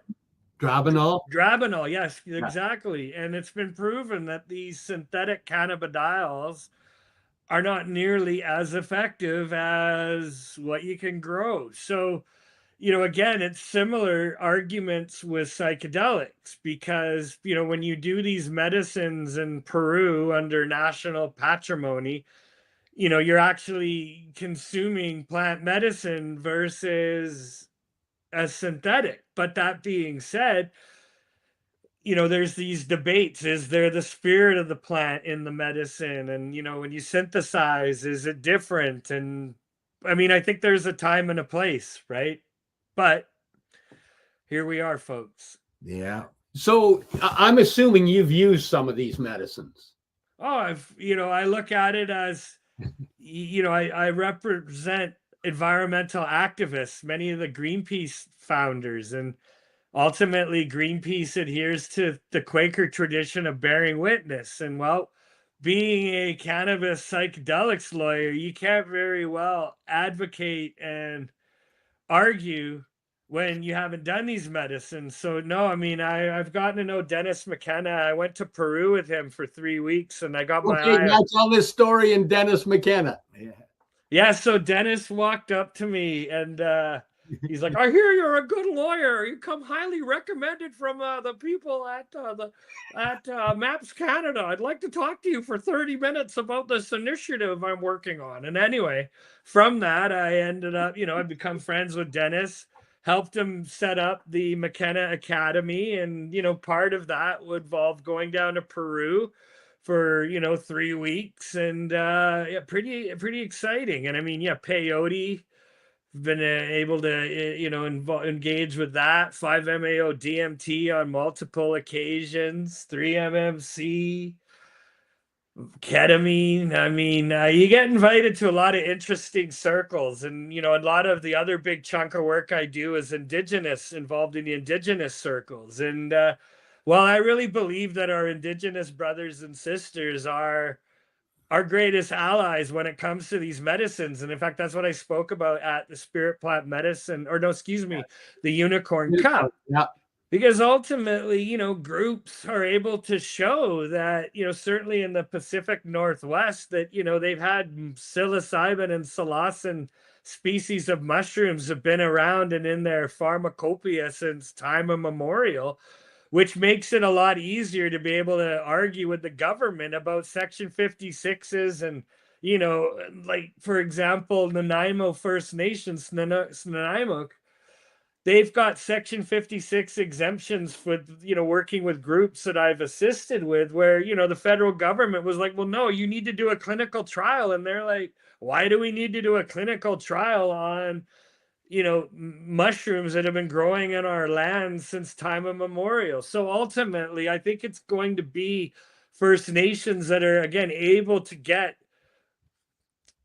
licensing and exemption with these. And if not, they'll end up being arrests where these medicines then are challenged in constitutional, in constitutional context where Section 7 of our charter, life, liberty, security of the person, but also United Nations Declaration of Rights of Indigenous People, or UNDRIP and DRIPA arguments can be made.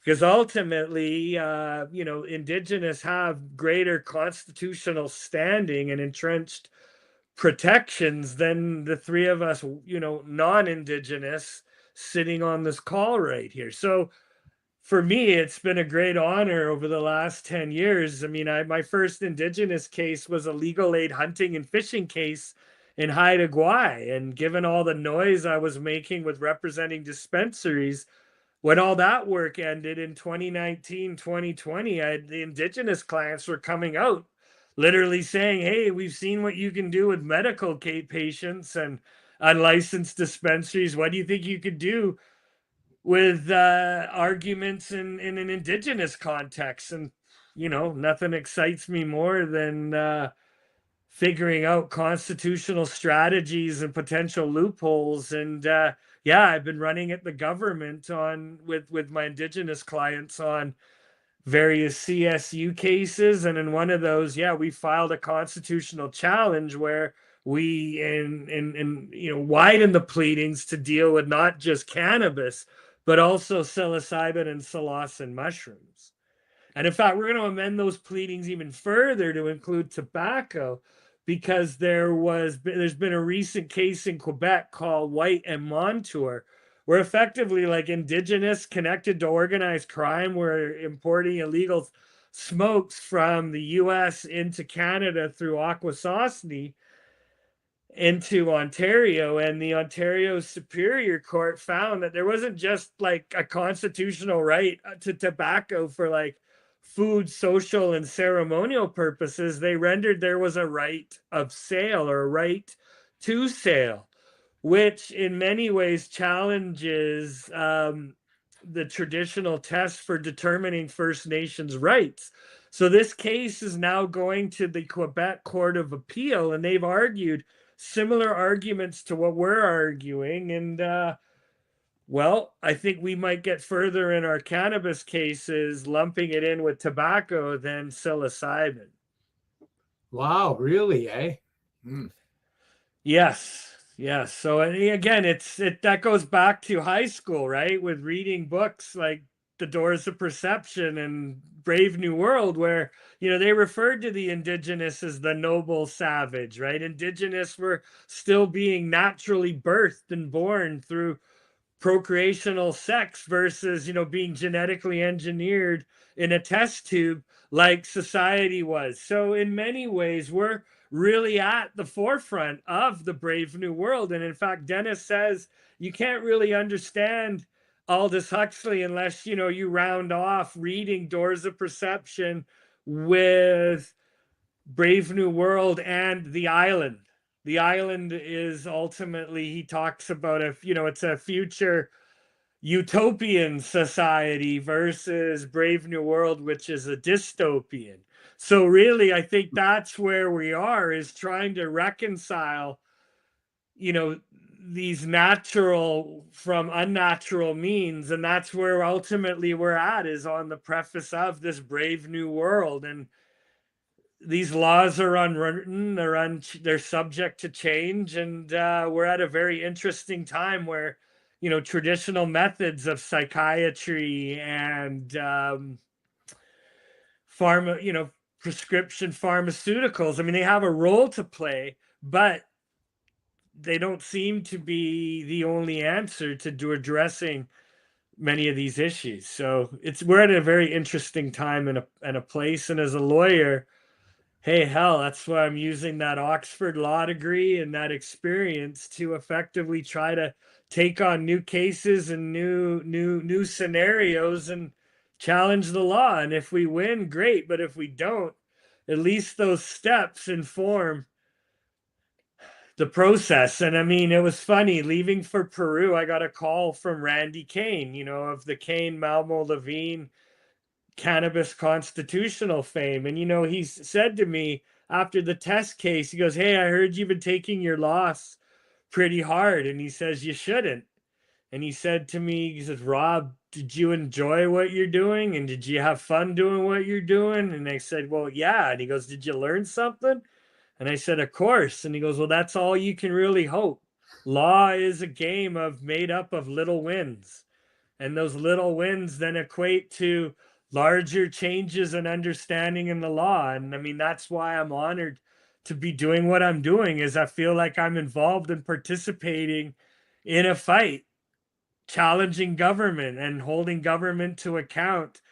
And, being on the winning side of history feels good. And, certainly with cannabis and psychedelics, we're on the winning side of history. Yeah, I have to agree. It's been absolutely life-changing for me. I spent a lot of years medicated up, and the last few years of actually healing and getting clarity, getting myself back has just been.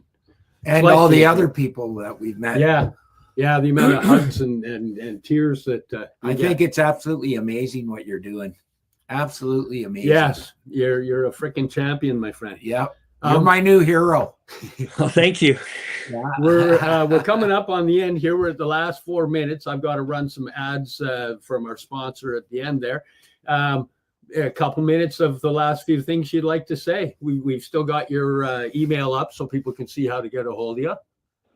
Yeah, well, again, I'm going to be in Edmonton coming up, speaking at the Grow Up Conference. I'll be on an Indigenous panel with some friends and colleagues, which will be exciting. And I'm going to be before the Alberta Court of Appeal on the 15th of October on a cannabis matter that involves privacy law and effectively challenging government authority. So, I'm a pretty busy guy. My dance card's pretty full, but I do enjoy hearing from people and clients. And, if you've got a legal question or a scenario or dealing with Health Canada or government or are considering entering the space, feel free to reach out and drop me a line, and happy to give a consultation. Are you at the Spirit Plant Medicine Conference this year? I should be. I'm not 100% sure if I'm going or not. There's a lot going on just family-wise this year. But I'm a big fan of that conference, a big supporter, and hopefully we'll be attending. But even if I'm not, you can still reach out. This is our third year, so if you do show up, come and say hi to us. Oh, hold on, I got to fix something right above his name. What? There you go. John's he didn't do that one, but the other art here and some of the stuff we've had, he's a pretty amazing artist. Well, we want to thank you for taking the time to be on here. If you could stay on, we're going to run the ad, but if you could stay on for a couple minutes after, and we'll bring you in once we've closed the show off and chat. Thanks again for having me, gentlemen. It was awesome. Thank you, everybody, for hanging with us. Thank you to Pace Radio Network, and thank you to our sponsors as well. And we'll see you next week on the Mushy Moment. You're listening to the Pace Radio Network here at paceradio.net. The opinions of the individuals during this broadcast are their own, and may not be the opinions of their group or other organizations they may be involved with. All medical advice during our broadcast is not a medical opinion and should be checked with your medical physician. When you have a pain that's reached its peak, Legacy for 20, it's so unique. If organic cannabis is what you seek, here's your trusted partner 7 days a week. Suppository salves, vapes and drops, topicals, edibles, infused pop. Just when life seems like it ain't easy, at Legacy 420, enjoy a pop freezy. Lab tested products, make them the GOAT. Legacy 420 out on your road. Legacy 420 in Tyndonega Mohawk territory. Indigenous organic cannabis at its finest. Enjoy the buzz of legalization with Campbellford Lifestyle Shop. From lights to plant nutrients, books, consumption accessories, and more, we've got all your basics to grow or consume cannabis. Visit our info center or take a look at our piercing services and body jewelry, now available in-store through Campbellford Lifestyle Shop, 17 Bridge Street West, Campbellford. Limestone City Hydroponics is Kingston, Ontario's hydroponics shop. Take your growing to the next level and create the optimal environment with a tent kit, or maximize your yield with an ebb and flow flood table kit. Either way, Limestone City Hydroponics has more sizes and options to fit your needs. Are you looking for the power of the sun that adapts to your budget? Then look no further, as they have professional grow lighting. They have indoor grow systems that are easy and cost effective, with many options to fit your living space and lifestyle. Cultivate your growing potential. We have everything you need to succeed. And if you can't make it to the store, they offer local delivery to the greater Kingston area. Remember, when you're looking for experts to help you grow, then look no further than the locally owned Limestone City Hydroponics, 105 Sunderland Drive in Kingston, Ontario. Call them at 613-548-0420. We are people advocating cannabis education here at paceradio.net.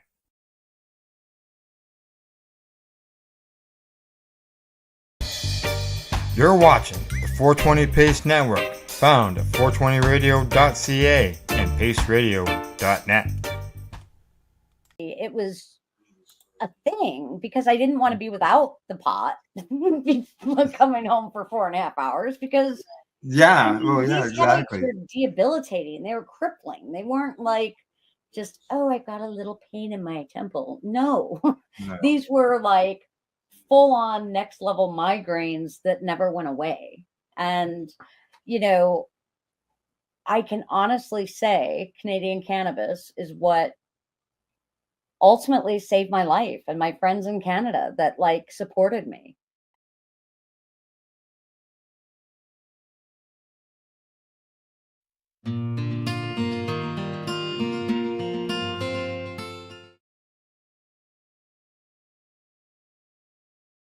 Hey, my name is Al Graham, and you're with People Advocating Cannabis Education. PACE is about promoting the benefits of cannabis, which we do through educational documentaries or through public events. Today we're at the Carpe Diem Cafe in Peterborough, and I'd like to introduce to you Russell Barth and Christina Lowe, the cannabis advocates from Ottawa, and they'll talk to us about what they're doing to help legalize cannabis around the world. Hello, Russell and Christine. How are you? We're doing good. Well, thanks. Hi, everybody. What I usually like to do when I get started on these interviews is ask you a question as far as, what do you do as far as hobbies or any education that you may have, just to give a bit of an idea so people know a little bit about you. Well, I didn't quite finish high school. And then at the age of 25, I guess it was, 24, I started attending fine arts college in St. Lawrence College in Kingston. And didn't quite get to finish that because I ended up in the hospital in my third semester. And then I moved to Ottawa on Halloween of 1994. So it wasn't until 2002 that I started getting into any kind of activism, when I was mostly at Christine's urging. So. Right.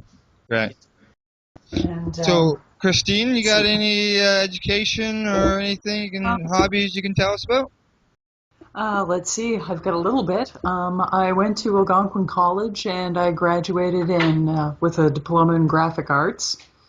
Let's see, I also, as far as employment has gone, besides working the typical retail, I worked a little while as a darkroom technician. I've also worked at a newspaper. Let's see, what else have I done? My gosh. Barista. Yeah, a barista. My last job was working at Second Cup. No, your last job was working at a store. Oh, yes, that's right. Sorry, I forgot about that. Yeah. And, but... Hang on for a second. Yeah. Now, the two of you are both medical users of cannabis. A little bit that you like to tell us a bit about why you use cannabis and how you consume it?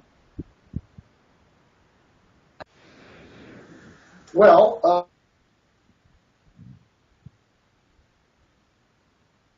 and PTSD, and we consume is about 9 grams a day each. We eat, melted into olive oil. Like we just simmer it for a long time in the olive oil, strain it through cheesecloth, and then that's how we take in most of it. And then throughout the day we have various, sort of every 3 hours we have sessions with the volcano, where we inhale it, and we also use the bong, dry bong, to smoke it too. At the beginning there, when you first started talking, Russell, I missed basically why you both use cannabis. Oh, fibromyalgia and PTSD, Yep. Epilepsy and PTSD. Okay, great. We caught that one. Was it hard for the two of you to become licensed under the AR program? Well, it was hard at first for me because I needed a chronic pain specialist to sign specifically. This is back in 2003, back in the days when a specialist had to be the one to sign, not just the GP. Mm-hmm. Now, in Christine's case, it took from right into early 2003, but she was doing so well on cannabis that her doctor finally relented, and her neurologist relented and signed. So she got it before I did, shortly before I did, and then I had a chronic pain specialist who signed for me. Right. Then he lost his license. Then I had to go a year with no license, and then I had another person sign, and then my GP's been signing ever since. We've been really lucky overall. Yeah. Compared to other people, we've been super lucky. Yeah. And Christine, with your epilepsy, some of the benefits that you have found?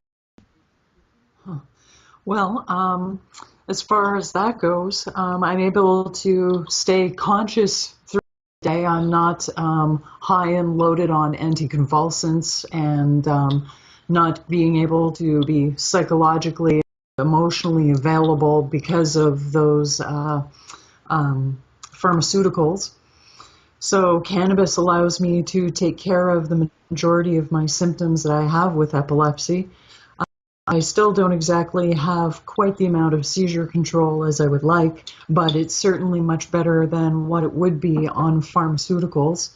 As well as that, it tends to take care of a lot of other symptoms that I have and other disorders that I'm also managing as well. So I'm able to do this with just simply one medication, one substance, rather than being on a whole myriad of drugs and pills and stuff like this. So she's in quite a bit of pain too because of a lifetime of these convulsive seizures. Correct.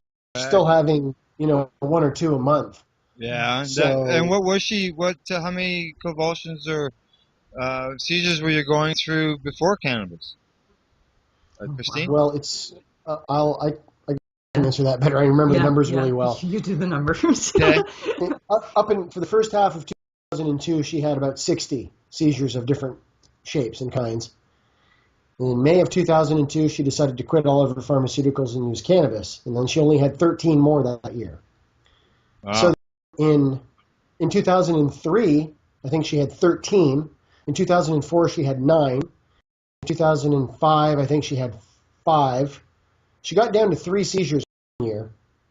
And then in March of 2008, she had a triple seizure. I called the ambulance. They shot her full of Ativan, took her to ER. They gave her a low dose of Dilantin, and she's been having 2 ever since. So we don't know what happened or what caused that sudden gigantic episode. Right. And it was horrendous. It was terribly traumatic for both of us. I thought she was going to die. Like, it was a full-on hospital drama with people shouting stuff at each other, tearing things open, and, you know, tubes and wires and all this crap, and it was really scary.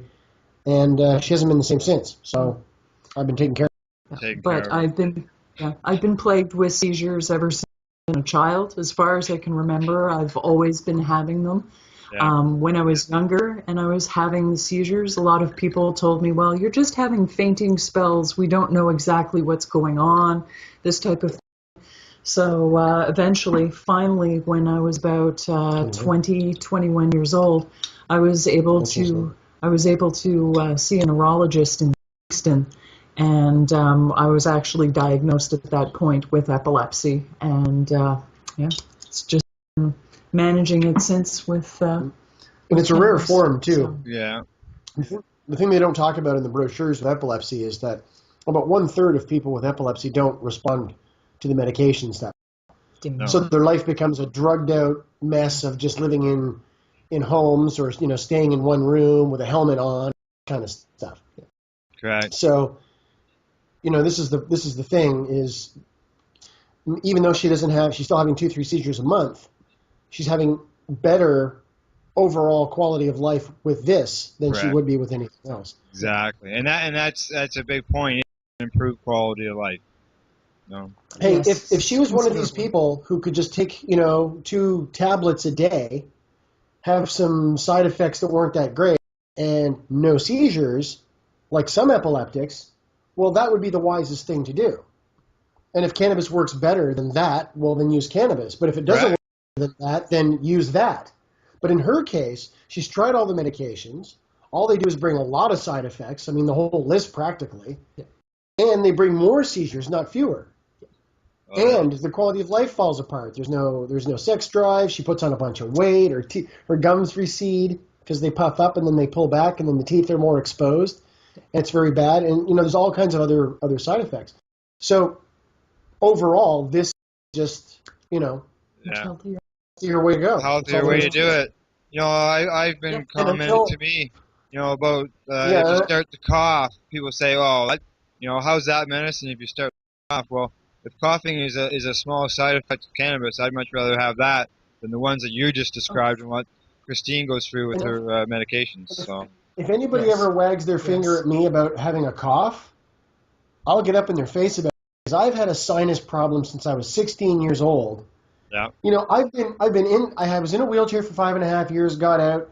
My neck is killing me today, all kinds of stuff. If a genie came out of a bottle or whatever and said, I can do one thing for you, what you want me to do, I'll say, fix this goddamn nose. The sinus problems I've had since I was 16 are the number one biggest cause of grief in my life. Wow, eh? So that's where my coughing comes from. It's constantly just trickling snot, and it drives me insane. So that's why I'm always coughing and clearing my throat and working up phlegm, is not from... And if anything, cannabis has helped a lot of this. My sinuses are actually much better with all my cannabis use than they were. Yes, I live in exactly. the Ottawa Valley, too. I mean, you're in Peterborough, man. You're up there in Peterborough. We're down here in a valley. It's like just living in a bowl of potpourri. We're in a dust bowl. It's like somebody just walk up and blow a handful of dust in your face. Right. You know, it's, right. just, Everything it's really bad for. if you're a sinus sufferer, you do not want to move to Ottawa. No, it's not a good Every place. season is bad. It's for different reasons. Winter is bad. Every season's got its own different kind of bad. So that's the thing. My cough is all coming from my phlegm. And from my my snot problem, so pot actually helps it. Helps it, yeah. I find it works as a decongestion, especially through the winter time. Expectorant too. Yep. Okay, we got to hear how the cannabis helps Christine with her epilepsy. You yourself, Russell, you got a bit of a story about you were spent some time in a wheelchair. Yeah. In 2001, I had a spasm. Not unusual back spasm, but another one of my big thoracic back spasms. And it was sending just terrible pain down my legs and everything. And finally, I twisted so bad I couldn't walk properly. And then I got home, was in bed for several days, and just getting back and forth to the bathroom was just an excruciating nightmare. So stupidly, I didn't go to a chiropractor and stuff, but because I didn't know one at the time, and I atrophied very quickly. And this was in November, so by February, I was just shriveled right up. I couldn't barely walk 150 feet. So From 165 that was later. to 120. Yeah. So then, we got a push wheelchair, for me. Right. Christine's parents got us that. She pushed me around in a wheelchair. It was like one of these hospital chairs. And we were going through the snow and on sidewalks and all kinds of stuff. It was really, really hard on her, man. Because she's tall, right? She's 5'10". So she had to lean down to push the chair around. It wasn't like she could just walk all nice and just push it. Right. So that was a drag. Then a mechanical wheelchair, and I was in with that until March of 2007. And the thing that got me out was mostly my diet. But back in, I guess, 2005 or so, I was at this special clinic place getting the full assessment. It was like a 6-week in program. They were going to sort of rehab me and all this kind of stuff. After the assessment, they went, well, there's nothing we can teach you. You're already doing better. You're eating better and doing better than the people in our program. You're sort of the result of our program rather than what is normally the intake. So we can't really help you. But in the process, I had told them that it was my speculation that if I had a big pile of weed, that I could, do as much as I could to get past the pain, and then I could exercise a little, strengthen me up, and then I could have some more weed and just gradually, sort of snowball the thing positively and gradually get my strength back. Yeah. And they gave me one of these sort of polite, well, yeah, that's an interesting idea, kind of looks. And then they pulled Christine aside and they said, no, he's being unrealistic. This is his life now in the chair. Get him used to used to that, because psychologically he needs to get used to that. So they get to tell you Because you're to in the struggle- chair for good. Pretty much, yeah. No, I mean, I wasn't bum stuck to the chair. I could Right. get up and walk around. I could get from the car to Short the house distance. and back and forth. If I was going to go to somebody's place for dinner, I wouldn't bring the chair, right? I'd walk out to the car and walk from the car into their place and sit and have dinner, but it was always a cane and a hassle, and I moved slow. It's kind of like having, granddad around, right? And if I had to walk like a block, forget it. I'm not even going. Don't even ask. So that was my life then. But in 2007, we lived in a place that was right across the street from a mall. And I got a Category 2 walker, and I just started to struggle. I'd hit the bowl a bunch of times, go, okay, that's my ration for now, so suit up and to the mall, And I knew that it hurt. It was hurting like hell. I mean, it still hurts to walk now. Everything hurts all the time. But I knew that if I pushed through, the muscles might recover. Right. If they didn't, they didn't. But if they did, cool, I could start walking properly again. So by May, I was walking by June, I was walking without a cane. Good. I'm just walking normal. I mean, the first while I was wobbly as hell, too. I mean, it was like watching. And then, and then you made your way out of the wheelchair eventually, to the surprise of the Mhm. doctors. Well, yeah, they were really all thrilled, It helped having a chiropractor right next door, too. My doctor's office was right on the same parking lot as my building, and then the mall was just across the road. So, I was seeing a chiropractor, and then I could just go home and relax. I didn't have to take a long bus home. Yeah. When the doctor also saw you, Yep. and she ended up crying. And this was during a period of time, too, that Christine wasn't having very many seizures. So I could leave her alone at home to work on paintings or whatever. She could go to the mall by herself, get groceries and stuff by herself. There was a big period where she was doing stuff by herself. And before we got together, she was just living on her own and trying to keep a job and trying to keep an apartment, but she was having 2-3 seizures a month anyway. Right. Falling down and hurting herself, wrecking stuff in her apartment, getting robbed, all kinds of stuff. Breaking her nose, Oh, yeah. So that's a good story to hear. You're able to get out of that wheelchair and be able to use your legs and move around. So And I walk fast. That's too. good. It's not like I walk briskly. Faster than me. I walk briskly and I can go like 4 clicks in one. Nice. Okay, now you're also involved in activism, trying to get the word out there to people about cannabis.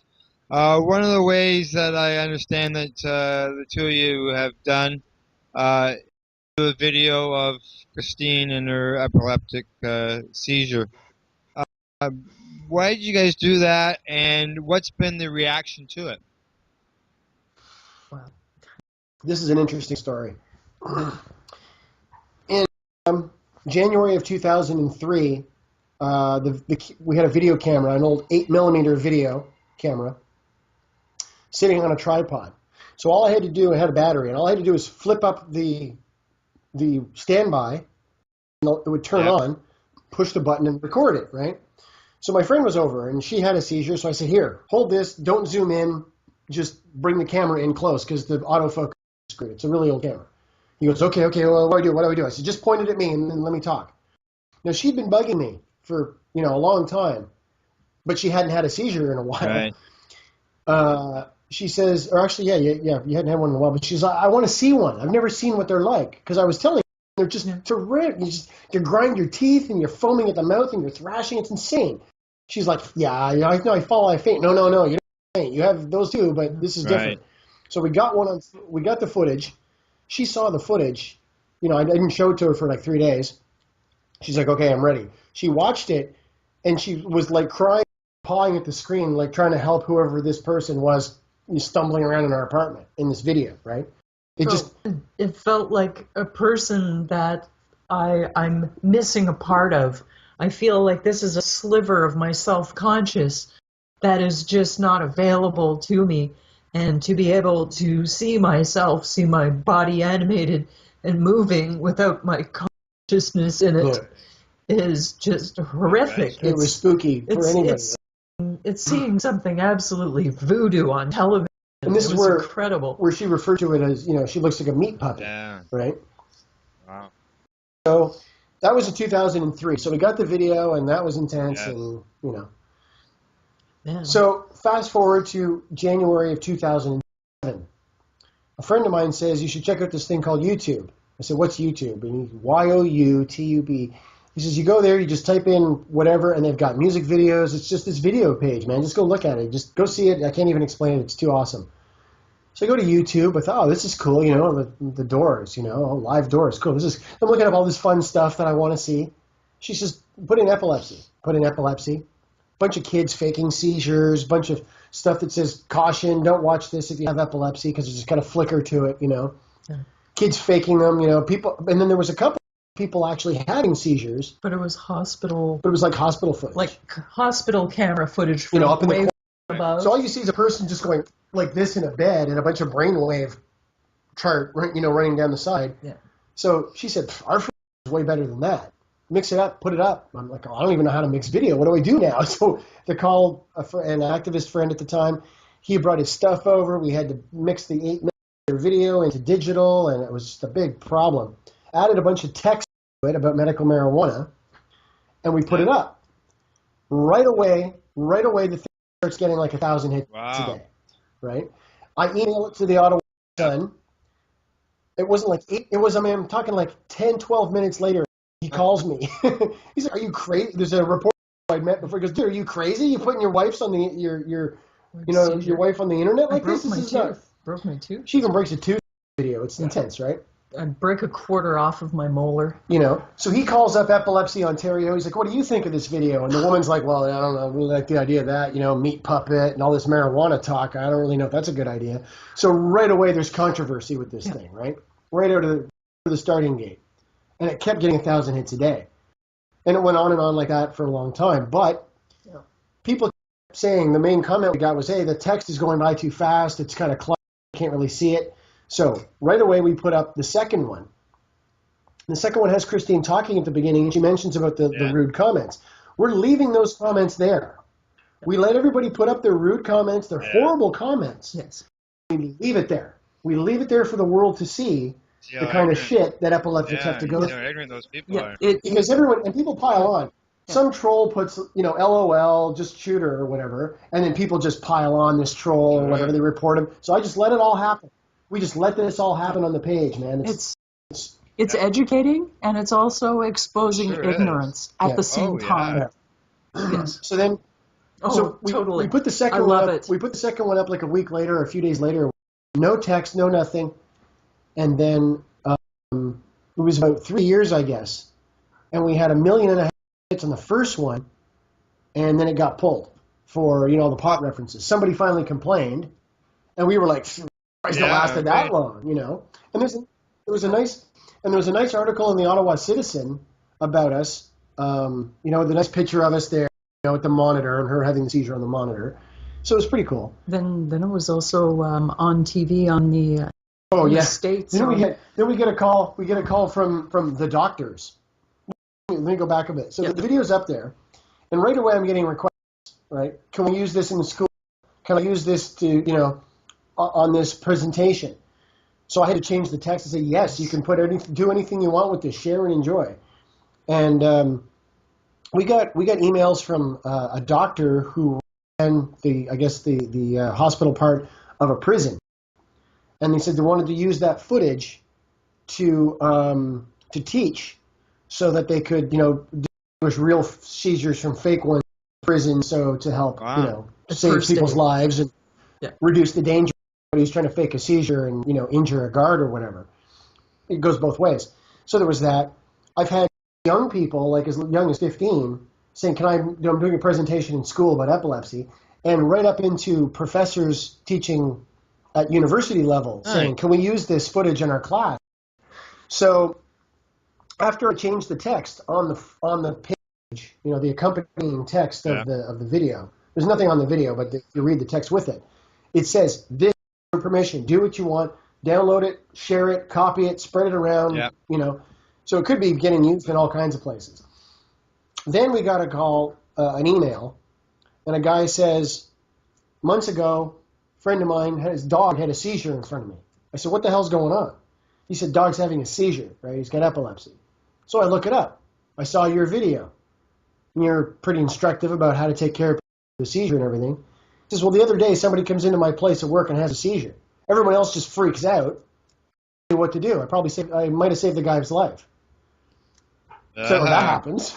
You get an email like that. I mean, some mornings you get up, you're so depressed and angry, and you hate your, and then you get an email like that. Like, wow. And for an epileptic to have epilepsy and to be going through so many different kinds of seizures, so many levels of violence of seizures, and to be able to help educate and to be able to have such goodness and such come from something that's just absolutely horrific. We've been told that this video has saved lives. Wonderful. And I mean, if they're using it in schools, I'm yet to find a piece of footage anywhere that matches it. One day somebody's going to have a camera really good and close, because everyone's got cameras now, right? I mean, everybody has cameras now. Yeah. So one day someone's going to put up a piece of footage that is going to, ours will pale by comparison. Someday. But I haven't seen it yet.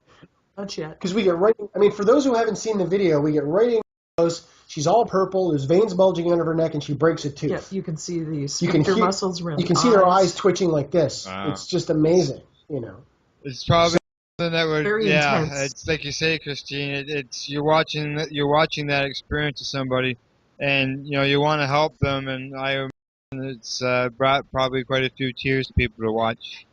You go through that on the video. Yeah. Okay, we've got about 10 minutes left, so I want to touch on a couple things. The next thing is the two of you, as far as helping bring awareness, have worked on a children's book called Mummy's Funny Medicine. Can you tell us the story about that, what it got it started, and what's involved, its availability? Well, in late 2002, I started using medical marijuana, about 6 months in. We were talking to somebody on the street. I was on Bank Street. It was miserable weather. I started commiserating with another person in a wheelchair. So we got talking about, why he was in the chair, why I was in the chair. And she said she was using a lot of codeine. I said, oh, well, you should try medical marijuana. She's like, oh, no, I couldn't use that. It's as bad as heroin. And it's, you're gobbling up codeine, and you're telling me pot's as bad as heroin? It's not. I mean, read the science. So she goes, oh, no. I said, you ever tried quitting codeine? And I saw this, look on her face, and I knew, because I've kicked Well, I kicked codeine 3 times myself. Man. I saw this demon fly in between us. in between both of those two people. It was just like, it was, you know, she knew I was to her. Like when she runs out, this codeine withdrawal is a nightmare. It's not as bad as what I've seen heroin. I mean, you don't go into convulsions and shock, but God, it's a nightmare. So as we pulled away, she's like, what would I tell my grandson? I said, tell him the truth. Tell him your purple medicine you get when you have a cold is for you, and this is Granny's medicine. I mean, it's pretty simple, duh. So she goes off in her chair, you know. So we go off, and one of us said to the other, we don't even remember which one, somebody should write a children's book. And we didn't think anything of it. So then it was Christmas Eve or a couple of days before Christmas or something. My parents were down in Florida, and we were already talking about becoming public activists and doing something with the news and talking with them about a compassion club. So I said, how are we even going to, you know, so we have a conversation on the phone with my parents. Hey, Christmas, yeah, okay, well, I'll have a good time, talk to you, bye. And then I said, how am I even going to broach this topic that I'm using medical marijuana? They don't know. How do I even bring it up? It's like I have to, they're so stupid, I have to use a children's book or something. See Russell in his chair, see Russell feeling better. And then we looked at each other like, you know, we knew right away, oh my God, what a crazy big idea. I was, oh, geez. So we got a piece of paper and we just started jotting this down right away. And doodling. And that's how we came up with the idea in like quick stages. I said we should do it from a kid point of view, kid looking at the parent who's sick. So in the book, Heather, the girl, is basically Christine's point of view, and Mommy is me. I'm the, you know, Mommy's carrying my sort of symptom. People might have thought it was the other way around. Like, Christine was the... Right, exactly. But so the thing is, yeah, so in the book, I'm basically Mommy, right? We just switched it around because it was easier than Daddy's Man. You know, we kicked it around. So we literally hammered the sketch, the text as it went in the book. It must have come out in about a half an hour. Because what is it? I mean, it's like 1,000 words, not even. You know, it was very quick to write it out. So we had some quick sketches, and we're like, oh, this is so great. This is so great. So we told Mike Foster, I mean, he's only a few pages in. His eyes are all wet. He's like, we got to do this book. You got to do this book. He is the owner of Crosstown Traffic, which is the flagship head shop in Ottawa. Yep. There's lots of other head shops. There's some that are physically larger, but he was really the first one. It's just an awesome place. Premium quality. And he's also been a big activist for like 25 years in Ottawa. He's not just some guy who owns a head shop. He's an activist. And like, you know. Yes. Yeah, I should actually have my hat off talking about it, quite frankly. Yeah. You know, no, seriously, he's Canadian activism royalty when it comes to marijuana. Okay, continue the story. So he said, you got to do this. So we're like, we're on it. But I mean, how do we publish this? He goes, I'll think of something. I know publishers and printers. You leave that to me. You get it done. So she starts doing drawings, right? And I'm getting, every time she goes, come here, look at this. What do you think? You know, she pencils something up and I'm like, oh my God. And I start crying. It looks so great. So she gave me all these line works. I scanned them all, touched them all up, get rid of all the weird little dots and whatnot. And then I colorized them all and put it all together with the text. And that took, it took her about a month to draw it, I think it was, and about a month to colorize it, something like that. And we managed to get it published. When we showed Mike the galleys, we had it all, just as big images. He said, okay, they got to be set properly. But he says, I think I'm just going to put it myself. So I said, oh, wow, okay, cool. So he just talked to a printer and got got a price and everything, and he had 2,000 copies made. So we said, that's awesome.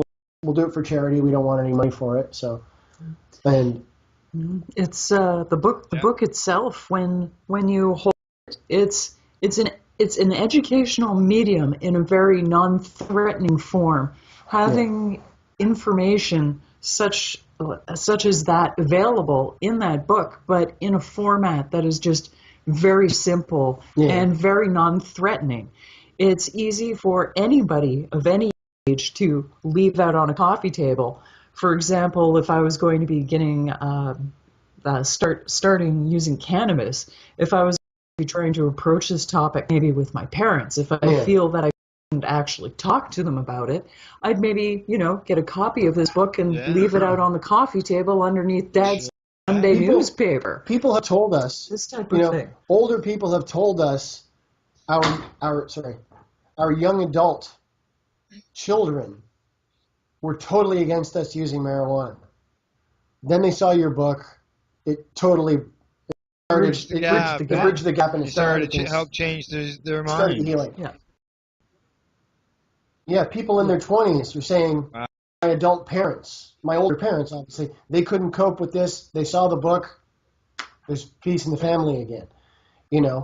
They've shown it to little kids and stuff. So we've got a lot of positive feedback about the book. And there's a read-through video on YouTube where, we have some nice Pat Metheny music in the back. Christine just reads, Now reads all can the just text. search out Mummy's Funny Medicine on YouTube, and they'll be able to get the video of it. Right. Okay. I'm just watching my time here.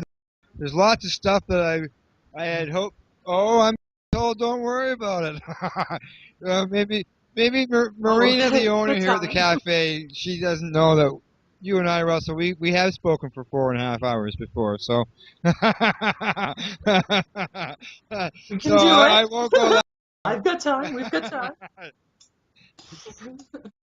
I'm in Ottawa. It's not like I got anything else to do. Yeah. Later. Well, later. Another thing Later. that you have achieved through your activism is you have become North America's 4th leading letter-to-editor writer. Want to tell us a bit about that? Sure, yeah. Well, in 2002, I started writing some letters to the editor. Got, 1 or 2 published. It was one of those things that if I sent and didn't get published, I'd be, all right. So I wouldn't send one for a long time. But then in around October 2003, I started getting more published. And again, this is before we knew about Facebook, and there wasn't Facebook and Twitter and YouTube. So I had a lot more time on my hands.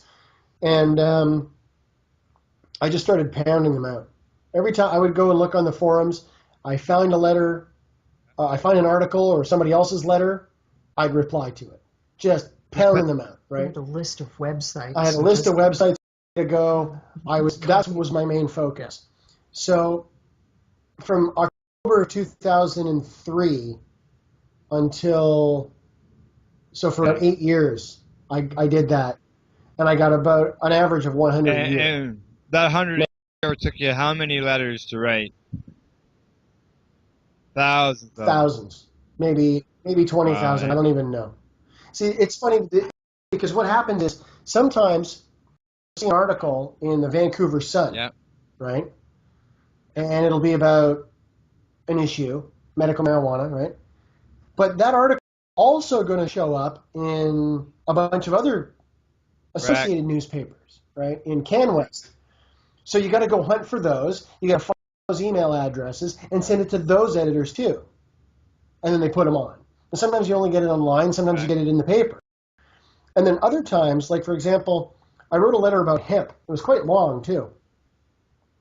And I sent it to pretty much, I don't know, maybe 300 or 400 newspapers in Canada. I don't even remember how many. I just sent it to every newspaper I could find in every province, even up in the Yukon and Northwest Territories and everything. And I think I got it in over a course of 3 months. It showed up in 23 or 26 different newspapers. One letter that they... So the one letter that I sent off to 300 or 400 different places got printed, that many times. Now, the thing about a letter that big, there's a lot of times it would get into a small town newspaper. They like to restrict the size of letters, right? Well, sometimes they do, and sometimes they look at it and they go, let's just run this as an article, because it saves them having to put a lot of filler in, or they have to write something, right? So if they get something that's intelligent and informed and coherent, and they can just put the editor at the bottom, they don't have to be responsible for the accuracy of the content. Yeah. So it's verging on. So they started verging on op-eds. In fact, a couple of times I'd send out something off to the Ottawa Citizen, and there was a really nice letters editor there, and he would call me, and say, all right, look, you need to change this and that. So he would work with me to get it right for his paper. You know, and then he had me in, have a serious photo like this taken, of me, the writer, of a letter and stuff. I have to break the law to heal myself and all this. So this kind of stuff happened. And then there was a lot of times I would write one letter and just send it to every newspaper, and it would show up in 3 or 4 places at once, over one weekend, over 1 week. I had one letter in 4 newspapers in one day. That was pretty awesome. I think it was the one about Pierre Burton. So advice to somebody who is writing letters is, even if your letter doesn't show up, keep pounding them out, because eventually they will get. And the thing is, too, the editors read them, right? The editors are looking at these letters, and if they start getting more a consensus of people who are sending in a lot of intelligent, concise letters, especially if you correct them and say, well, actually, your article about this, correct them. And people are like, oh, I don't have time for that. Yeah, well, you got time to sit on the bus and play some game on your phone or whatever. You got to play a video game. Take an hour to write some letters. Exactly. You're part of the problem by sitting there and playing video games versus out and trying to help change things. Yeah. So there's other guys who have done a lot more. Yeah. Robert Sharp is Kirk Muse is the other one, and Stan White. Those are the 3 guys ahead of me. Now Robert Sharp, he does a lot of it in the States. I hardly ever wrote to any place in the States. If I had taken the time to just write to places in the States, I could probably, my numbers would be up like this. Yeah, they probably would. And it's quite the accomplishment just to become fourth. Yeah. Well, yeah, and that's fourth in the world. Trading basically in Canada. Yeah. In Canada, yeah. And the thing is, too, I don't know for sure, but I don't think anybody else in Canada has ever written 800 letters published in Canada. Period. So I might just be the most published letter to the editor writer Canadian history. And just so people know, this isn't just this is all letters, not just cannabis letters. You're the fourth published exactly. editor writer on all subjects. Now, I don't know about that. I don't know about that, but if you go through the history of Canada, is there anybody who's had more than 800 letters published? Yeah, really. In their life? I don't know. So letters to the editor, I don't know. So I can't really say, I'm the biggest letter writer in Canadian history, but it's starting to look like I am. I've been writing for years. And I got maybe 20 in. Because I know Stan White, Kirk Muse. Yeah, well, those guys are all American. Yeah. Robert Sharp, Kirk Muse, and Stan White are all American. So I think the next thing I want to touch on, all right, is a news conference that you held. Not many people get an opportunity to hold a news conference to oppose an opposite of their prime minister of their country. So would you like to fill us in on this story and how you're able to accomplish that? Okay, well, how we accomplished that was with the help of Tim Meehan. Yeah. And he knew a little bit more about getting onto the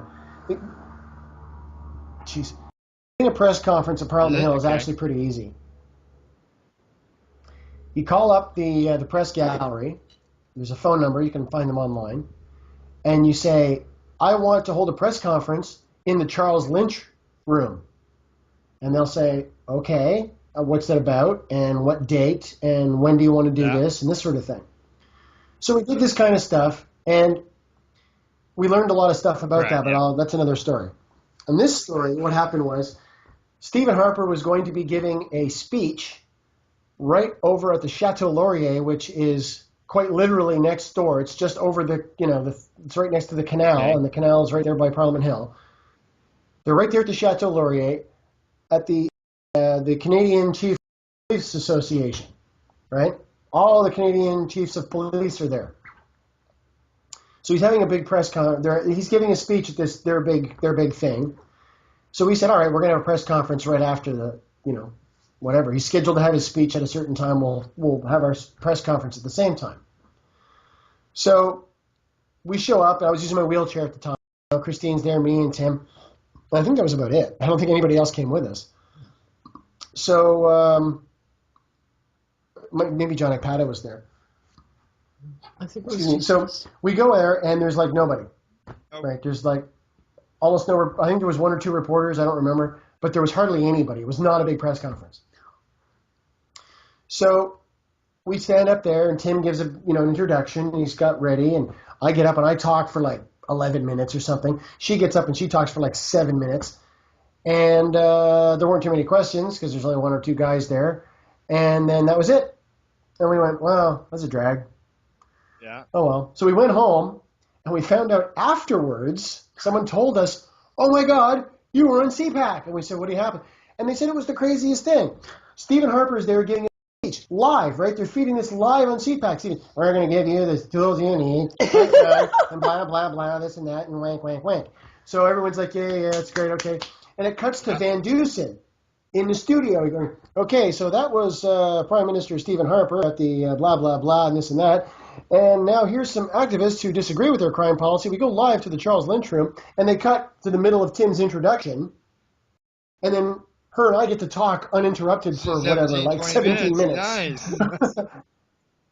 And they didn't cut back to them. They just let us talk. They didn't like, okay, that's them. They're going to talk for days, so we're going to go to another thing. Yeah. Like a lot of times they do in the news, right? They just let us go, and we never saw the footage of this. Probably. It's probably in the archives there someplace, But when we were done, then they cut to Van Dusen. Okay, well, they gave this thing and gave a couple of highlights. He probably had the teleprompter ready for him, and then they went on to whatever else. I didn't have CPAC at the time, so I didn't know. But people called. They're like, "Oh my God, the whole thing!" It's Yeah, I guess so you would we be. were really happy about that. Following the Prime And then, of course, we had quotes. There were quotes by both of us. I think there were quotes by both of us in print media the next day too. There was that as well. There was that. Well, Another time we showed up, another time we went to talk about driving, nobody came. Yeah. Like there was the cameraman and us. Not one reporter came, not one.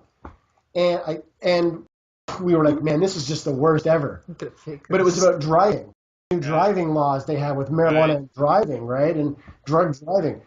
So we thought, oh, well, the next day, it was like the bottom half of the front page of the Vancouver Sun was this article about the driving and long quotes from me and the whole press conference. Yeah. You never know. So, it's tricky living in Ottawa. It's such a trip living in this town, man. It's so weird. It's like living in a time warp. Yeah. Marina here, the owner, she agrees. Okay, now I want to move on to the MMPR.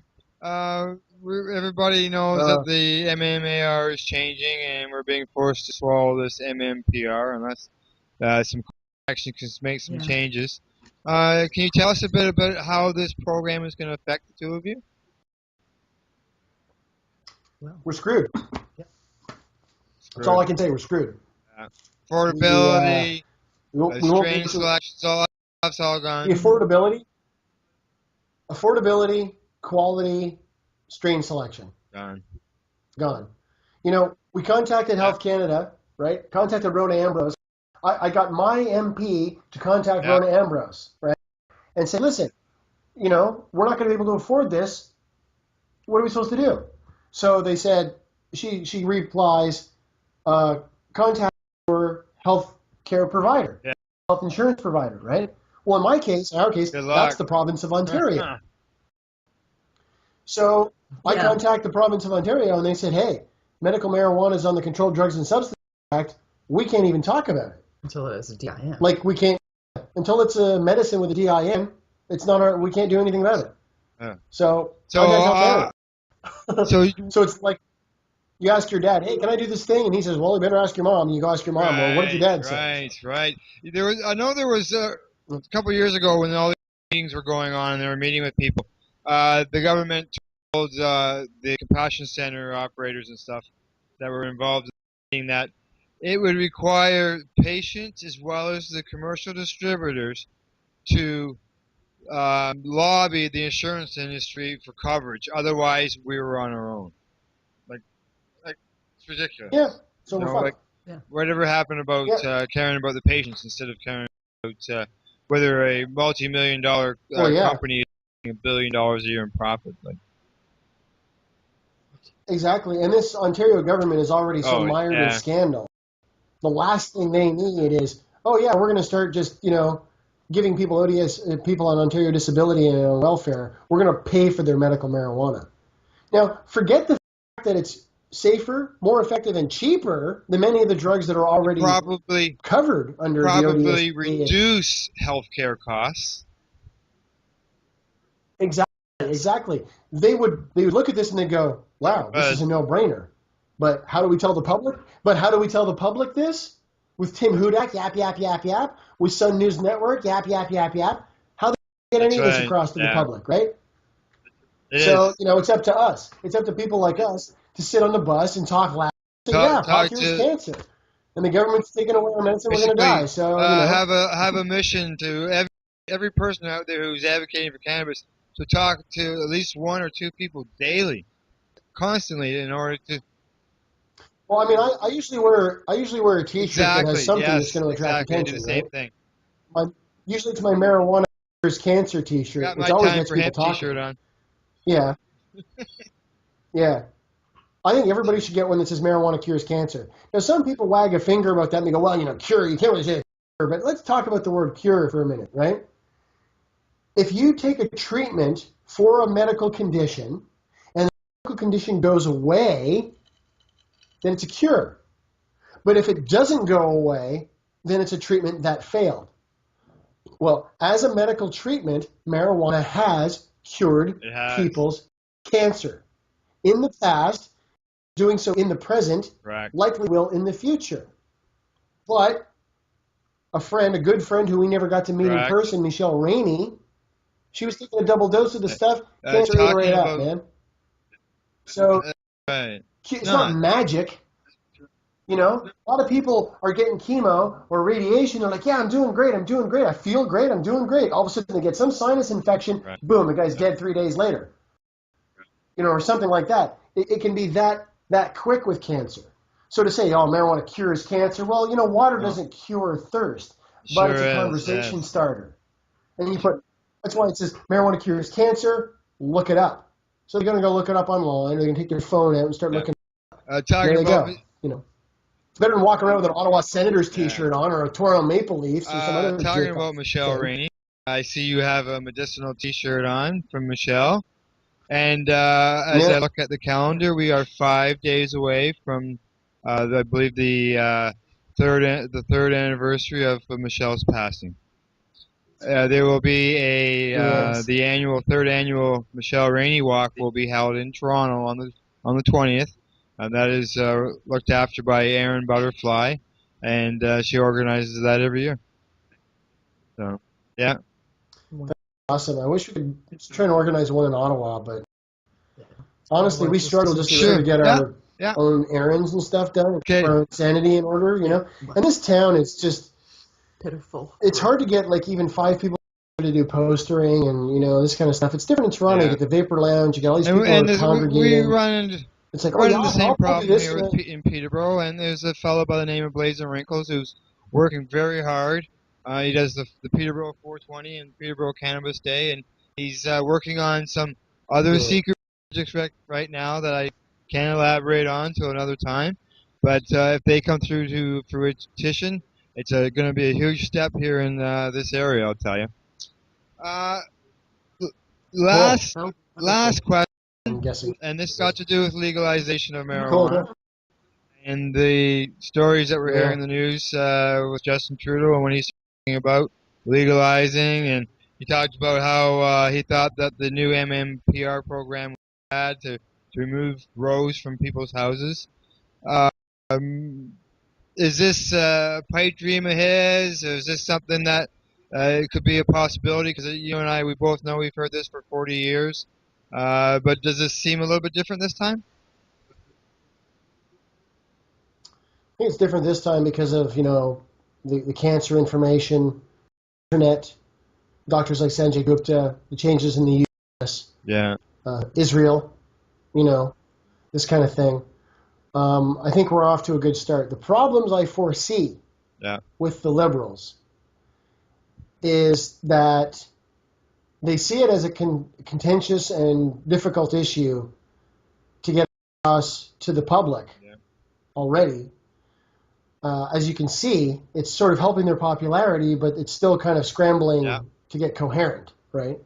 It's not and the thing is, I mean, people keep like, oh, Justin Trudeau saying this and Justin Trudeau saying that. It's not like he goes bursting out of the gate, well, I think this and that about marijuana. It's the press ask him a question and he politely responds in a fairly intelligent and almost fully informed way. Now, I agree with him about the MMPR. Taking away people's grows is ridiculous. It's the safest, cheapest, most effective way to get medicine to the people, for the people who want it. People like us, forget about it. The best way for us is through commercial grows, the big ones that produce and send it through provincial, bodies, deliver it to our door like they do with her hormone thyroid medication that she's got to take. Right? And the whole bit. That's all free. That's delivered to our door. So for some people, not everybody wants to grow. Not everybody needs to be growing. I mean, some people have a dose load so big that they'd have to live in a 6-bedroom apartment to do it. You cannot. Some people can get by in 3 or 4. I know a guy who got by in 1 pinner a day for his, for his Crohn's. I know. Yeah. He says, man, I said, you don't use very much. He says, I roll these little thin joints. He says, I smoke a half of one a night. I don't have Crohn's. He says, if I miss that joint, boy, do I have Crohn's. It's like I got broken glass inside me. Yeah. And I shit blood, But if when I have people talk dinner, about legalization, some people picture everybody growing 1,000 plants. Is this something that some people, whether you're government or recreational users or just anybody in society, should be worried about somebody growing 1,000 plants? I don't think so. Because, if let's say the law fell apart tomorrow and, Peter Mansbridge and every other news, Kevin Newman and everybody like, well, that's it, man. Marijuana's legal. The law fell apart. It's like abortion. It's all up in the air. We don't know what to do. And everybody starts growing. Okay, great. Everyone's going to be growing on their balconies. Everyone's going to grow it in their backyards. Everyone's going to grow. But somebody's going to grow 1,000 plants one summer. And be, oh boy. And they're going to hang it all up in their shed. And it's going to cure real nice. And they're going to trim it all. And they're going to bag it all. And they're going to, okay, great. And they're going to bring it to the market. And the market's going to say, yeah, $800 a pound. What? Are you crazy? It costs me that much to grow all this. So basically, because everybody's got 1,000 plants, nobody's got any. It's called a market glut. It's a lot of work to deal with 1,000 plants, man. Especially if it's all one harvest, right? Yes. If you're growing 10 rows of 100 plants, you're going to cut them all down and hang them in one weekend? You think you're going to trim all that in one weekend? Maybe with a big machine. And if everybody's growing 1,000 plants, where is it going to go anyways? Exactly. Who's he going to sell it to if every grandmother and every teenager's already got their 5 or 10 or 20 plants in their backyard or their shed or their basement or whatever? So some guy's going to grow 1,000 plants. He's going to try and get it to the States. What's he going to do? Put it on a truck and just drive across the border? No, it's not. It's not that easy. Even the bikers are going to be turning it down, and the mafia are going to be turning it down because they're like, hey, we got plenty. There's a market glut. No one's buying it, and there's only so much you can push across the border before it starts. That's right. Everybody starts to get hot. So, I'm not worried about stuff like that. The thing I'm worried about with everybody free for all is much like we have the problem, much like the problems we have now, is that people are growing crap weed and they think it's great. You go into any head shop that's like a grow shop place, right? And you get talking to them and people will bring little samples like, oh yeah, look what I grew. And the guy's like, you don't know a damn thing, man. You don't know what you're doing. To get that book, this gear, this is how to do it properly. Because people are growing all this chemical-laden, raggedy-ass weed, and they're selling it to people on the street. They're selling it to teenagers. They're selling it to old people. They're selling it to sick people. No. And it's not cool. I just wish people would take the time to grow it clean. I don't even necessarily mean organic, but just, clean. Get rid of the flush it really good. Yeah. Flush it really good, Use lots of neem oil so you don't have a lot of dead in there, use a lot of neem so you don't get fungus, really control your environment so you don't get mold. This kind of stuff. But no, man, just fungicide that shit, just pesticide that shit, just pound it. Snap, crackle, and pop, baby. You know, like it's dog shit skunky. weed. It's skunky, chemical, stinking dog shit weed, and it really depresses me because it's like eating. It's just like eating, junk. It's like McDonald's is organic beef. McDonald's doesn't have any beef in it. It's just exactly. That's what I'm saying. It's just a lot of chemical crap. It's just dreadful. So this is what bothers me more about the free for all. I like the idea of, like I said, the only control I would really see is in terms of smell and in terms of sort of electrical, water, and chemical runoff. Because if every other house in the suburbs starts growing anything, pot, food, whatever, in their basement, starts dumping this stuff down the drain, the water, there's going to be algae blooms or whatever growing in our water systems and our lakes and rivers when all the sewage, our sewage treatment plants have to deal with all this stuff. And in Ottawa, every time we get more than like 2 inches of rain, our sewage treatment plant completely overflows and raw, untreated human toilet flushings go downriver toward Laurel and Hawkesbury and all points east and south. Okay. That's not good at all. Every time we get a heavy in Ottawa, and it's been like this for years, and I don't think they fixed it yet. We're talking 700,000 liters at a time. And then people swim in those rivers. And people drink, the towns suck water out of those rivers. Down at Carry-On, yeah, exactly. Carry-On Beach, yeah, they're pulling water out of there for their farms or whatever. Gross. It's just disgusting. It's disgusting. Okay, to wrap things up, have either one of you have a final word that you would like to say? Get out busy. We were just talking about this with Matt Myrna on his show before you called. Have conversations on the bus. Have conversations in the supermarket. Fake a phone conversation with your cell phone. You don't have anybody to call. Walk around the supermarket, blah, blah, blah. Pot cures cancer. You should have seen this woman on TV on the internet. Her breast was rotting right off. Her breast is all fine from the cannabis oil. Amazing thing, blah, blah, blah. Get out and get active and just get into conversations with people about marijuana because the fucking media is not going to do it for us. Get involved and speak up. Christine? Yes. Yep. Well, I'm pretty well much on the same page with Russell. It would be wonderful to see more younger people get more active in their community as far as this goes, because just seeing young kids schlub around town wearing their pants halfway down their ass and shoes all untied and whatnot. Yeah, and shuffling their feet and using their little iPads and their little cell phones to check out porn sites. Yeah, Like, come on, get more active in your community. Yeah. Please. I've worn myself out doing this. Okay, well, at this moment, I'd like to say thank you to Russell and Christine for taking time to educate everyone on what's it like to live as a patient and as a cannabis advocate. I'd also like to... You're welcome. Thank you for having us. I'd also like to thank Marina and her staff here at the Carp Diem Cafe in Peterborough. And everyone... Yeah.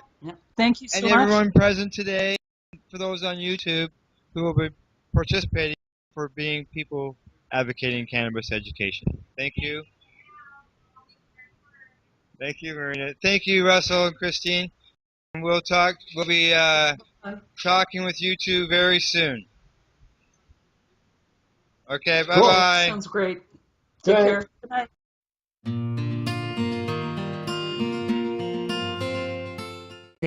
They may be involved with. All medical advice during our broadcast is not a medical opinion and should be checked with your medical physician.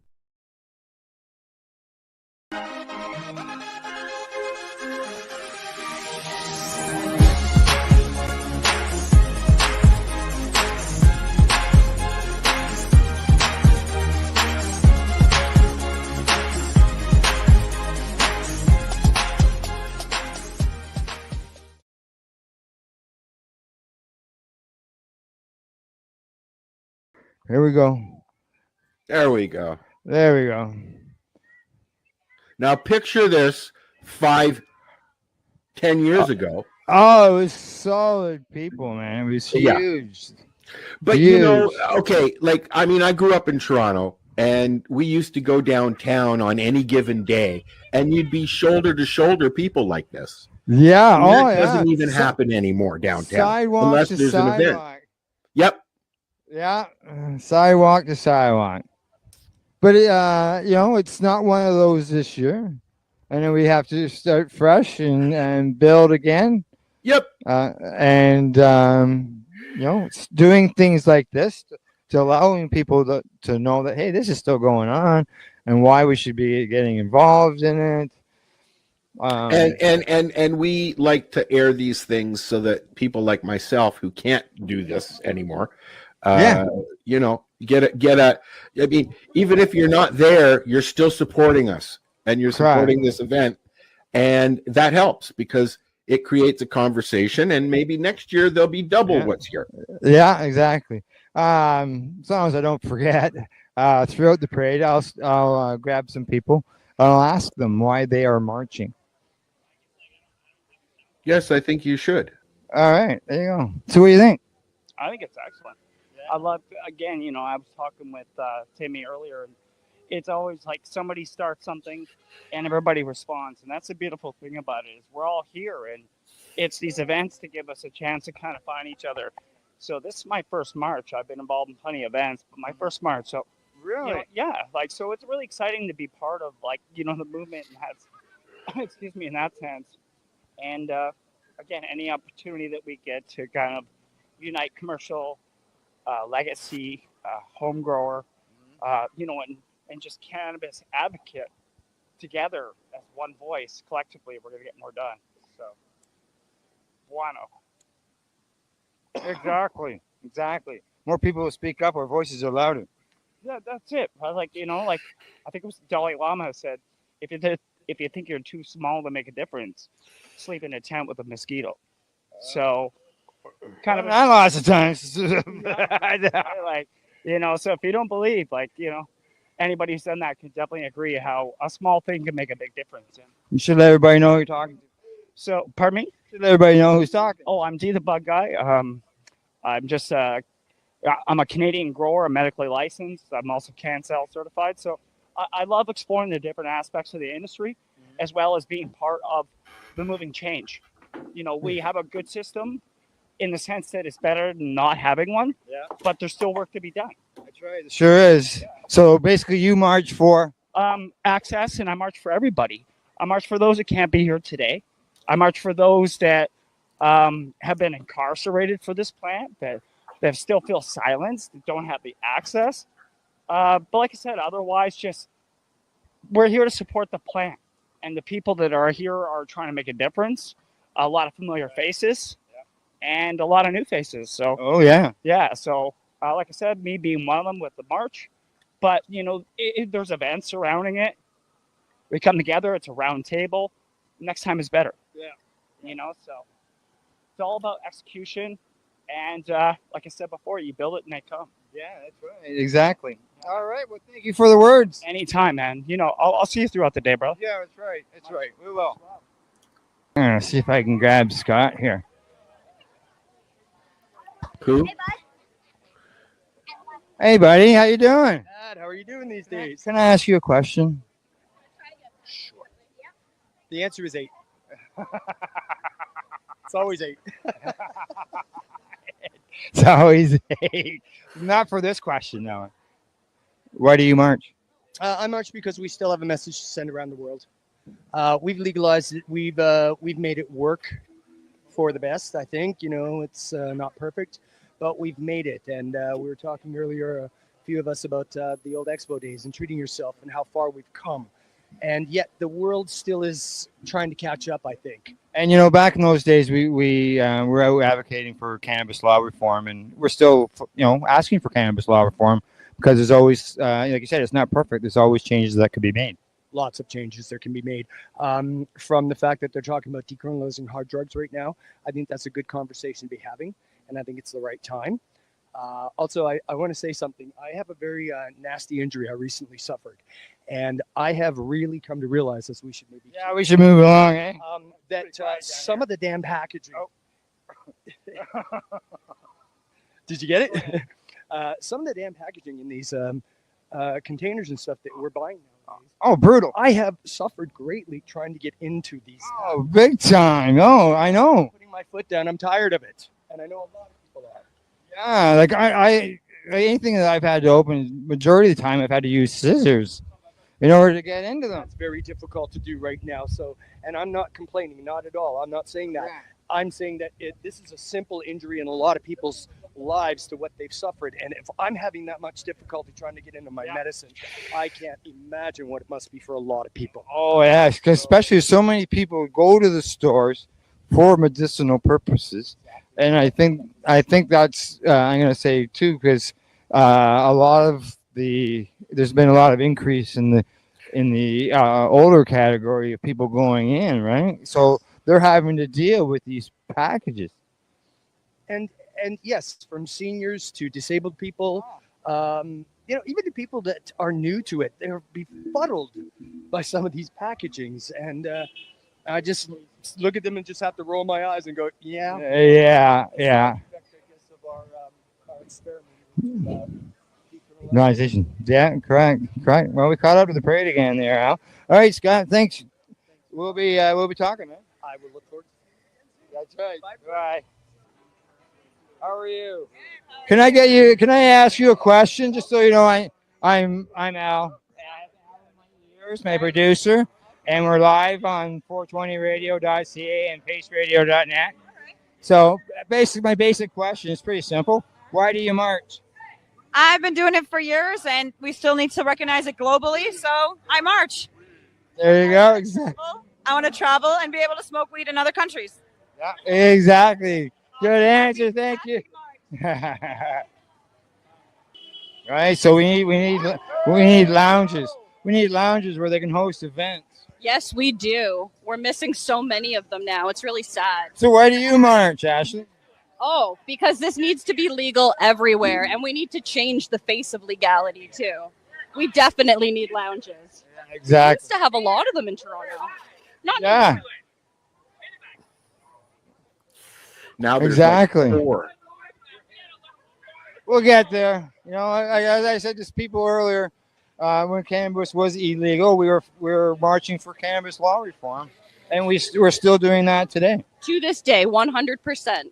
We still need to up all of our legal limits to allow for medical patients to actually get some form of relief.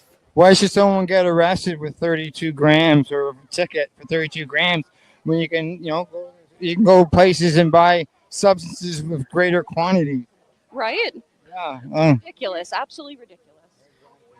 All right. Thanks, Ashley. No problem. Thank you. Website? SofaKingGoodBakery.com. Okay. Thank you.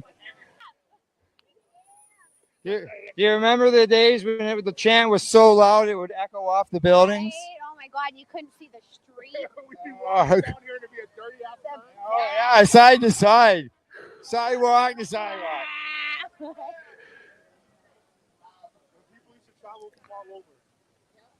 Yeah. Oh, yeah. Yeah. I have a simple question for you. I'm asking everybody as we go along here. Why do you march? I march because just because cannabis is legal here, it doesn't mean it is in other parts of the world. People are jailed for this everywhere. Yeah. And even with legalization, there's still there's still a legal system that's attached to this. Like, legalize people have 28 grams of everywhere. cannabis. It's a little crazy. And there's people suffering around the world, jailed, facing death sentences for cannabis. A year ago, there was a couple of guys in Singapore that got hung. That exactly. I think there's somebody else waiting to be Our hung as crowd's well. a bit smaller than it has been in other years, but the message is still the same, and it will still be the same until cannabis is legalized and it's legal and accepted. Exactly. Stigma needs to be removed as well, right? So Exactly. we're working on that. I mean, we're 5 years here legalization, and it's still stigma's still attached to it. Exactly. So it's not going to be a quick fix, but we keep this up and we keep normalizing it. It's like 90 years of prohibition. That ain't going away. Exactly. And we think it's just because now we have stores everywhere. It's just going to be, hoity-toity and fun and it's not. People still have are still, brainwashed. The reefer madness, that generation is still around. So, Yeah, exactly. and their kids. So we just need to change the way cannabis is viewed. And again, not just here globally. This is a global march. This isn't just in Toronto. This is just Toronto's section of this global march. Yeah, exactly. So we just need to, keep fighting the good fight. Yeah, There's a big exactly. one going on in New York right now too. Al says there's one going on in New York right now. I love it. Well, it is global, right, guys? That's right, global. All right. Oh, we got a poll there. All right, thanks, Amy. Take a poll. Put some rap music on. I'll stop and ask Church a question. I'm asking everybody the same question. Okay. All right. Okay. Why do you march? I march to spread awareness and to show my experience along with having a good time and hanging out with some friends. That's right. Yeah. Awareness is good. That's right. Okie dokie. Thank you. The Hamilton Hey, Police Headquarters. I've got 11 here, and I've got a question for 11. Okay, you go All ahead right? and And I asked this question of everybody I've been talking to during the march. Okay. Why do you march? 7.5 inches. Oh, sorry, what? Why do you march? I thought it was something else. I thought you were going to ask me something else. I mean, one, it's just great to see everyone. Let's be honest. Should we keep walking? Let's not lose the herd. So it's definitely a community thing. It's definitely a beautiful energy, but we got to show up, just like with the podcast, as the different manifestations as we are as like consistent cannabis users and community members, to show how diverse. Like, you got to show up for it to kind of like share the colors inside of the community and kind of just like represent. So I think it's rewarding, definitely, to be part of it. But yeah, like, to show up and to march, I think you gotta give that respect to the plant by like presenting yourself as part of something that is involved with cannabis. So I feel like it was just representing, but also, it's totally selfish. It's 100% selfish because I just get to hang out with a bunch of stoners. Yeah, you do a purpose, fight for cannabis law reform and hang out with friends. Yeah, I feel like we even just shifted the energy to like fun. I mean, it feels protesty because we have a chant, but it's like, me, I prefer to kind of focus on the, on what's working, on what the positive is. So if we can all just constantly live a good example, like by checking ourselves first, and then what people notice of the community is positive. Like, look, everyone's just goofing around, laughing, being creative, colorful bunch. Like, it's about the opportunity to, offer that impact as like what collectively as a group a stoner's supposed to like be. Not that it's period after this group. It's just like, here's a bit. Here's like a Toronto vibe. Yeah. And in this march are some people who've been here since the beginning. And it's good to see that, this year's a bigger march than last year.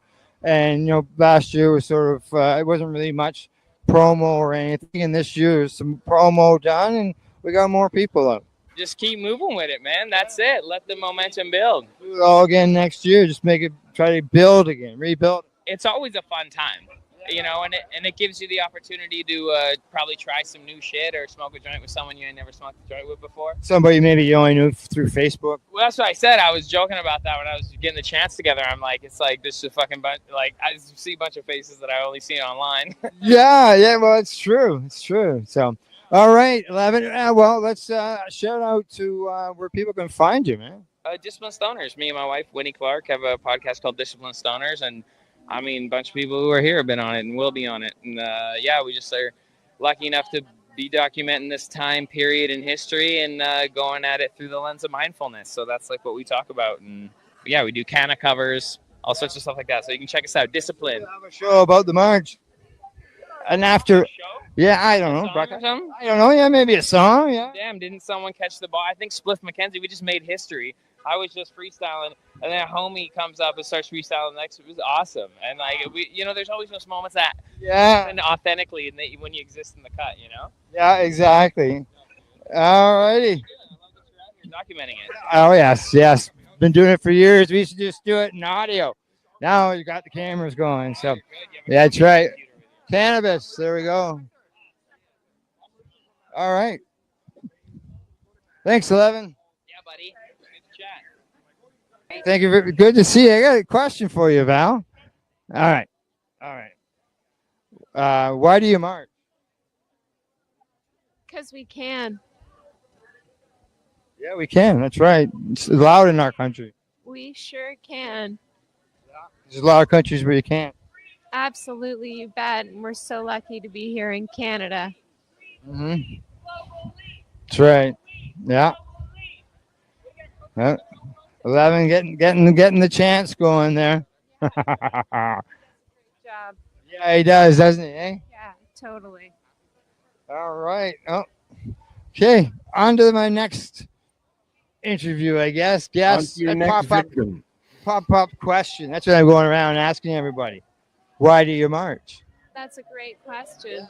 Talked to, I don't know, half a dozen, 7 people Why so far. do you march? Why do I march? I march for cannabis law reform. That's the same reason I marched for when I started this, going to these approximately 20 years ago. And I still do it for today because even though cannabis is legal, we still need cannabis law reform. People can still get fined or even arrested for quantities of cannabis that are, they're only 30 grams. Some people need more than that. Or you go camping for 2 weeks.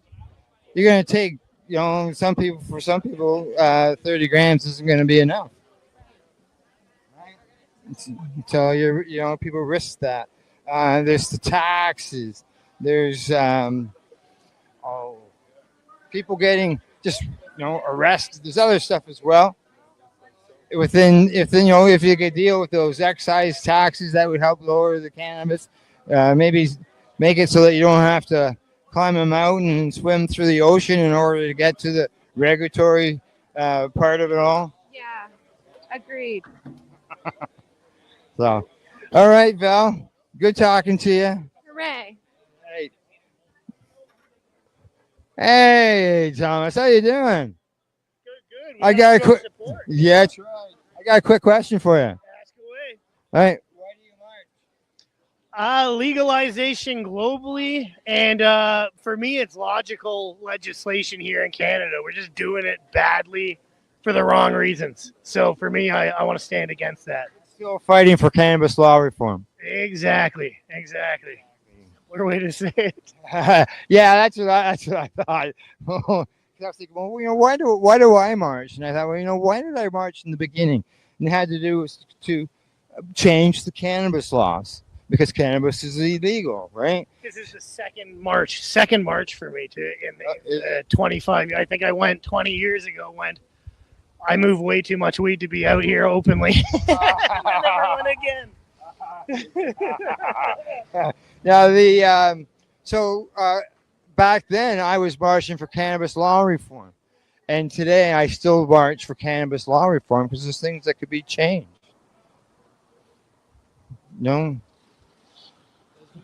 The regulatory end of things, as well as I look at it as, taxes would obviously make it better. I think I adjust that. Patients can have tax-free medicine. Why not a location where a patient can actually go into and get their medicine and talk to somebody who's, Well, I would just take the boot off the neck of the industry. It's stifling innovation. Nobody can move. It's a stranglehold in favor of monopolizing for corporate interests that do not care about the average Canadian, doesn't care about the medical patient, doesn't care about the recreational user. Let's smarten up.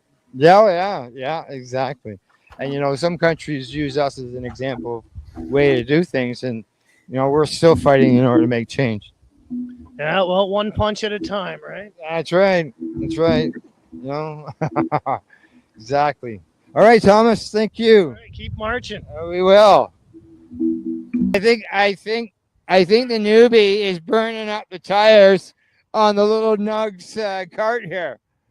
Last time I checked, I don't even know if the baby's still in there. Oh, really? It's been a long time since I've looked. You got it tied in there pretty good, though, with the string and all. It's pretty secure, but ever since he's become mobile, he climbs out every once in a while. So, yeah, how big is Toronto? I'm sure we'll find him later. So I have a question for you. As you said, you're the newbie. Why do you march? To have the conversation, or to encourage having the conversation. I think my biggest thing is I do not like the fact that any conversation is cut down because people are uncomfortable or they only want one side to be told.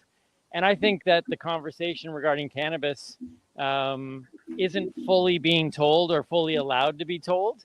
And I think that's both the positives and the negatives. I'm not even advocate that it's, the miracle. I don't think anything is the one and all thing, but people have to at least be willing to do the studies on it, have the conversations. What is it actually doing? Where does it help? Who can it help? And allow people to find that personalization that I've really come to understand. Like I used to think that weed equals weed. And now I've become fully aware that it's so personal in terms of how you take it, how much you take it, what you take it for. And if the conversation isn't allowed to be had, then people will constantly be quite possibly utilizing it in the wrong way because they have nobody to really go to find out how they can improve, I guess, their experience with the plant. Does that make sense? Yeah, it sure does. And being you're a newbie, it's good to hear. Yeah, you know what? And I think if the conversation is allowed to be had, then the stigma breaks. All those other things that people are wanting to have happen, I think it just starts with people being allowed to even discuss it. Yeah, exactly. Because before, without legalization, that was that would be an issue with a lot of people. They didn't want to discuss it because it was illegal, and they figured discussing it would be taken negatively by somebody in their family or a friend or. I don't know. You tell me, Al. You've been in this community for way longer than I've even been in it, for sure. But I think the conversation doesn't want to even be fully had within the community, lest some of the I think everything has positives and negatives, and I think sometimes even the community itself doesn't want the full conversation to be had. It just in case, even MJ and I talk sometimes, and she's worried sometimes that she might find out that maybe she isn't a fully medical user, and that bothers her. Maybe she is more of a recreational user, and not that there should be a stigma attached to that either, but she's preached so long in her own mind that this is why I consume, that she's almost afraid to find out that maybe there are other reasons she consumes, and then that changes the narrative that's been built up in her head. Okay, yeah. I think that's scary for some people. Well, personally myself, I've been consuming cannabis since I was 13. And when I became a patient when I was 41, it was something that I knew I could use as the benefit wise, and would help me. There was a benefit for me to consume it because it was going to help me with my condition. And because of cannabis, I never got prescribed any opiate drugs other than when I was hospitalized. Do you? So because I couldn't shut up. So let me ask you this, just because we're talking conversation, or having the conversation. Yeah, and we're stuck here. One of the things that, in regards to opening the conversation, and I'd love to have your opinion on this, is MJ and I talk a lot about the consuming it through the burning consumption, through smoking it, and the health benefits that can come from cannabis, but also, there's also the negative side of, that form of consumption can certainly do damage to lungs. And I think that's the conversation that even people in the community are afraid to have, because everybody just wants to talk about it as if it's this perfect thing. How do you feel about that concept of that form of consumption? Oh, I've been a toker all the way along, but I push and discuss the non-smoking methods because I don't expect somebody who, let's say, is 75 years of age and is going to start using cannabis medicinally, who has never smoked anything in their life. I don't think that they should be forced to smoke cannabis, and that was part of the argument before the courts back in 2013, because at that time smoked cannabis was the only way that we were legally allowed to consume it as patients. And so it went battled through the courts, and we had like a 5-year-old lad whose mother was making him cannabis oil, but that at that time was illegal, and she was risking arrest. Do you? I think okay. So I as you're just talking there, I'm just thinking this out loud. Sirens blaring. Right, we better.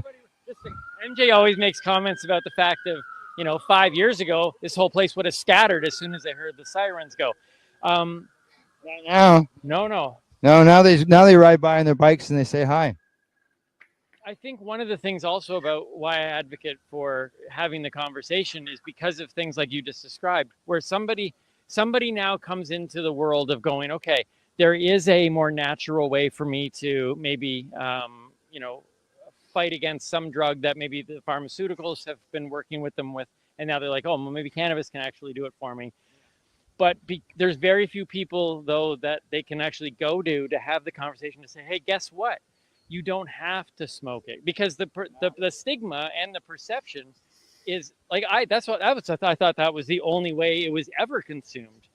Like the fact that there's so many methods now has blown my mind over the years. But again, it goes back to having that conversation. People still don't know, so now they're thinking, oh man, I could probably use cannabis, but I don't want to smoke it, and they don't even realize that there's an option. Exactly, they don't. That only happens when people are willing to sit down and go, we talk about bud tenders being kind of handcuffed, that they're not able to, they often are the doorkeeper, and someone comes in and they're interested in trying something, but the bud tenders aren't equipped and empowered and trained enough to really share any information with them. And so where do people go who are like going, I think this can help me, but nobody can talk to me about it, and nobody's willing to talk to me. Oh, believe me, in those early days, that was big time, big issue. And there's more now than there was 5 years ago, but 10 years ago, it was nasty. Well, I can tell you this, and I'll end with this because there's lots of other people. Right, we got to go. Yeah. But this conversation that I'm just having with you, if you had told me 10 years ago that I would be at a global marijuana march on a video feed having a conversation about cannabis, I would have been like I would have thought you are nuts and you're high. You got to be high, clearly. So just that's why I'm here, is the fact of, even as a non-consumer, I still believe that these conversations need to be had, and that's what I'm advocating for. Yeah, exactly. All right. Thanks, Timmy. Where can people find you? Oh, well, you can find us at the Newbie and the Doobie, and we do have a show here. What is it, Wednesday nights, I think? 10 o'clock. Wednesday nights is 10 o'clock, the Newbie and Doobie podcast, and we're actually working on a bunch of new stuff right now that we'll be looking to release in the next little while. Then, of course, Mary Jane Baker's got her own stuff through Instagram, and I'm at The Real Timmy Boyle. But Newbie and the Doobie, check us out, and we want to break the stigma, have the conversation, bring the fun, and raise the bar. There you go. Thank you very much. All right. Okay. All right. Well, signing off here. We're live here at the Global Marijuana March at Queen's Park, Toronto, the North. And come on, check us out. We'll be here, well, obviously, till after the 420. If you're close, stop in for a visit. Check out our vendors. Talk to you later. Bye-bye.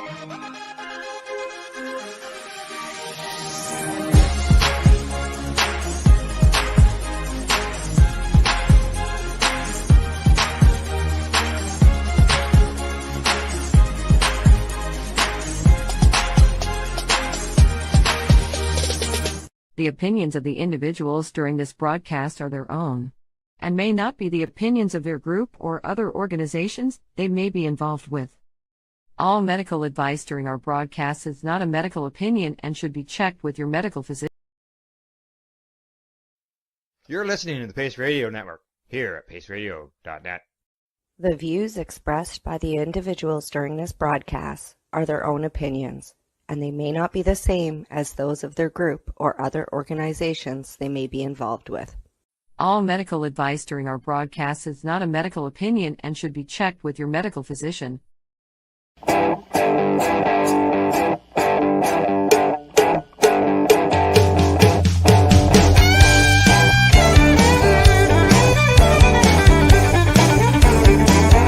I woke up this morning with a crack in my head.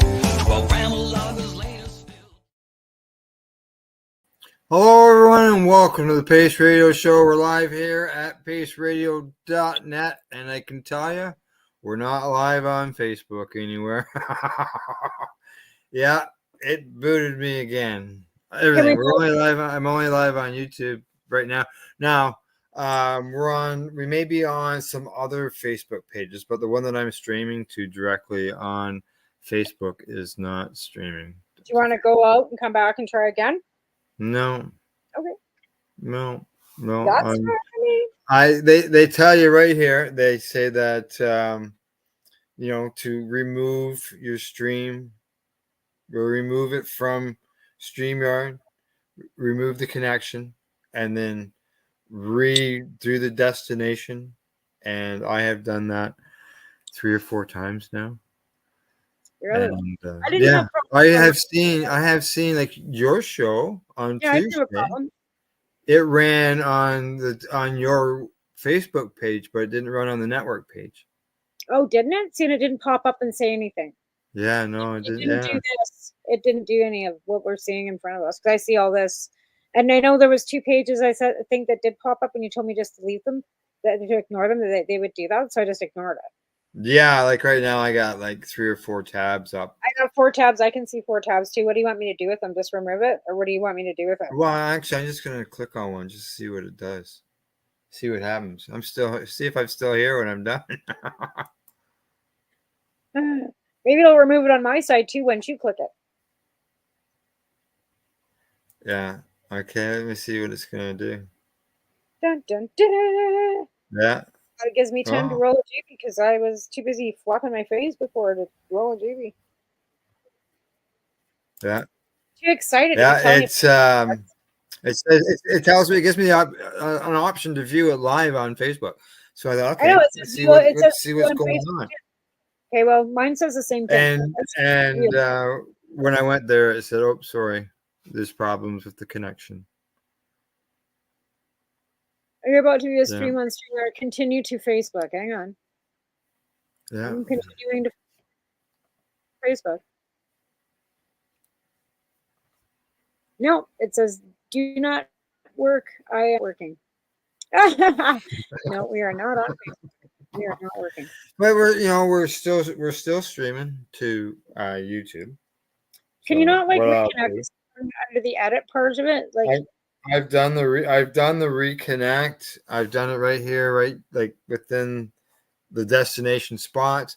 I've gone into destinations on the account and actually removed the Facebook pages from the destination options. And then I went in and then reconnected to the destination, or not reconnected, but added it as a destination. I see you just moved some stuff there. Yep, I'm Taking trying some- it from my end Yeah, you're taking some out at your end, and then putting them back. and you're gonna put them back, and let's see what happens. Let's see what happens. What the heck, right? So in the meantime, I'm gonna take the YouTube feed and see. Right now, it's showing it. Oh, it's showing that we're It says that we're at TY for right now, and pace. Hang on, I don't know if I did this. and the radio show. Put us back on the network. See Pace, what happens there. people advocating. Yeah, on the black circle. This one here. Okay, and that's it, or do we need I another don't one? know. I don't see it. I This don't one see here. the one. That one. That one. Okay, let's see. There you go. Oh, look at that. Oh. No, we lost the TY feed. Oh, now it's going down again. Yeah. Why? Don't like that's just why. Oh, I know. And it'll work on some other locations. Right? For example, I've seen it on the 420 Pace Facebook page.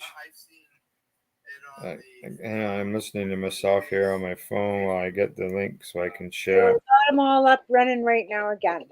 Oh yeah, Well, it says there's a check mark on the top. I don't know. I got a check mark on TY right now and on the radio I'm show, wondering why. I'm wondering if but not on the network. But yeah, it beats me. I don't know. It's been doing this for a week now.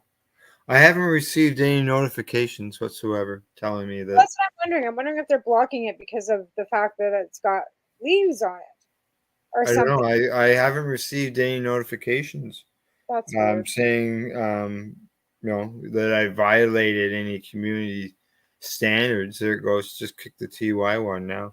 I got violated on TikTok for putting a puking emoji up under a picture of polio, telling me I was violating community standards. And then I appealed it and they wouldn't restore the content. And it was No, literally eh? an emoji puking under polio's picture. Right now all I can do is what I'm doing presently. I'm taking the YouTube link and posting it on the network's feed in Facebook.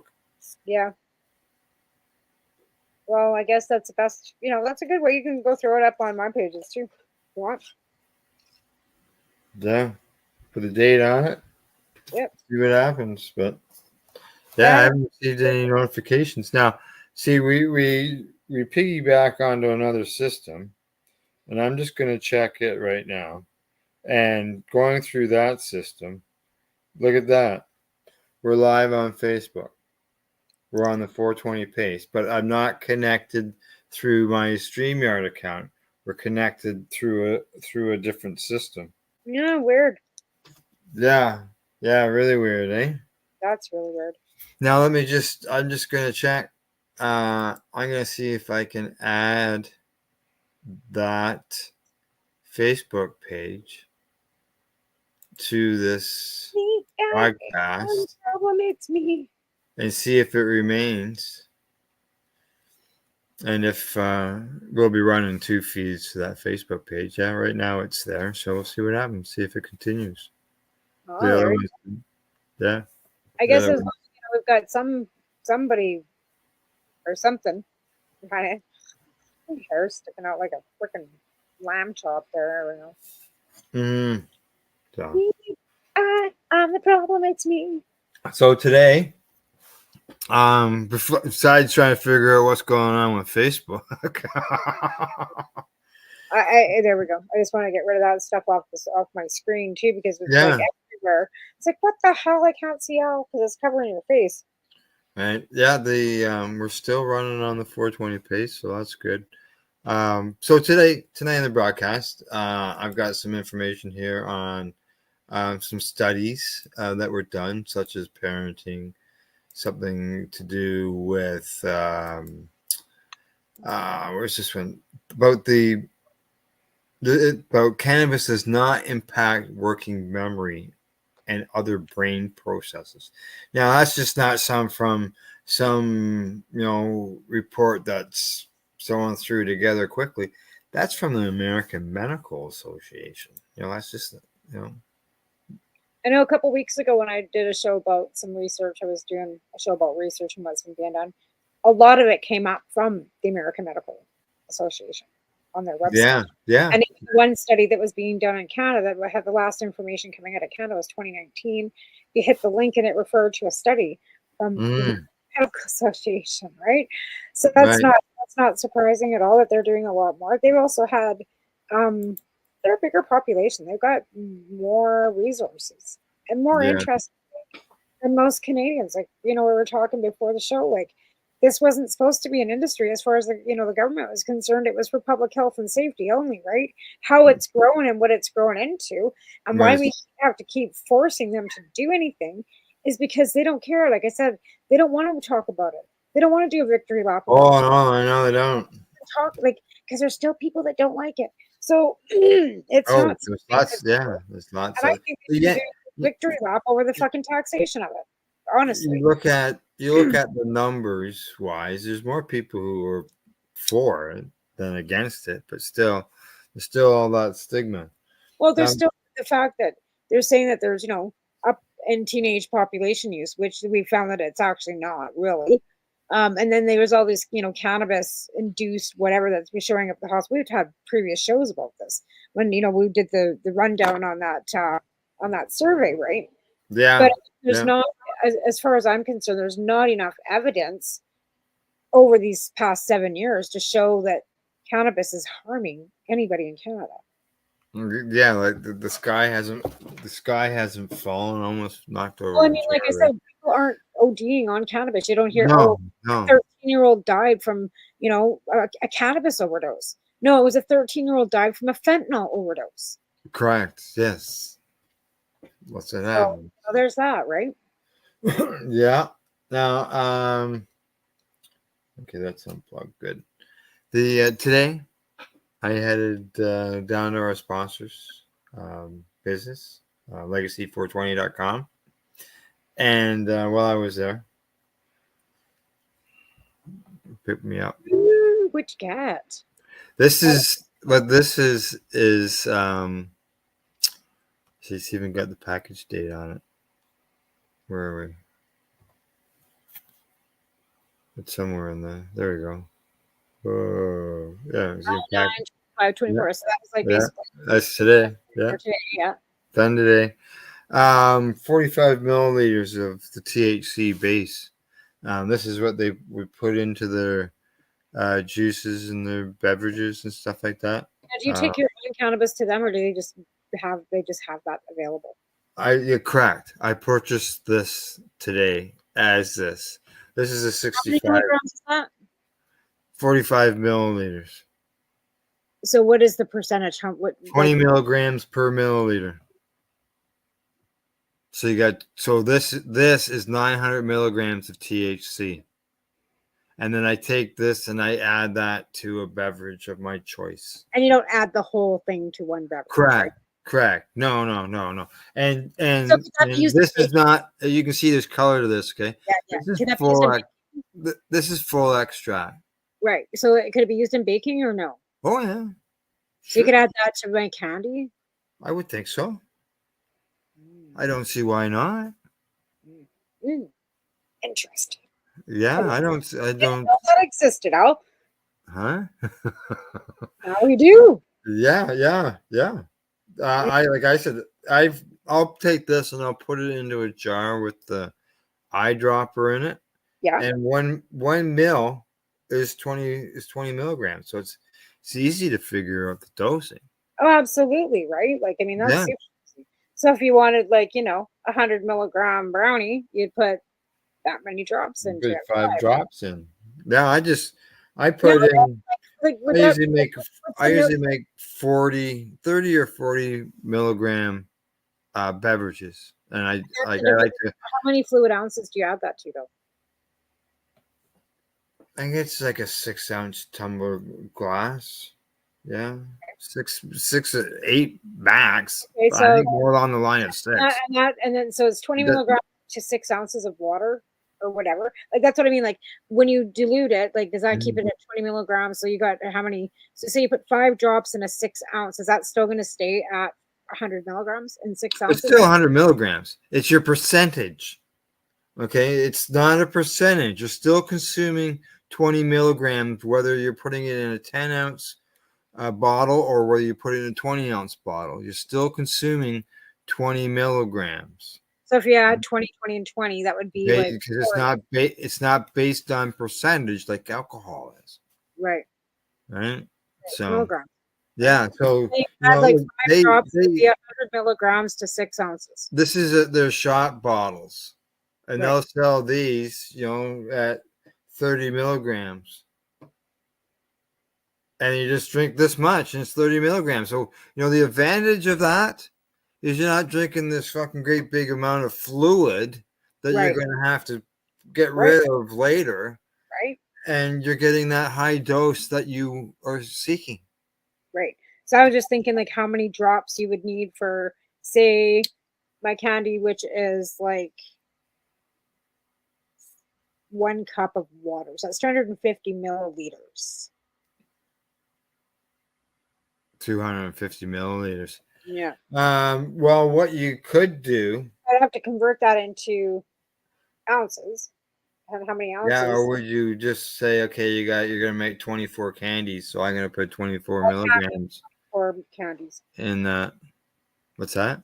I can't just make 24 candies. I have to make, like, my batches are usually 120. Okay, so could you make 100 candies and put 100 drops in each candy? Like put a drop in each candy, so your candy is 20 milligrams.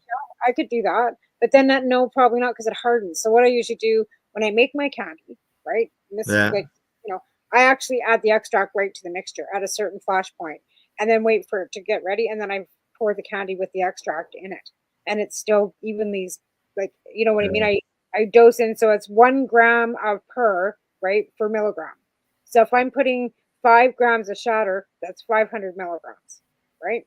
Because I do 100 candies. So when you do the math, those candies are then 500 milligrams each. Because of the math, you times it by 100, divide it by 100, right? Right. Yeah. So this, so they sell this stuff. You can do whatever you want with it. Brownies and all kinds of baking too. You could just add that to your mixtures. Yeah. Or no. She said something, and I'm not 100%.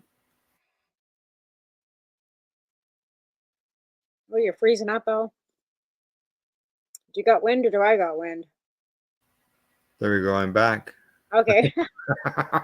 It's raining and crap going on here, so. We got rain and stuff too. Like I said, and it's blowing, supposed to be blowing like 100 kilometers. I was laughing about that. Going 100 kilometers an hour? That's a breeze in Alberta. Everybody's like, batten down the hatches. But then again, we've got a huge fire going towards Grand Forks, apparently. Yeah. And a tornado apparently ripped through Osoyoos, which That's is not good. So yeah. I'm worried about Grand Forks because we've got a fellow cannabis activists that live and grow out there, and they live just on the outskirts of Grand Forks, and that they've all been evacuated. So I'm a little bit concerned about the Taylors. Yeah.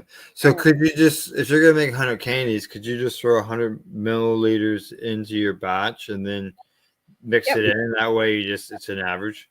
Yep, absolutely. So what I would do is take, like, because I said I use 250 milliliters of water, and then I use some corn syrup too, and some sugar, right? Yeah.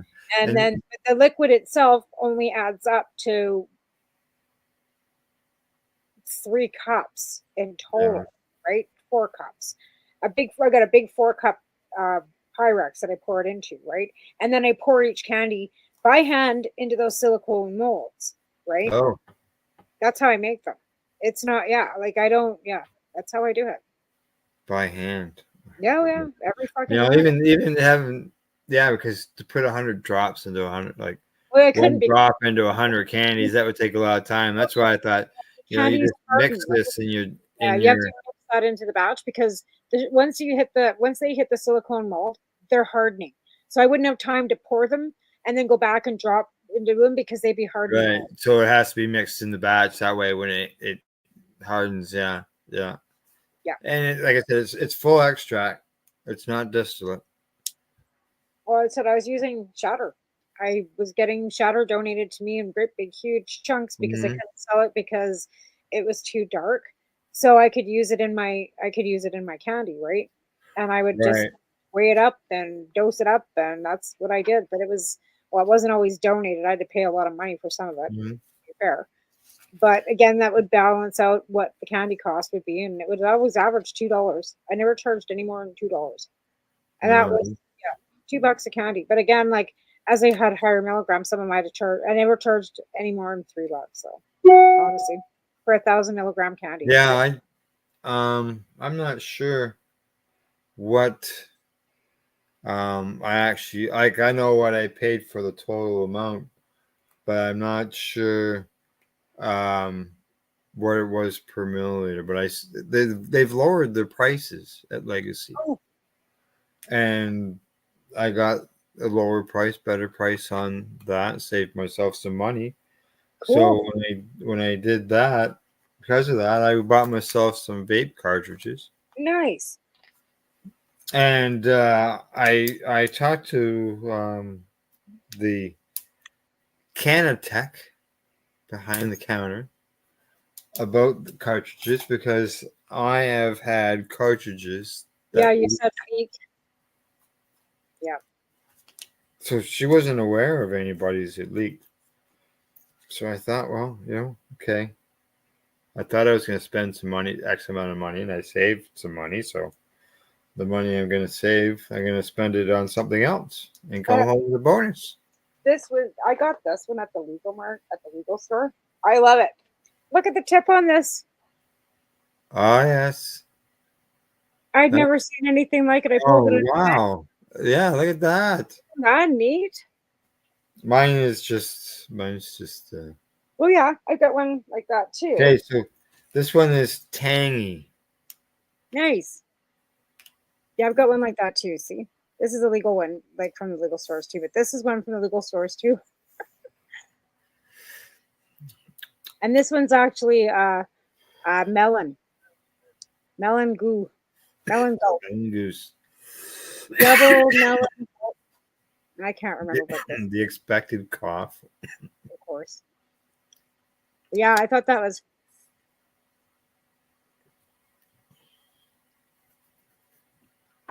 I thought that little tip was super cool.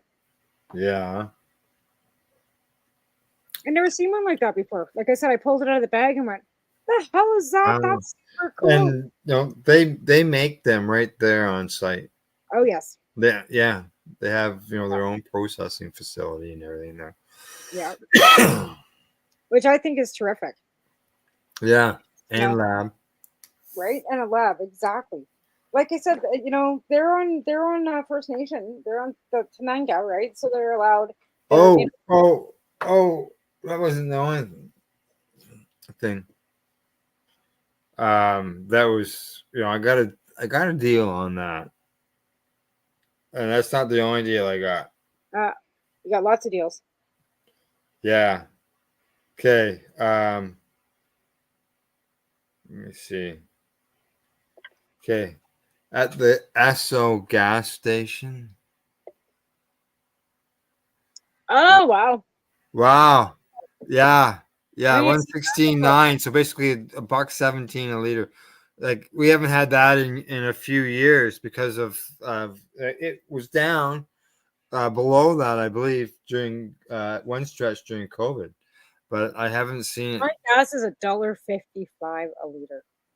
Yeah, ours here in town is $1.46.6. We can't go So to the restaurant. basically, it's 30 cents more a gallon here where I live in this They let town. you buy gas on the res. That's gas on the res, but it's Esso gas on the res. We're not allowed to buy gas on the res. Oh, well, I did. I don't think. Maybe we are.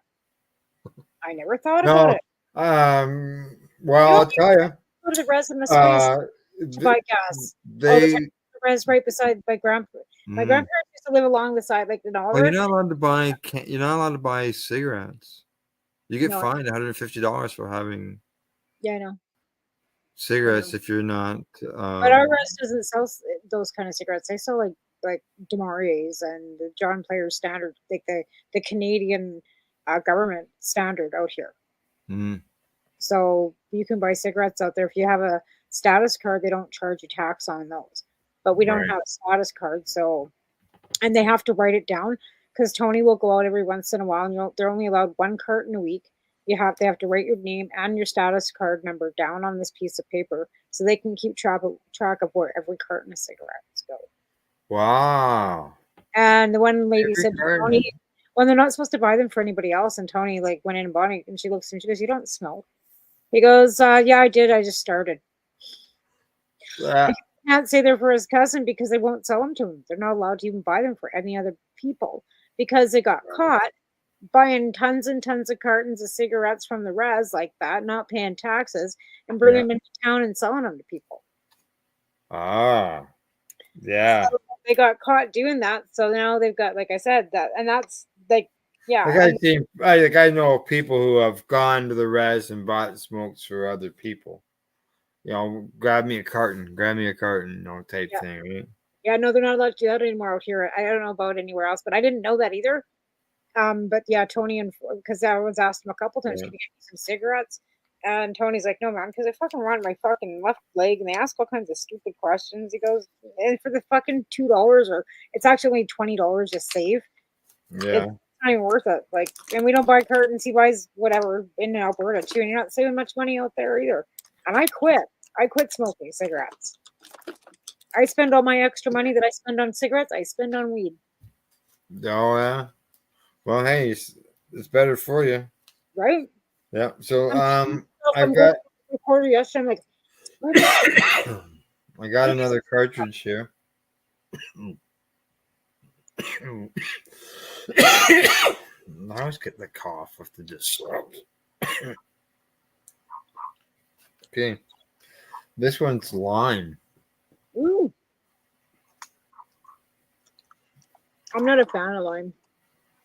No. No. I was looking for something that might have some flavor that stood out. I tried an iced cartridge. They had one that was something iced. Mm-hmm. I didn't like that either. It was a new brand out. Yeah, something iced. It was cherry iced or something. And I wasn't a fan. It's got that ice, that mentholy to it. This one tastes like a lime candy. Ew.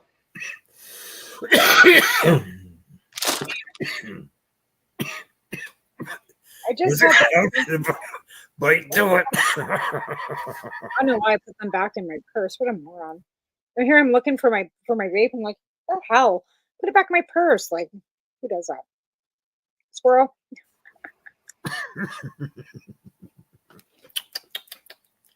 And This tastes like also, watermelon because it's a watermelon too. But Is it doesn't have like it doesn't have that flavor to like it's not heavy. It tastes like actually like a watermelon strain, not like a watermelon flavor been added to it. If that makes sense. yeah. You're saying it's a natural flavor Yeah, from like the it's strain, natural terpene whereas from it's the not strain. a flavor agent. Right. Where this one tastes like weed, right? Like I don't think it has any. I don't remember what the brand or what the strain was for this one. And then I drop it. But that one you can tell it's a kush. You can taste it, right? You can taste that terpene, that cushy terpene flavoring to this one. Can't remember what the hell this one was. I think it was Tiger Blood from General Admission. I bet you that's what it is. I usually stick to the General Admission. So this is probably Tiger's Blood from General Admission, which is a really nice strain. And I've got that one in this pod thing too. But I've given up on this because I went and got one of these battery things. This is a General Admission packs batteries and the pods, and I gave up on this. I'm back to using the regular because this thing here, you can never tell if it's empty or not, and then you're sucking like a golf ball through a fucking garden hose. And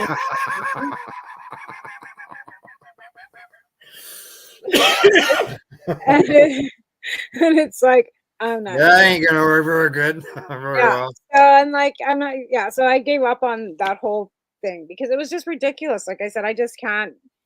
And I'm at work too, and I bought it because it was like more like my nicotine vape, so it didn't like look like it was like out of ordinary to be sitting or I would be using it kind of thing on the camera. Right.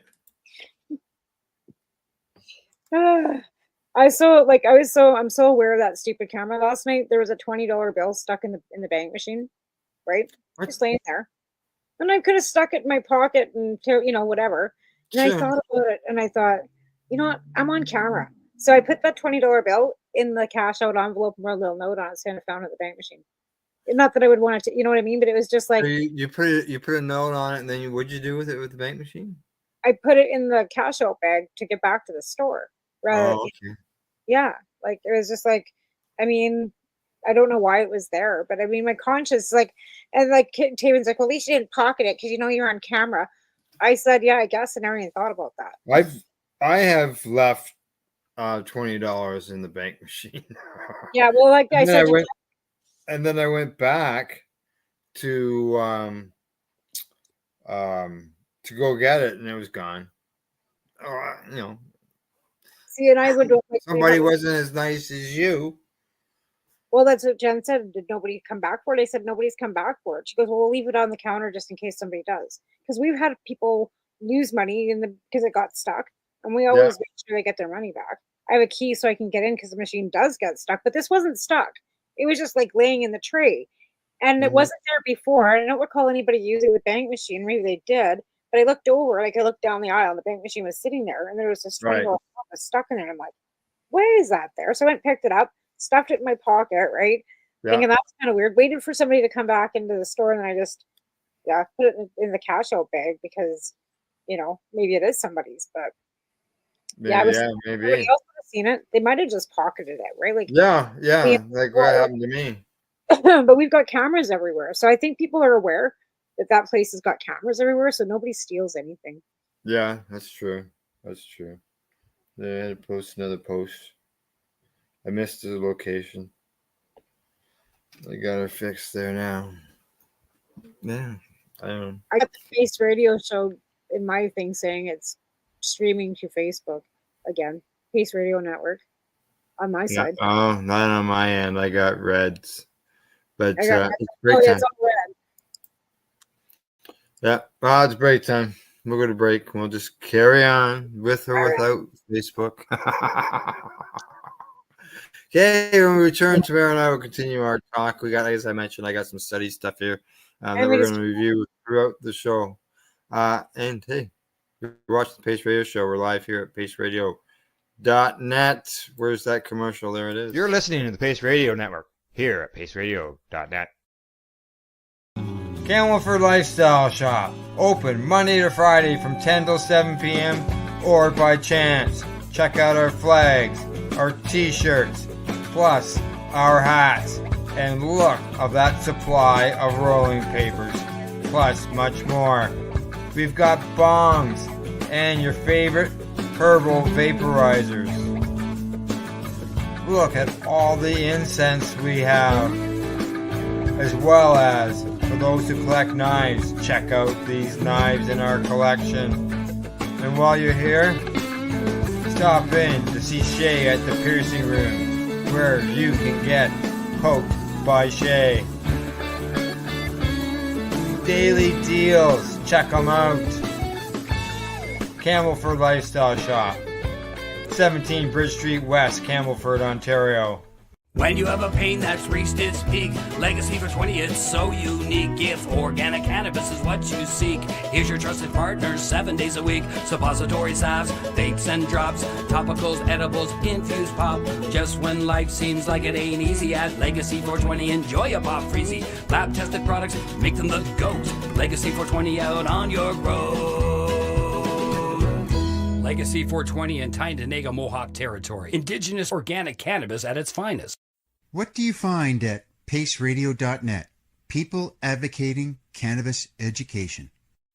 Limestone City Hydroponics is Kingston, Ontario's hydroponics shop. Take your growing to the next level and create the optimal environment with a tent kit, or maximize your yield with an ebb and flow flood table kit. Either way, Limestone City Hydroponics has more sizes and options to fit your needs. Are you looking for the power of the sun that adapts to your budget? Then look no further, as they have professional grow lighting. They have indoor grow systems that are easy and cost effective, with many options to fit your living space and lifestyle. Cultivate your growing potential. We have everything you need to succeed. And if you can't make it to the store, they offer local delivery to the greater Kingston area. Remember, when you're looking for experts to help you grow, then look no further than the locally owned Limestone City Hydroponics, 105 Sunderland Drive in Kingston, Ontario. Call them at 613-548-0420.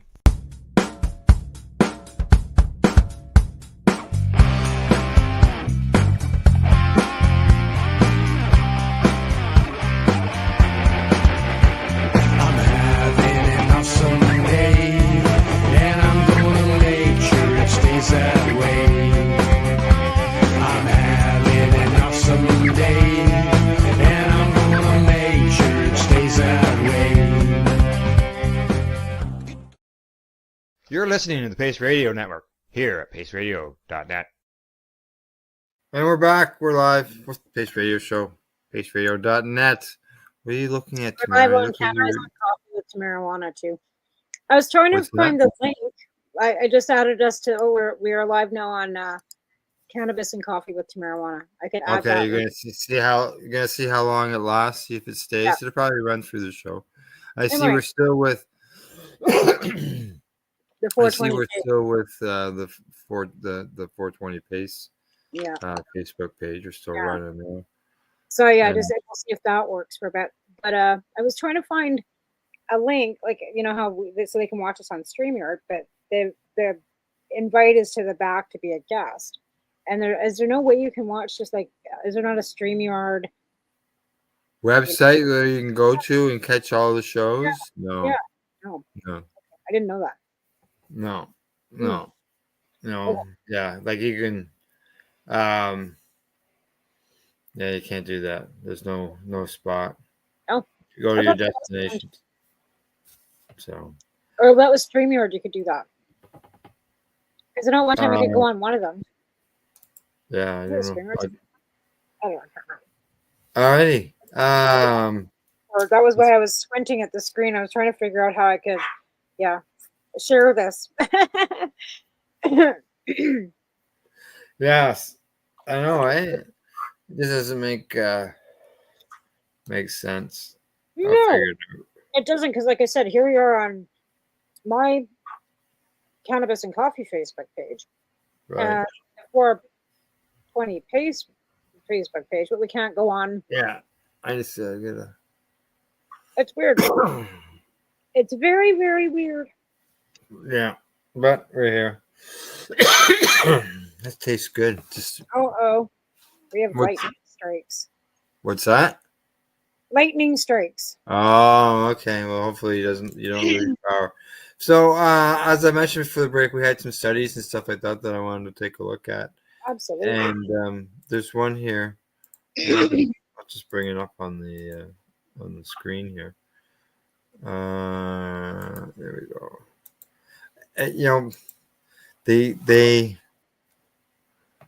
They take children have been removed from the home because of cannabis. Yeah. They say that cannabis is, a negative. So the children are at risk and they got to, remove them. So it's interesting that this new federally funded study indicates that using cannabis increases positive parenting behavior. After how many times that they had to come and try and take our kids away. Yeah, exactly. Oops, I know. wrong I have button. my door too. This child's living in an illicit drug house. Here's my papers. Get the fuck off my doorstep. Yeah, just a second.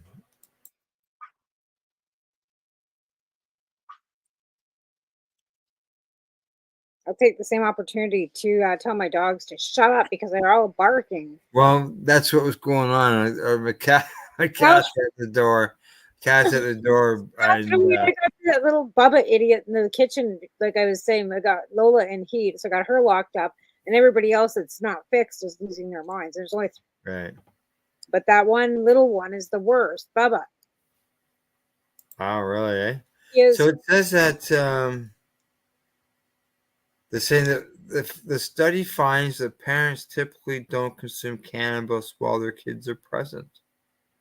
Those who use cannabis, however, were also significantly likely to report positive parenting behaviors in the same time frame that they consumed the cannabis. Well, it doesn't make you a zombie. No, exactly. I think Now, that this was- came from the University of Tennessee, the Ohio State University, and San Jose State University. well, pain Yeah. pills make people more non-coherent than cannabis, that's for sure. And how many parents take opioids to kill their pain and still have their children? Mhm. Yeah. Nobody's banging on their door to come take their children. It says here that the findings reveal a complicated relationship between cannabis use and parenting among the sample of cannabis users. They say that some information on ways parents can engage in harm reduction to support positive parenting. Well, it helps me from not killing people, so that's probably why, Yeah. Healthy, 100%. They say on average, participants were 32 years of age. 72% of them were moms. 50% were married or living in a marriage-like relationship, so common law. So the rest of them were either single, divorced, or widowed. Okay. Well, Go there's so much of that. Like, yeah. and like, here's a thing too, like men's mental health. We just lost another fellow here in town. So men's mental health, and I think cannabis can help in a lot of ways with that too. Right. Yes, it can. It can. Yeah, studies are, I'm glad that, like I said, I'm glad to see that the Americans are doing some studies and then we can actually reference these things. And I think sometimes, even though I'm not American, I don't like Americans much. Some of their studies really hold merit up here too, right? Especially when you're talking to medical professionals or legal professionals, because let's face it, we still have people in all the professions that don't understand cannabis or its use. No. Yeah. Well, they said 93% of the people, so parents report that children were not present in 92.5% of the episodes when they reported using cannabis. So there's 7.5% that the child was present. So numbers are very low. Well, I mean, if you're sitting outside around a fire pit. Yeah, exactly. It might not be right in your face, but they're in the near vicinity. Yeah, they can be present around the fireplace. It doesn't mean that they're being hotboxed in any way. No, and it's outside, right? I mean, when you're in a house and it's a confined space, I wouldn't want my kids, But again, my son was exposed to it for most of his life. We drug test him, we did, and he came back with no trace, no nothing. There you go. So we were trying to say like he's not. It's not like we're blowing it in his face, like. And meanwhile, kids are like smoke rises, right? Kids are like smokes above them. They're not like it's not good unless you're blowing it in your kid's face. It's not going to affect them. Yeah, no.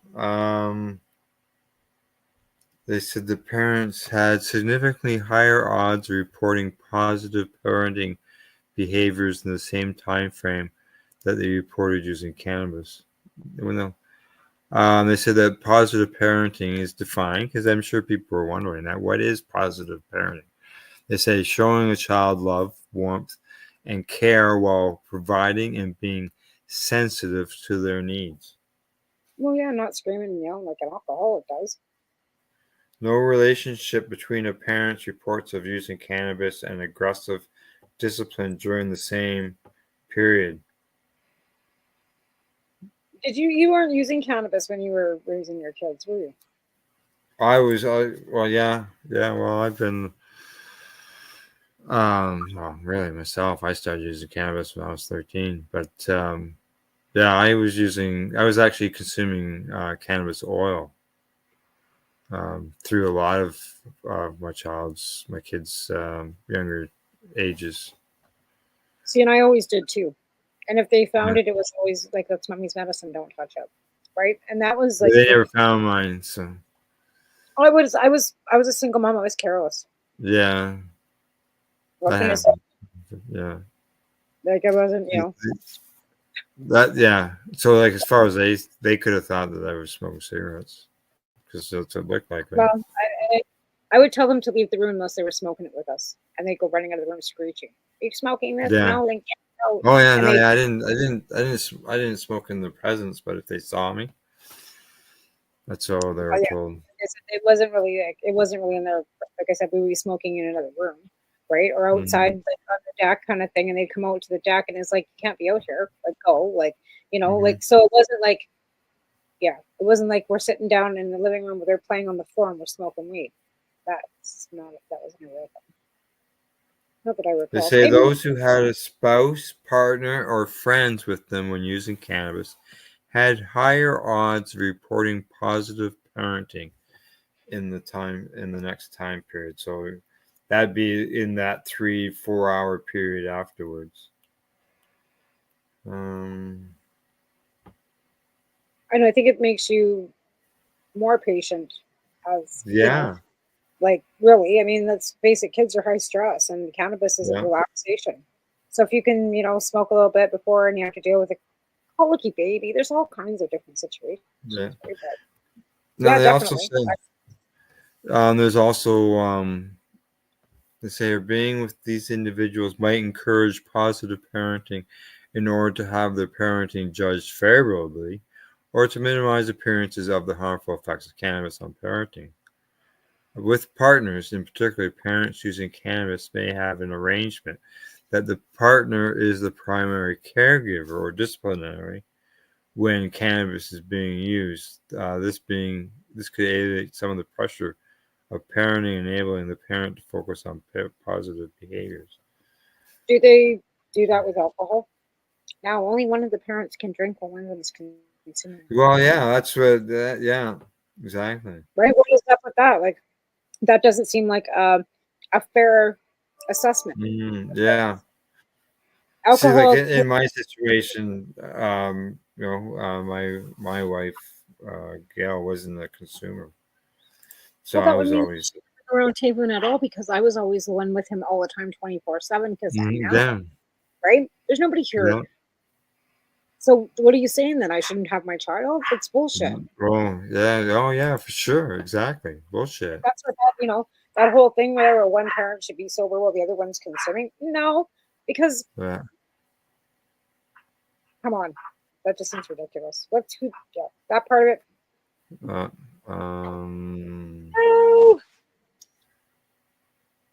Yeah, they say given the relatively small size and non-representative nature of these surveyed, authors warn that their findings should be interpreted cautiously.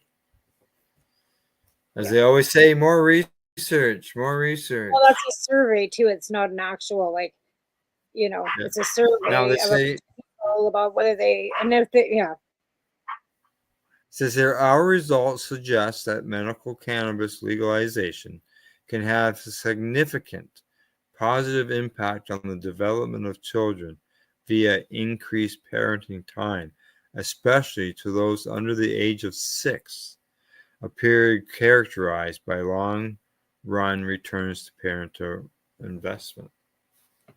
Oh yeah, this first 6 years they say are formidable for babies. And they're best learning. I guess apparently we learn everything we need to know by the time we're 6. Yeah.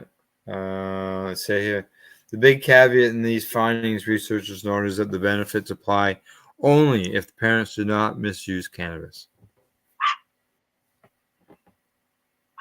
Define misuse. Let's see if it says here. Define misuse of cannabis. Like, what is that? Once a day, twice a day, I'm looking to see if they've got it here. See here. A recent study found that let's see if it tells me anything here.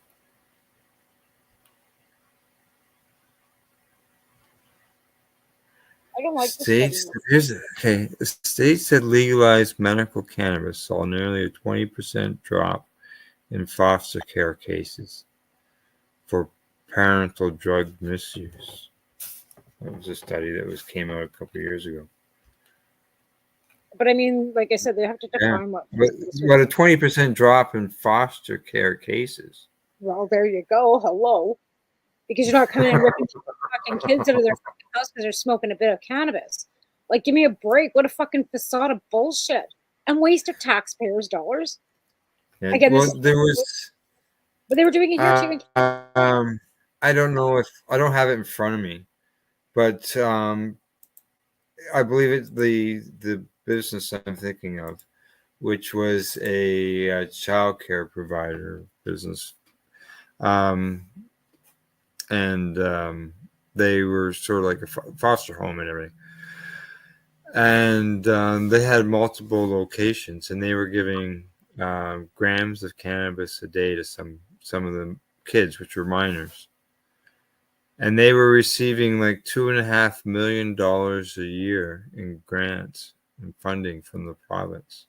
Oh, you're kidding. Yeah, Spirit Rising House, I believe, is the name of it. So there's Well, charges. okay. There's now charges against Oh the. my God, but Jesus Christ, I can't even imagine doing that. Who does that? But yeah, the interesting part is every year they got funding. They got increased funding, and there didn't seem to be, as far as I know, anyways, problems. But why would they give increased funding and keep doing the funding if there was problems as far as from the children? Now, I'm not sure how it all came to light to the authorities. I did at one time because I haven't read the story in a while now. But When was this? Like, what year was this? Do you remember? yeah, just like last year. It was just in the news. Oh, The charges were just in the news, like I just don't like remember hearing yeah, about this. like 2 weeks ago. Hang on, I'll just look it up. Yeah, let's bring this up because I don't remember hearing. I'd like to hear. So they were charged with having a daycare and a foster home and giving children cannabis. Were the children Yeah.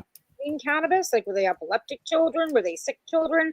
Like, were the children in need of cannabis, or were they just given cannabis? Like, I don't know. Like, there's a difference. Depending on the medicinal need of that child, maybe that child needed a gram of cannabis a day. Okay, here you go.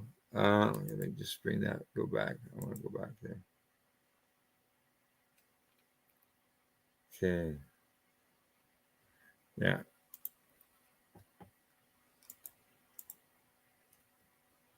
Same one. I got two tabs. So the province cuts ties with Winnipeg foster home operator after teens given cannabis daily.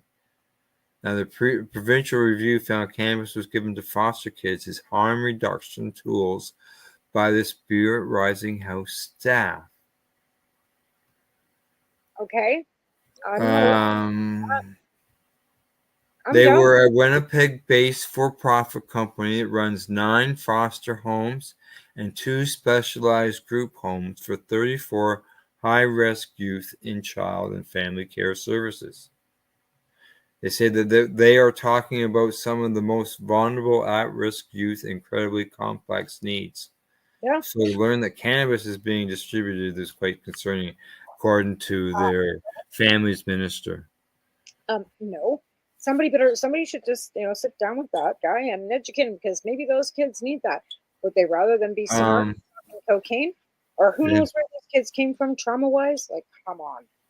They said that former and current employees they said that underage youth were provided cannabis by staff, which was widely known throughout the company. According to a former employee, this quote here says, "Harm reduction is great when it's being used for harm reduction," but they believe providing cannabis every day at 3:30 p.m.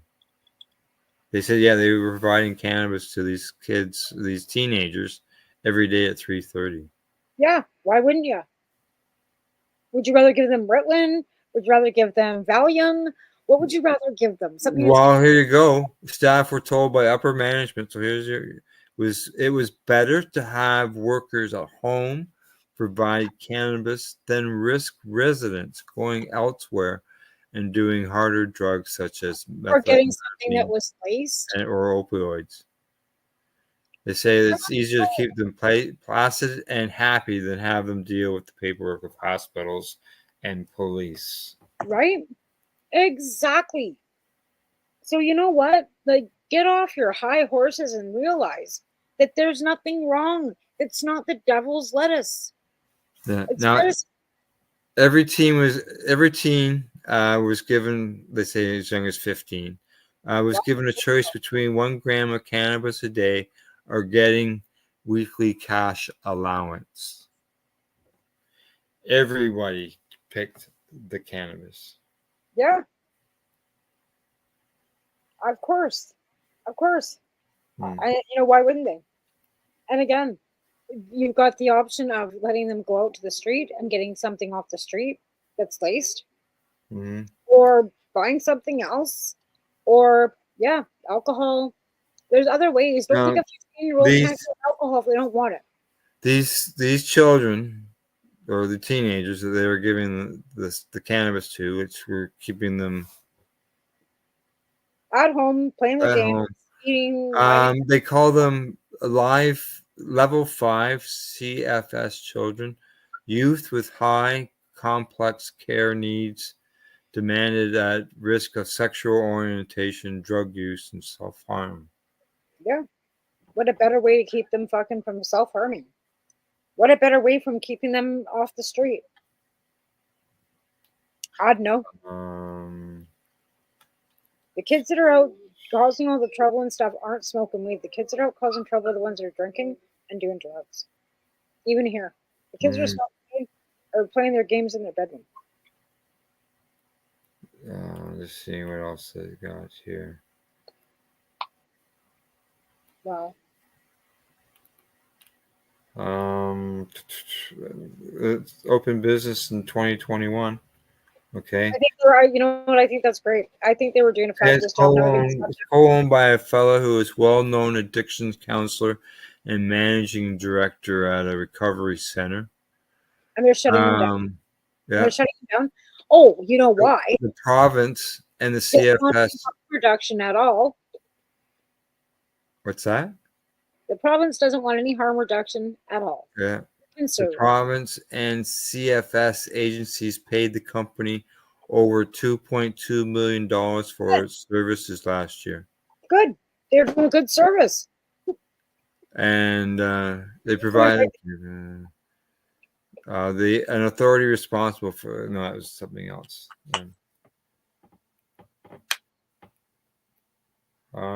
So like, how did they get $2.2 million?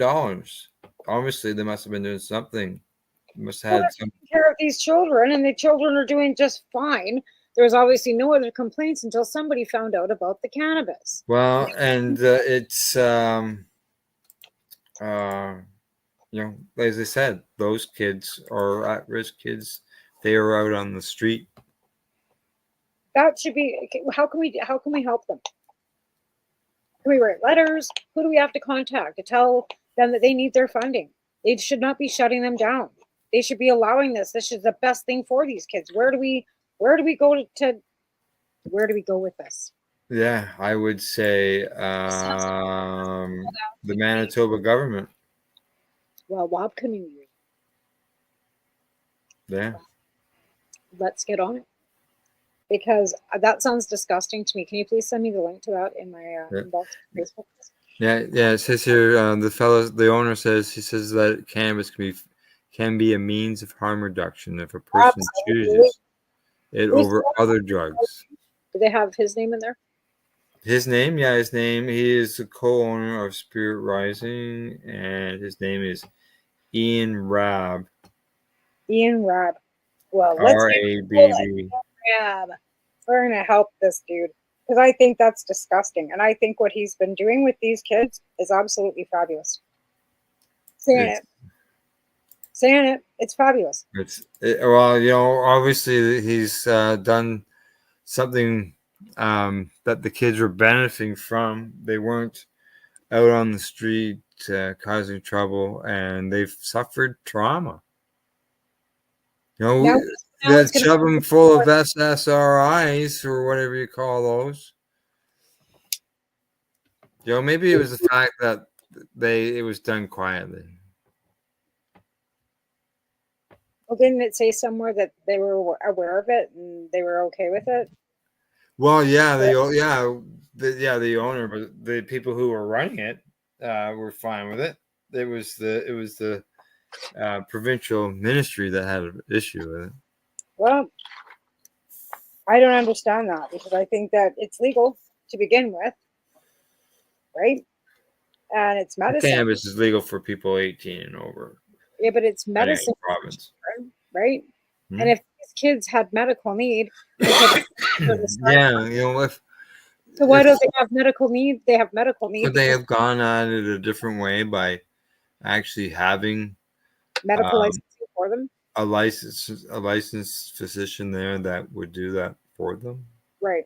And that's the thing. Maybe they have that option now. Maybe they can come forward and say, hey, these kids have medical need. We have a medical program. Maybe Ian Rabb's not aware of the medical program. Maybe he is. But it, Maybe he is. You know, that, But also knows it's hard for, it can be hard for somebody under 18 to get licensed. yeah, well, that And license being that, but yeah. again, also have access to clean, tested cannabis, right? Which Yeah. is what you want for them. Like, no matter what, like if they're going to get it anyway. Let's put it this way: would you rather them take the money and go to the street, or would you rather have them be provided from a safe environment and a safe, tested place? Down. Well, I know where you're coming from. So I understand it's the same thing with alcohol, right? But kids can, like, you can't get moonshine, right? You're not going to, like, when kids get alcohol. Yeah, bathtub gin.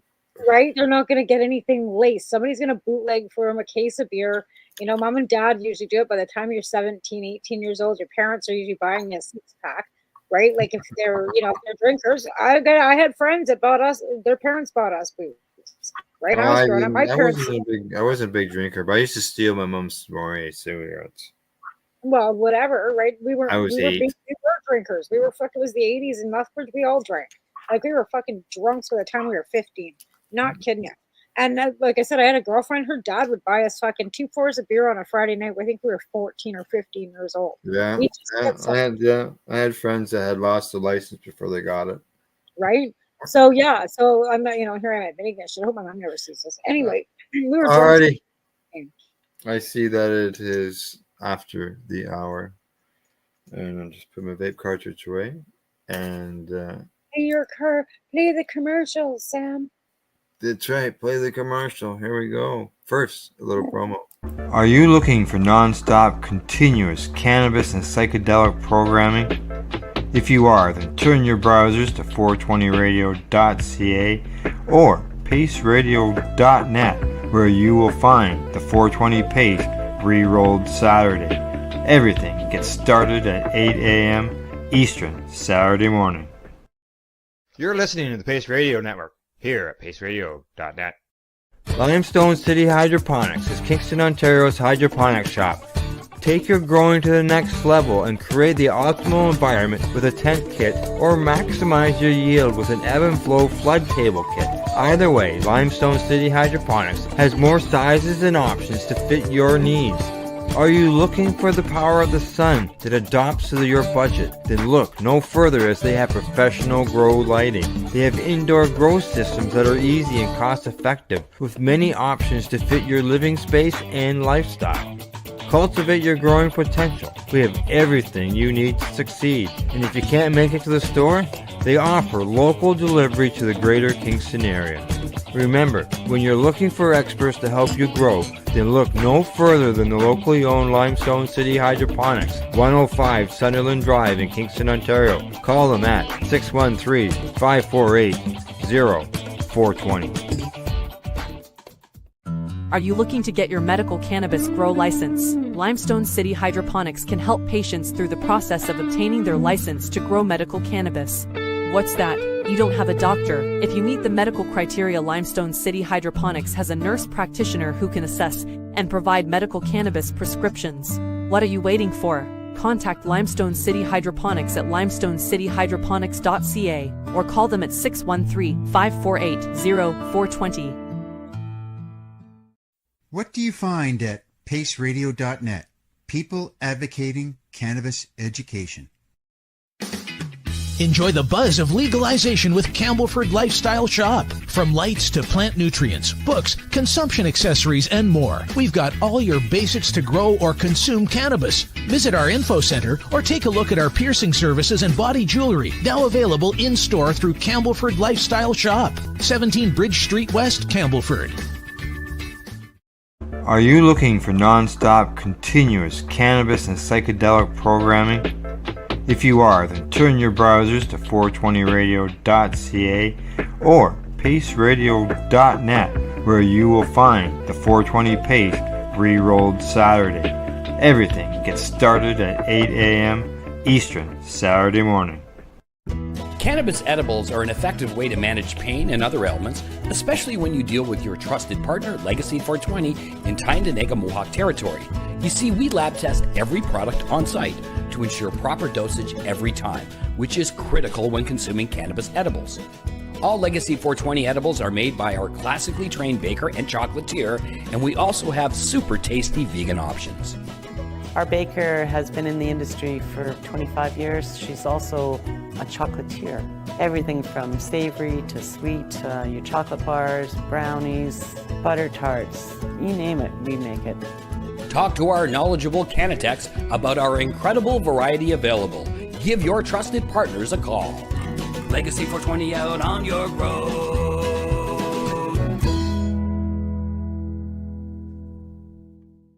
You're listening to the Pace Radio Network here at paceradio.net. Hey, you're back with the Pace Radio Show. I don't know if you noticed or not, but in that commercial at the end there, the Legacy 420 commercial, they showed some of the baked goods. So today when I was there, like I said earlier, I got my THC base. I got my vape cartridges. And I got samples of some of those baked goods that you see in the commercials. Oh, nice. Yeah. Very, very yummy. I ate them all. Careful. I mean, you see me chawing on, that's why you gummy bears and stuff, because there's no flour in them, right? I love cakes and stuff, but some of that I can't eat. It kills me. Can't eat it, eh? No. Yeah, I had for the longest time I had problems with baked goods, because that back then, like 20 years ago, it's what we were eating was a bunch of baked goods. It was all that. And you were also throwing the fiber in there. It was a Yeah. There was no butter because nobody was making butter because you weren't allowed to, right? Well, we still made butter. Even When I first started eating cannabis, we get a Betty Quake. What are they? Betty cake, Quaker, whatever. Pound cake things. Yeah. You get a sliced pound cake, throw an ounce of weed into the fucking batter mix it all up, and then eat that, and then sit there for 5.5 hours. The body's still like, eh. It was horrible. Yeah, the days of putting the whole cannabis right into the brownies. Yes. Got lots. Yeah, those were the days. And throwing it in, to make turtles and stuff. Now, why not just throw it in a capsule and you have to eat them at all? Right. They're the most horrible tasting, shitty things ever. They are. But I know some people who make their butter and they leave their cannabis right in the butter. Yeah. No thanks. I can't eat it. That's why I shock mine. I cannot have that chlorophyll. Yeah, I know. Hey, I can remember the first time I made my first batch of cookies from my own cannabis. First time I'd ever made it, and after eating one, forcing it down because the taste was fucking was just horrid. Oh, it was terrible. Right. Oh yeah. That's what we got. Spice cake. I tossed my cookies, man. It was gross. It was. Going, oh, now I wasted all this weed. Yeah, it was bad, but things have changed. Over time. That's how you learn, right? You start at one spot, and then you get to the point where. Well, I remember the first time I had one of those hard candies that I made. I went to the person that made them. I go, "How do you make those?" She goes, "Figure it out for yourself." I'm okay. You know how many thank you. Glycerin and everything to get to find to make it was just a fucking nightmare. A whole summer. I finally got it done. But anyway, yeah. But yeah. But yeah, we figured out for yourself. I did. I'm like, okay, fuck you then. Thanks for being a friend. I never made hard candies. It was, like I said, I couldn't figure out at first. This is before we had a lot of like, even before the shatter. Like we're talking like just oils and distillants and whatever. Like we're talking like when I really got started, 2007. So shatter really wasn't a thing, right? Like all you could use was oil, and I couldn't figure out how she was infusing the candy. Was it glycerin? Was it Everclear? Like what, oil? Like what was? And she wouldn't tell me. She's like, figure it out for yourself. So I started with glycerin, thinking if I infused glycerin, but it made the candies too, like they wouldn't set up. And then I went to Everclear, and I was actually making the candies with the Everclear, like making the oil right in with the mixture and then pouring it, which was fucking dangerous as fucking hell. Yeah. And then I figured out that I could use oil, right, which worked okay. And then once the shatter started coming out, it was way easier just to use that. And that's how I boiled down to it. But yeah, I went through it. Now, then don't you have to watch your heat on the candy because you can overheat the candy, and it won't harden properly or something. Yeah, you have to have a candy thermometer. I've got like 8 or 12 of them. I don't even know how many I've got. You can't put the cannabis in. Yeah, because you can't find the one that you just used. Right, and you have to put the cannabis in at a certain point because you don't want to put it in because it has a flash point too, right? Right, so you put the candy to get to the temperature that you need it to, but you don't want to have the cannabis extract in there too long because then it'll break it down. So it's basically like boom, boom. You have to be watching, and get the temperature to just where you need it to, and add, and then go. It's and then I never made them.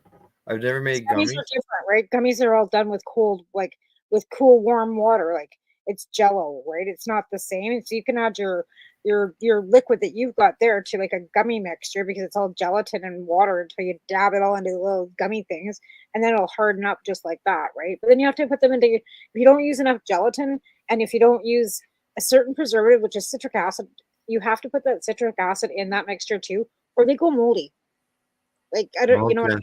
Yeah, and a lot of people. So is that the citric acid that I would use in my garden is a crystal powdery stuff. This is food grade citric acid, not the same. So yeah, it's food grade. So just make sure it wasn't a liquid. That's all. No, it's not. So you have your gelatin, which is a crystal, your Jello, right? Okay. So it's making like a gelatin, really thick gelatin. So you usually use a couple packages of Jello, then you use like 10 packages of fucking just Knox gelatin, right? Now is that gelatin flavorless? No.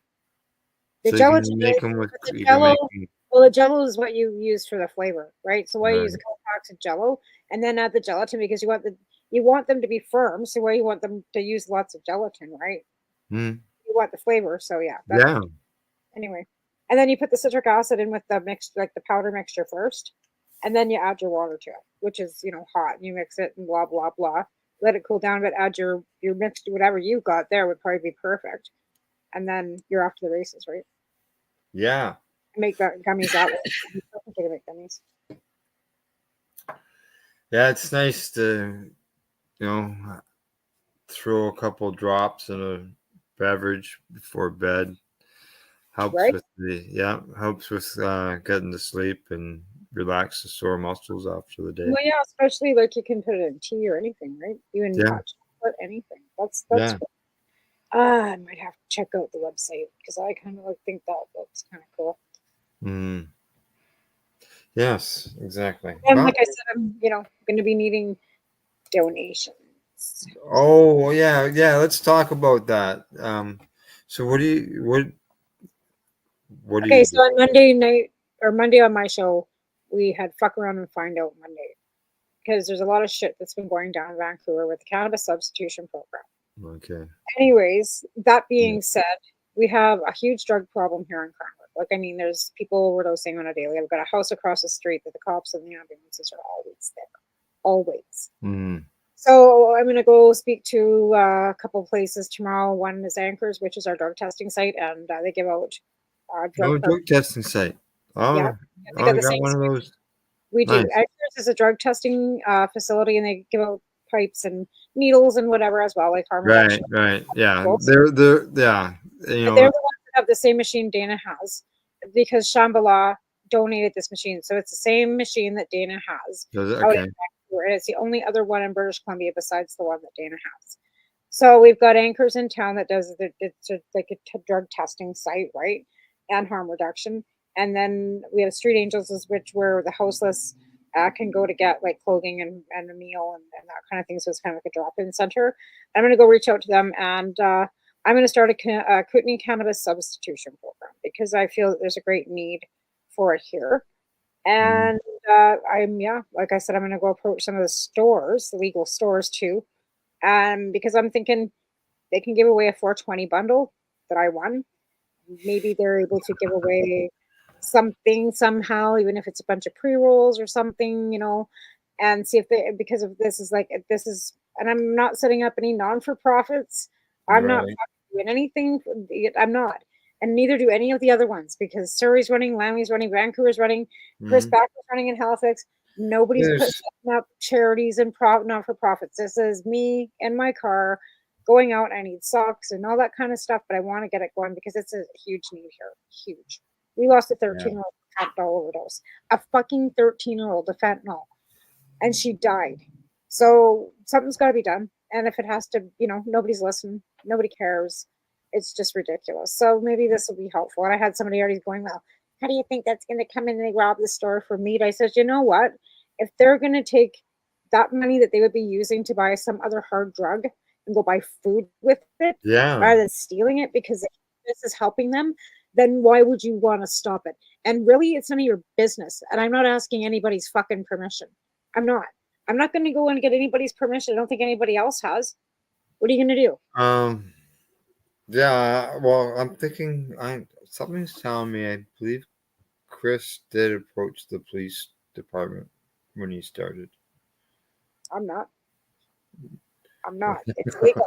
And if I'm handing you're out just gonna set up at the table. Legal, if I'm gifting out legal cannabis out of the back of my car, say the stores are giving me like 30 joints, and I'm going out and handing out 30 joints of legal cannabis and a baggie full of cookies and a bottle of water and some socks, and they're not gonna. If you've got 30 joints, that's your 30 grams. Yeah, and I'm not gonna do any more than that. That's 30 people I can help once a week, right? Right, give out the joints.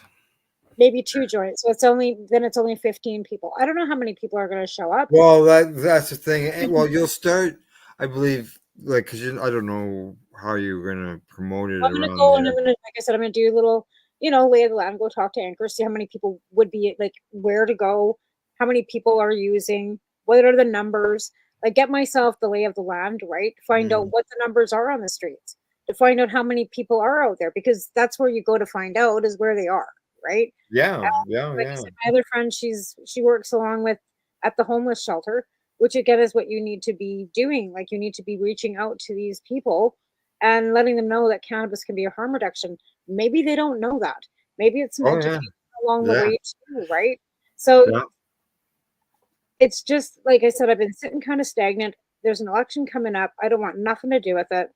The only way that I feel that I can do some public service is through cannabis. So why not start something where I'm giving back and I'm feeling like I'm doing a public service and I'm not being a fucking politician and I'm helping the people that need it, and it's something that I know. So you know what they say, go with what you know. Yeah. Right? Exactly. Cannabis, something I've been hanging on to for 20 years, and it saved my life, Al. I mean, honestly, I was, if it wasn't for cannabis, I might not be here. I was smoking crack 20 years ago or 19 years ago. On the 5th of October, I gave it up. But I sat and I smoked cannabis for months, and that's what kept me from the cravings, all kinds of things. That's just the one way it helps me. So I chalk it up to that being the reason why I'm, a sober, productive part of society now. Okay. Yeah,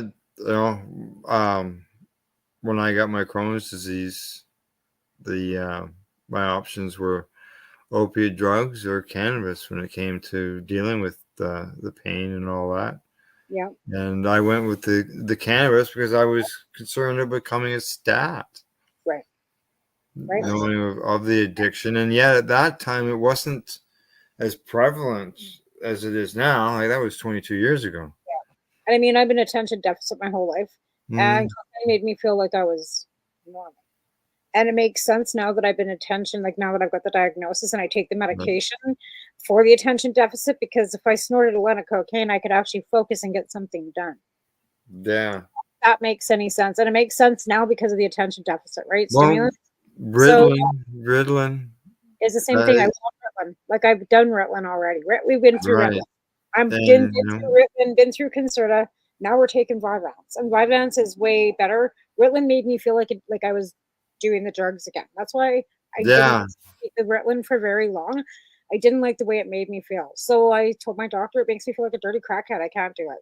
She looks at me, she goes, okay, let's put you on something else then. So we tried something else, and that one didn't work so good. So now we've tried this, and this seems to work pretty good. Good. And I'm not up all night either, which the other one was making me so I couldn't sleep. So Yeah, I think I saw something you posted. Oh, I forgot to take my medicine today. Look out, store. yeah, work out that squirrel. I took my meds today, but it's probably starting to wear off because it only lasts for 12 hours.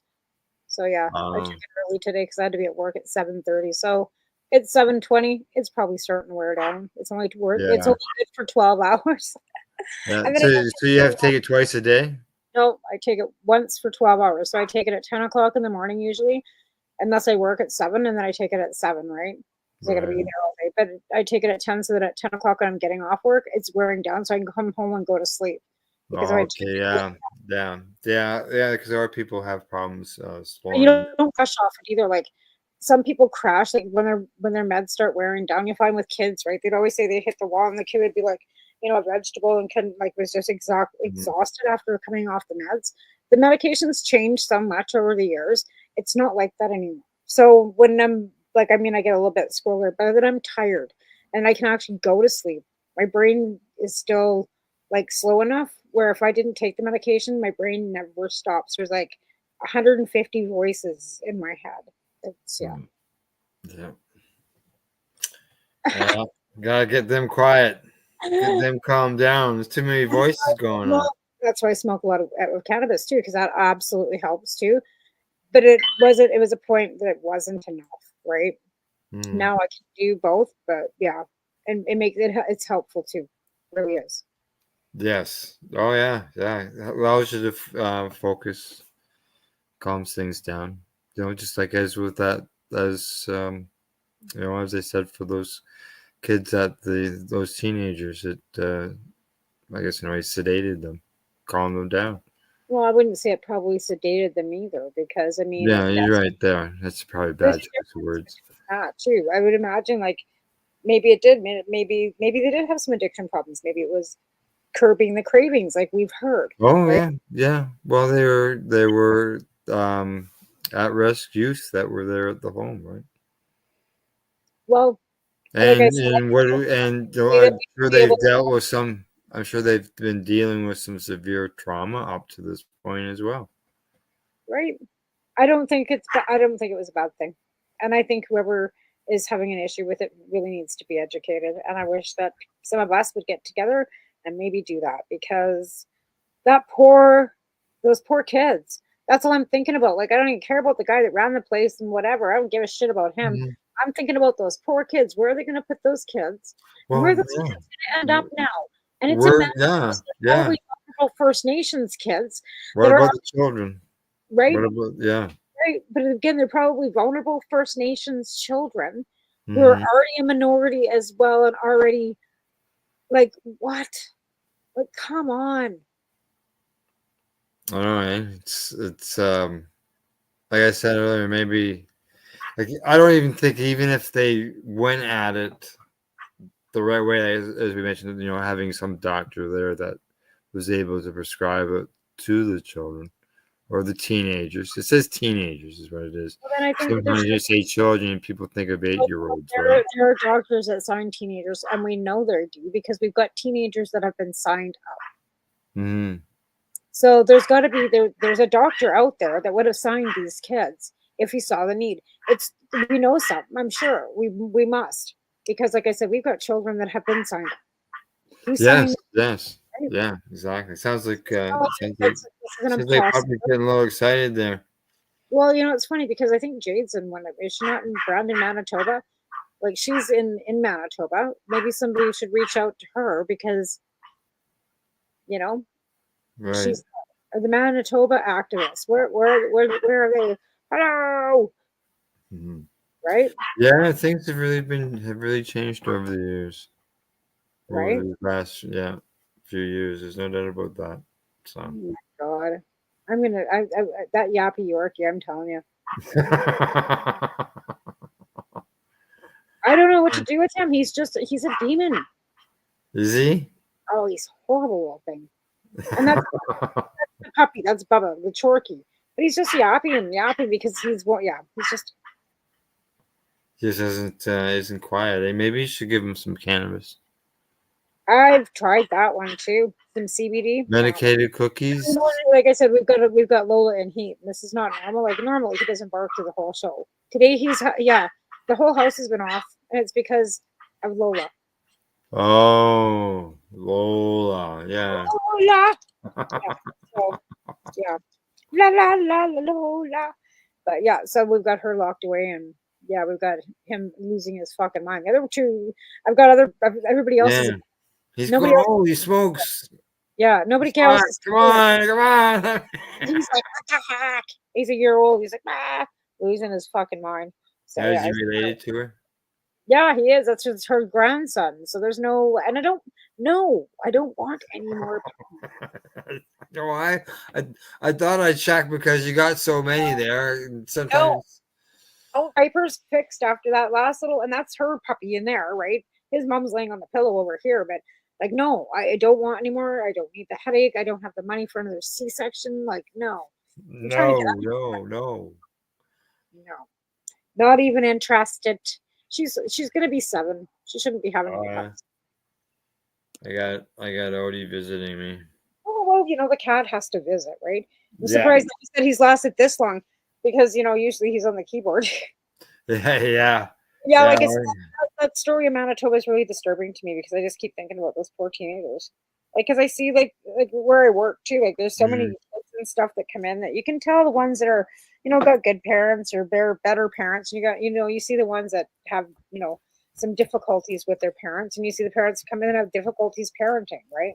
Right. And it's okay. Like everybody's okay. It's, mind your business. But again, like it's those poor kids, like they've already been through so much. Now they're going to have to be removed from this place, not have the people that they're used to having around, and then lose their medicine on top of it. So, they were charged with distributing illicit cannabis and providing cannabis to a young person. So are they facing 14 years in jail? Maybe. Because they were giving cannabis to minors?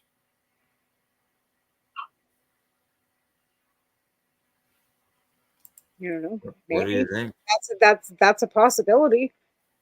It's an absolute possibility. Yeah. Because I know it has to deal with minors and giving them cannabis, so on and so forth. Right. Now, I don't know whether they have to be supplying it to them and getting the kids to sell it. No, I don't think that's got anything to do with it. I think it's got everything to do with them providing it to them for consumption. Like, but they were giving it, I don't know. That's because it's their minors and they weren't like parents giving it to them. It might be like a parent would be a different situation, you would think. But being that they're not the parent, the guardian of that said child, it might be something. I don't know how the law would look at that, and they've been charged. They need a good lawyer. Yeah, there's. Looks like there's. In this new report, I got another report here that came out about a week and a half ago. They say that he's a well-known addictions counselor. Oh yeah, exactly. Like this guy is not. Yeah. Now there are reports or accusations of some of the youth were sexually exploited. Oh. That part is. Oh, then no. That's the disturbing part. Correct? Yeah, no. Well, then no. You don't know. I mean, if No. you're using it to Yeah. exploit them, no, it's a whole different ballgame. Yeah. I will absolutely agree. But if you're using it to exploit them so they would do things Yeah. for you because you no, Joe, for 14 years plus, that's sexual exploitation. He needs. Okay.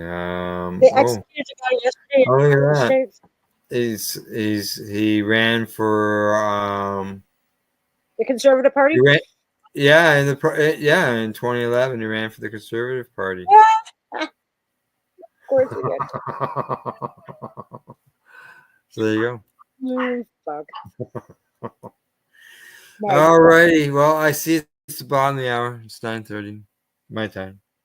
Do you see now why I've got 2 of these? Because I hear shit like that. I gotta. Yeah. I got a bigger battery. One that lasts a little longer. It's just unbelievable, some of the crap. Anyways. Yeah. It's going to be All fun right. on Monday again. I have guests. Do you have guests Monday? Cannabis and Coffees, it's fuck around and find out Monday. And we've got Adam. Dan. FFMM. All right. It's fuck around and find out. So Asia and Adam and Dan will be on the show with the latest episodes of what's going on in downtown Vancouver. Oh, no, that's interesting. All righty.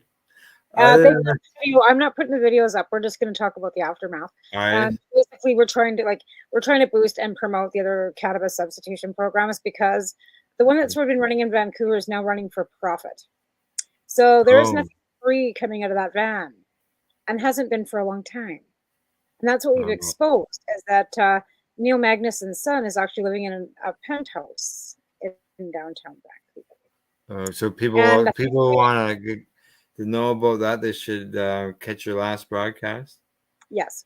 And so Asia's been out with her truck now twice, giving away cannabis and getting the donations that were being given to by Mad Hatter, who is Adam and Dan. Right. So these are also people that have been donating to them, and they've been selling it for $15 a gram, no less. Ooh. And Glenn Wells knows all about it, and so does his son. That's not good. Yeah. Catch the last episode, and there'll be an update next week. All right. Grandma. All right. You can find the Pace Radio Network on Facebook. We're on Twitter. We're on Instagram, and you can find us online at paceradio.net or pace-online.ca. That's the home of everything. That's where we all started. And remember, folks, all the cannabis substitution programs need donations all across the country. Right. And it's getting close to harvest time. So, wink, wink, nudge, nudge. Yeah. Everybody loves a gift. Yeah, Halifax, Ottawa has a substitution program now. Saskatoon has one. You have to reach out to them. Newton, BC, or is it Newton? I'm not sure where Newton is, actually, to be honest. But Newton, Langley, Surrey, Vancouver, and now Cranbrook. So it'd be nice to be able to find out like a list of spot where people could.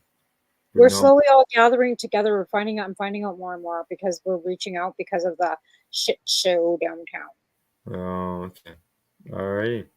All right. Thanks to our sponsors, Legacy420.com, Camelford Lifestyle Shop, Limestone City Hydroponics.ca, and AtEase.ca. Plus, a big thank you to everybody for tuning in to the broadcast and my co-host, Tamara. And thanks to you all. And good night. Night. Now I gotta find the right button. There it is.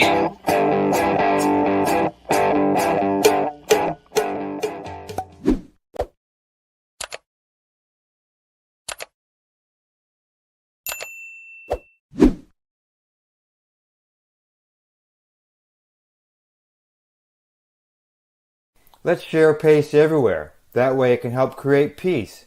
People everywhere advocating cannabis education.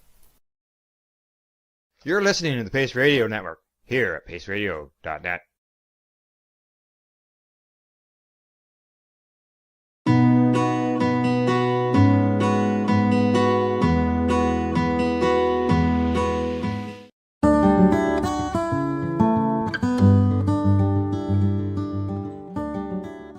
JJ. Hi. Got a minute? All right. I've got JJ O'Brien. O'Brien with me. So what do you think? I think it's great so far. I've just been making my rounds through the vendors, and I'm only about halfway through. So, but it's been very interesting. It's a great crowd here. It's very busy. So I'm just Busy. slowly making my way through. Yeah. I saw you up on stage during the seminar there. Yes, I was very proud to be representing Education and speaking on the Sovereign Inherent Rights panel with my colleague, Jose Bourgeois, who's absolutely amazing, and with Kathy and Sturgis. It was a great panel, and I was very honored to be a part of it. Yeah, good. Now, I guess you're spending the rest of the day walking around. Are you in any more panels? No more panels today, but I'm going to walk around some more, and then I'll be seeing everybody in the consumption lounge later, and hopefully hitting it at the after party. It was raining when I was outside last, so I came in, do some more interviews, but it was nice out there earlier. I know. I'm hoping it's going to clear up and we can. It was crowded. It wasn't big enough. No, I know, and they kicked a bunch of us out, so I hope we're getting back in. I just have to move out of the way. All right. What else offhand? Can you let us know we're doing anything independently? But I know you're with Education. Shout out to them. Yes, absolutely. Shout out to Education. We're a nonprofit here in Canada that's dedicated to promoting responsible cannabis education in Canada. So check us out at education.info or send us an email. We do have a membership. We have a community and leadership membership. If you have some level of cannabis education, come and join us. Or if not, come and join us as well, and we can educate you. All right, super. Thank you very much. All right, I'll let you go and make your way. Okay, you too. Bye-bye.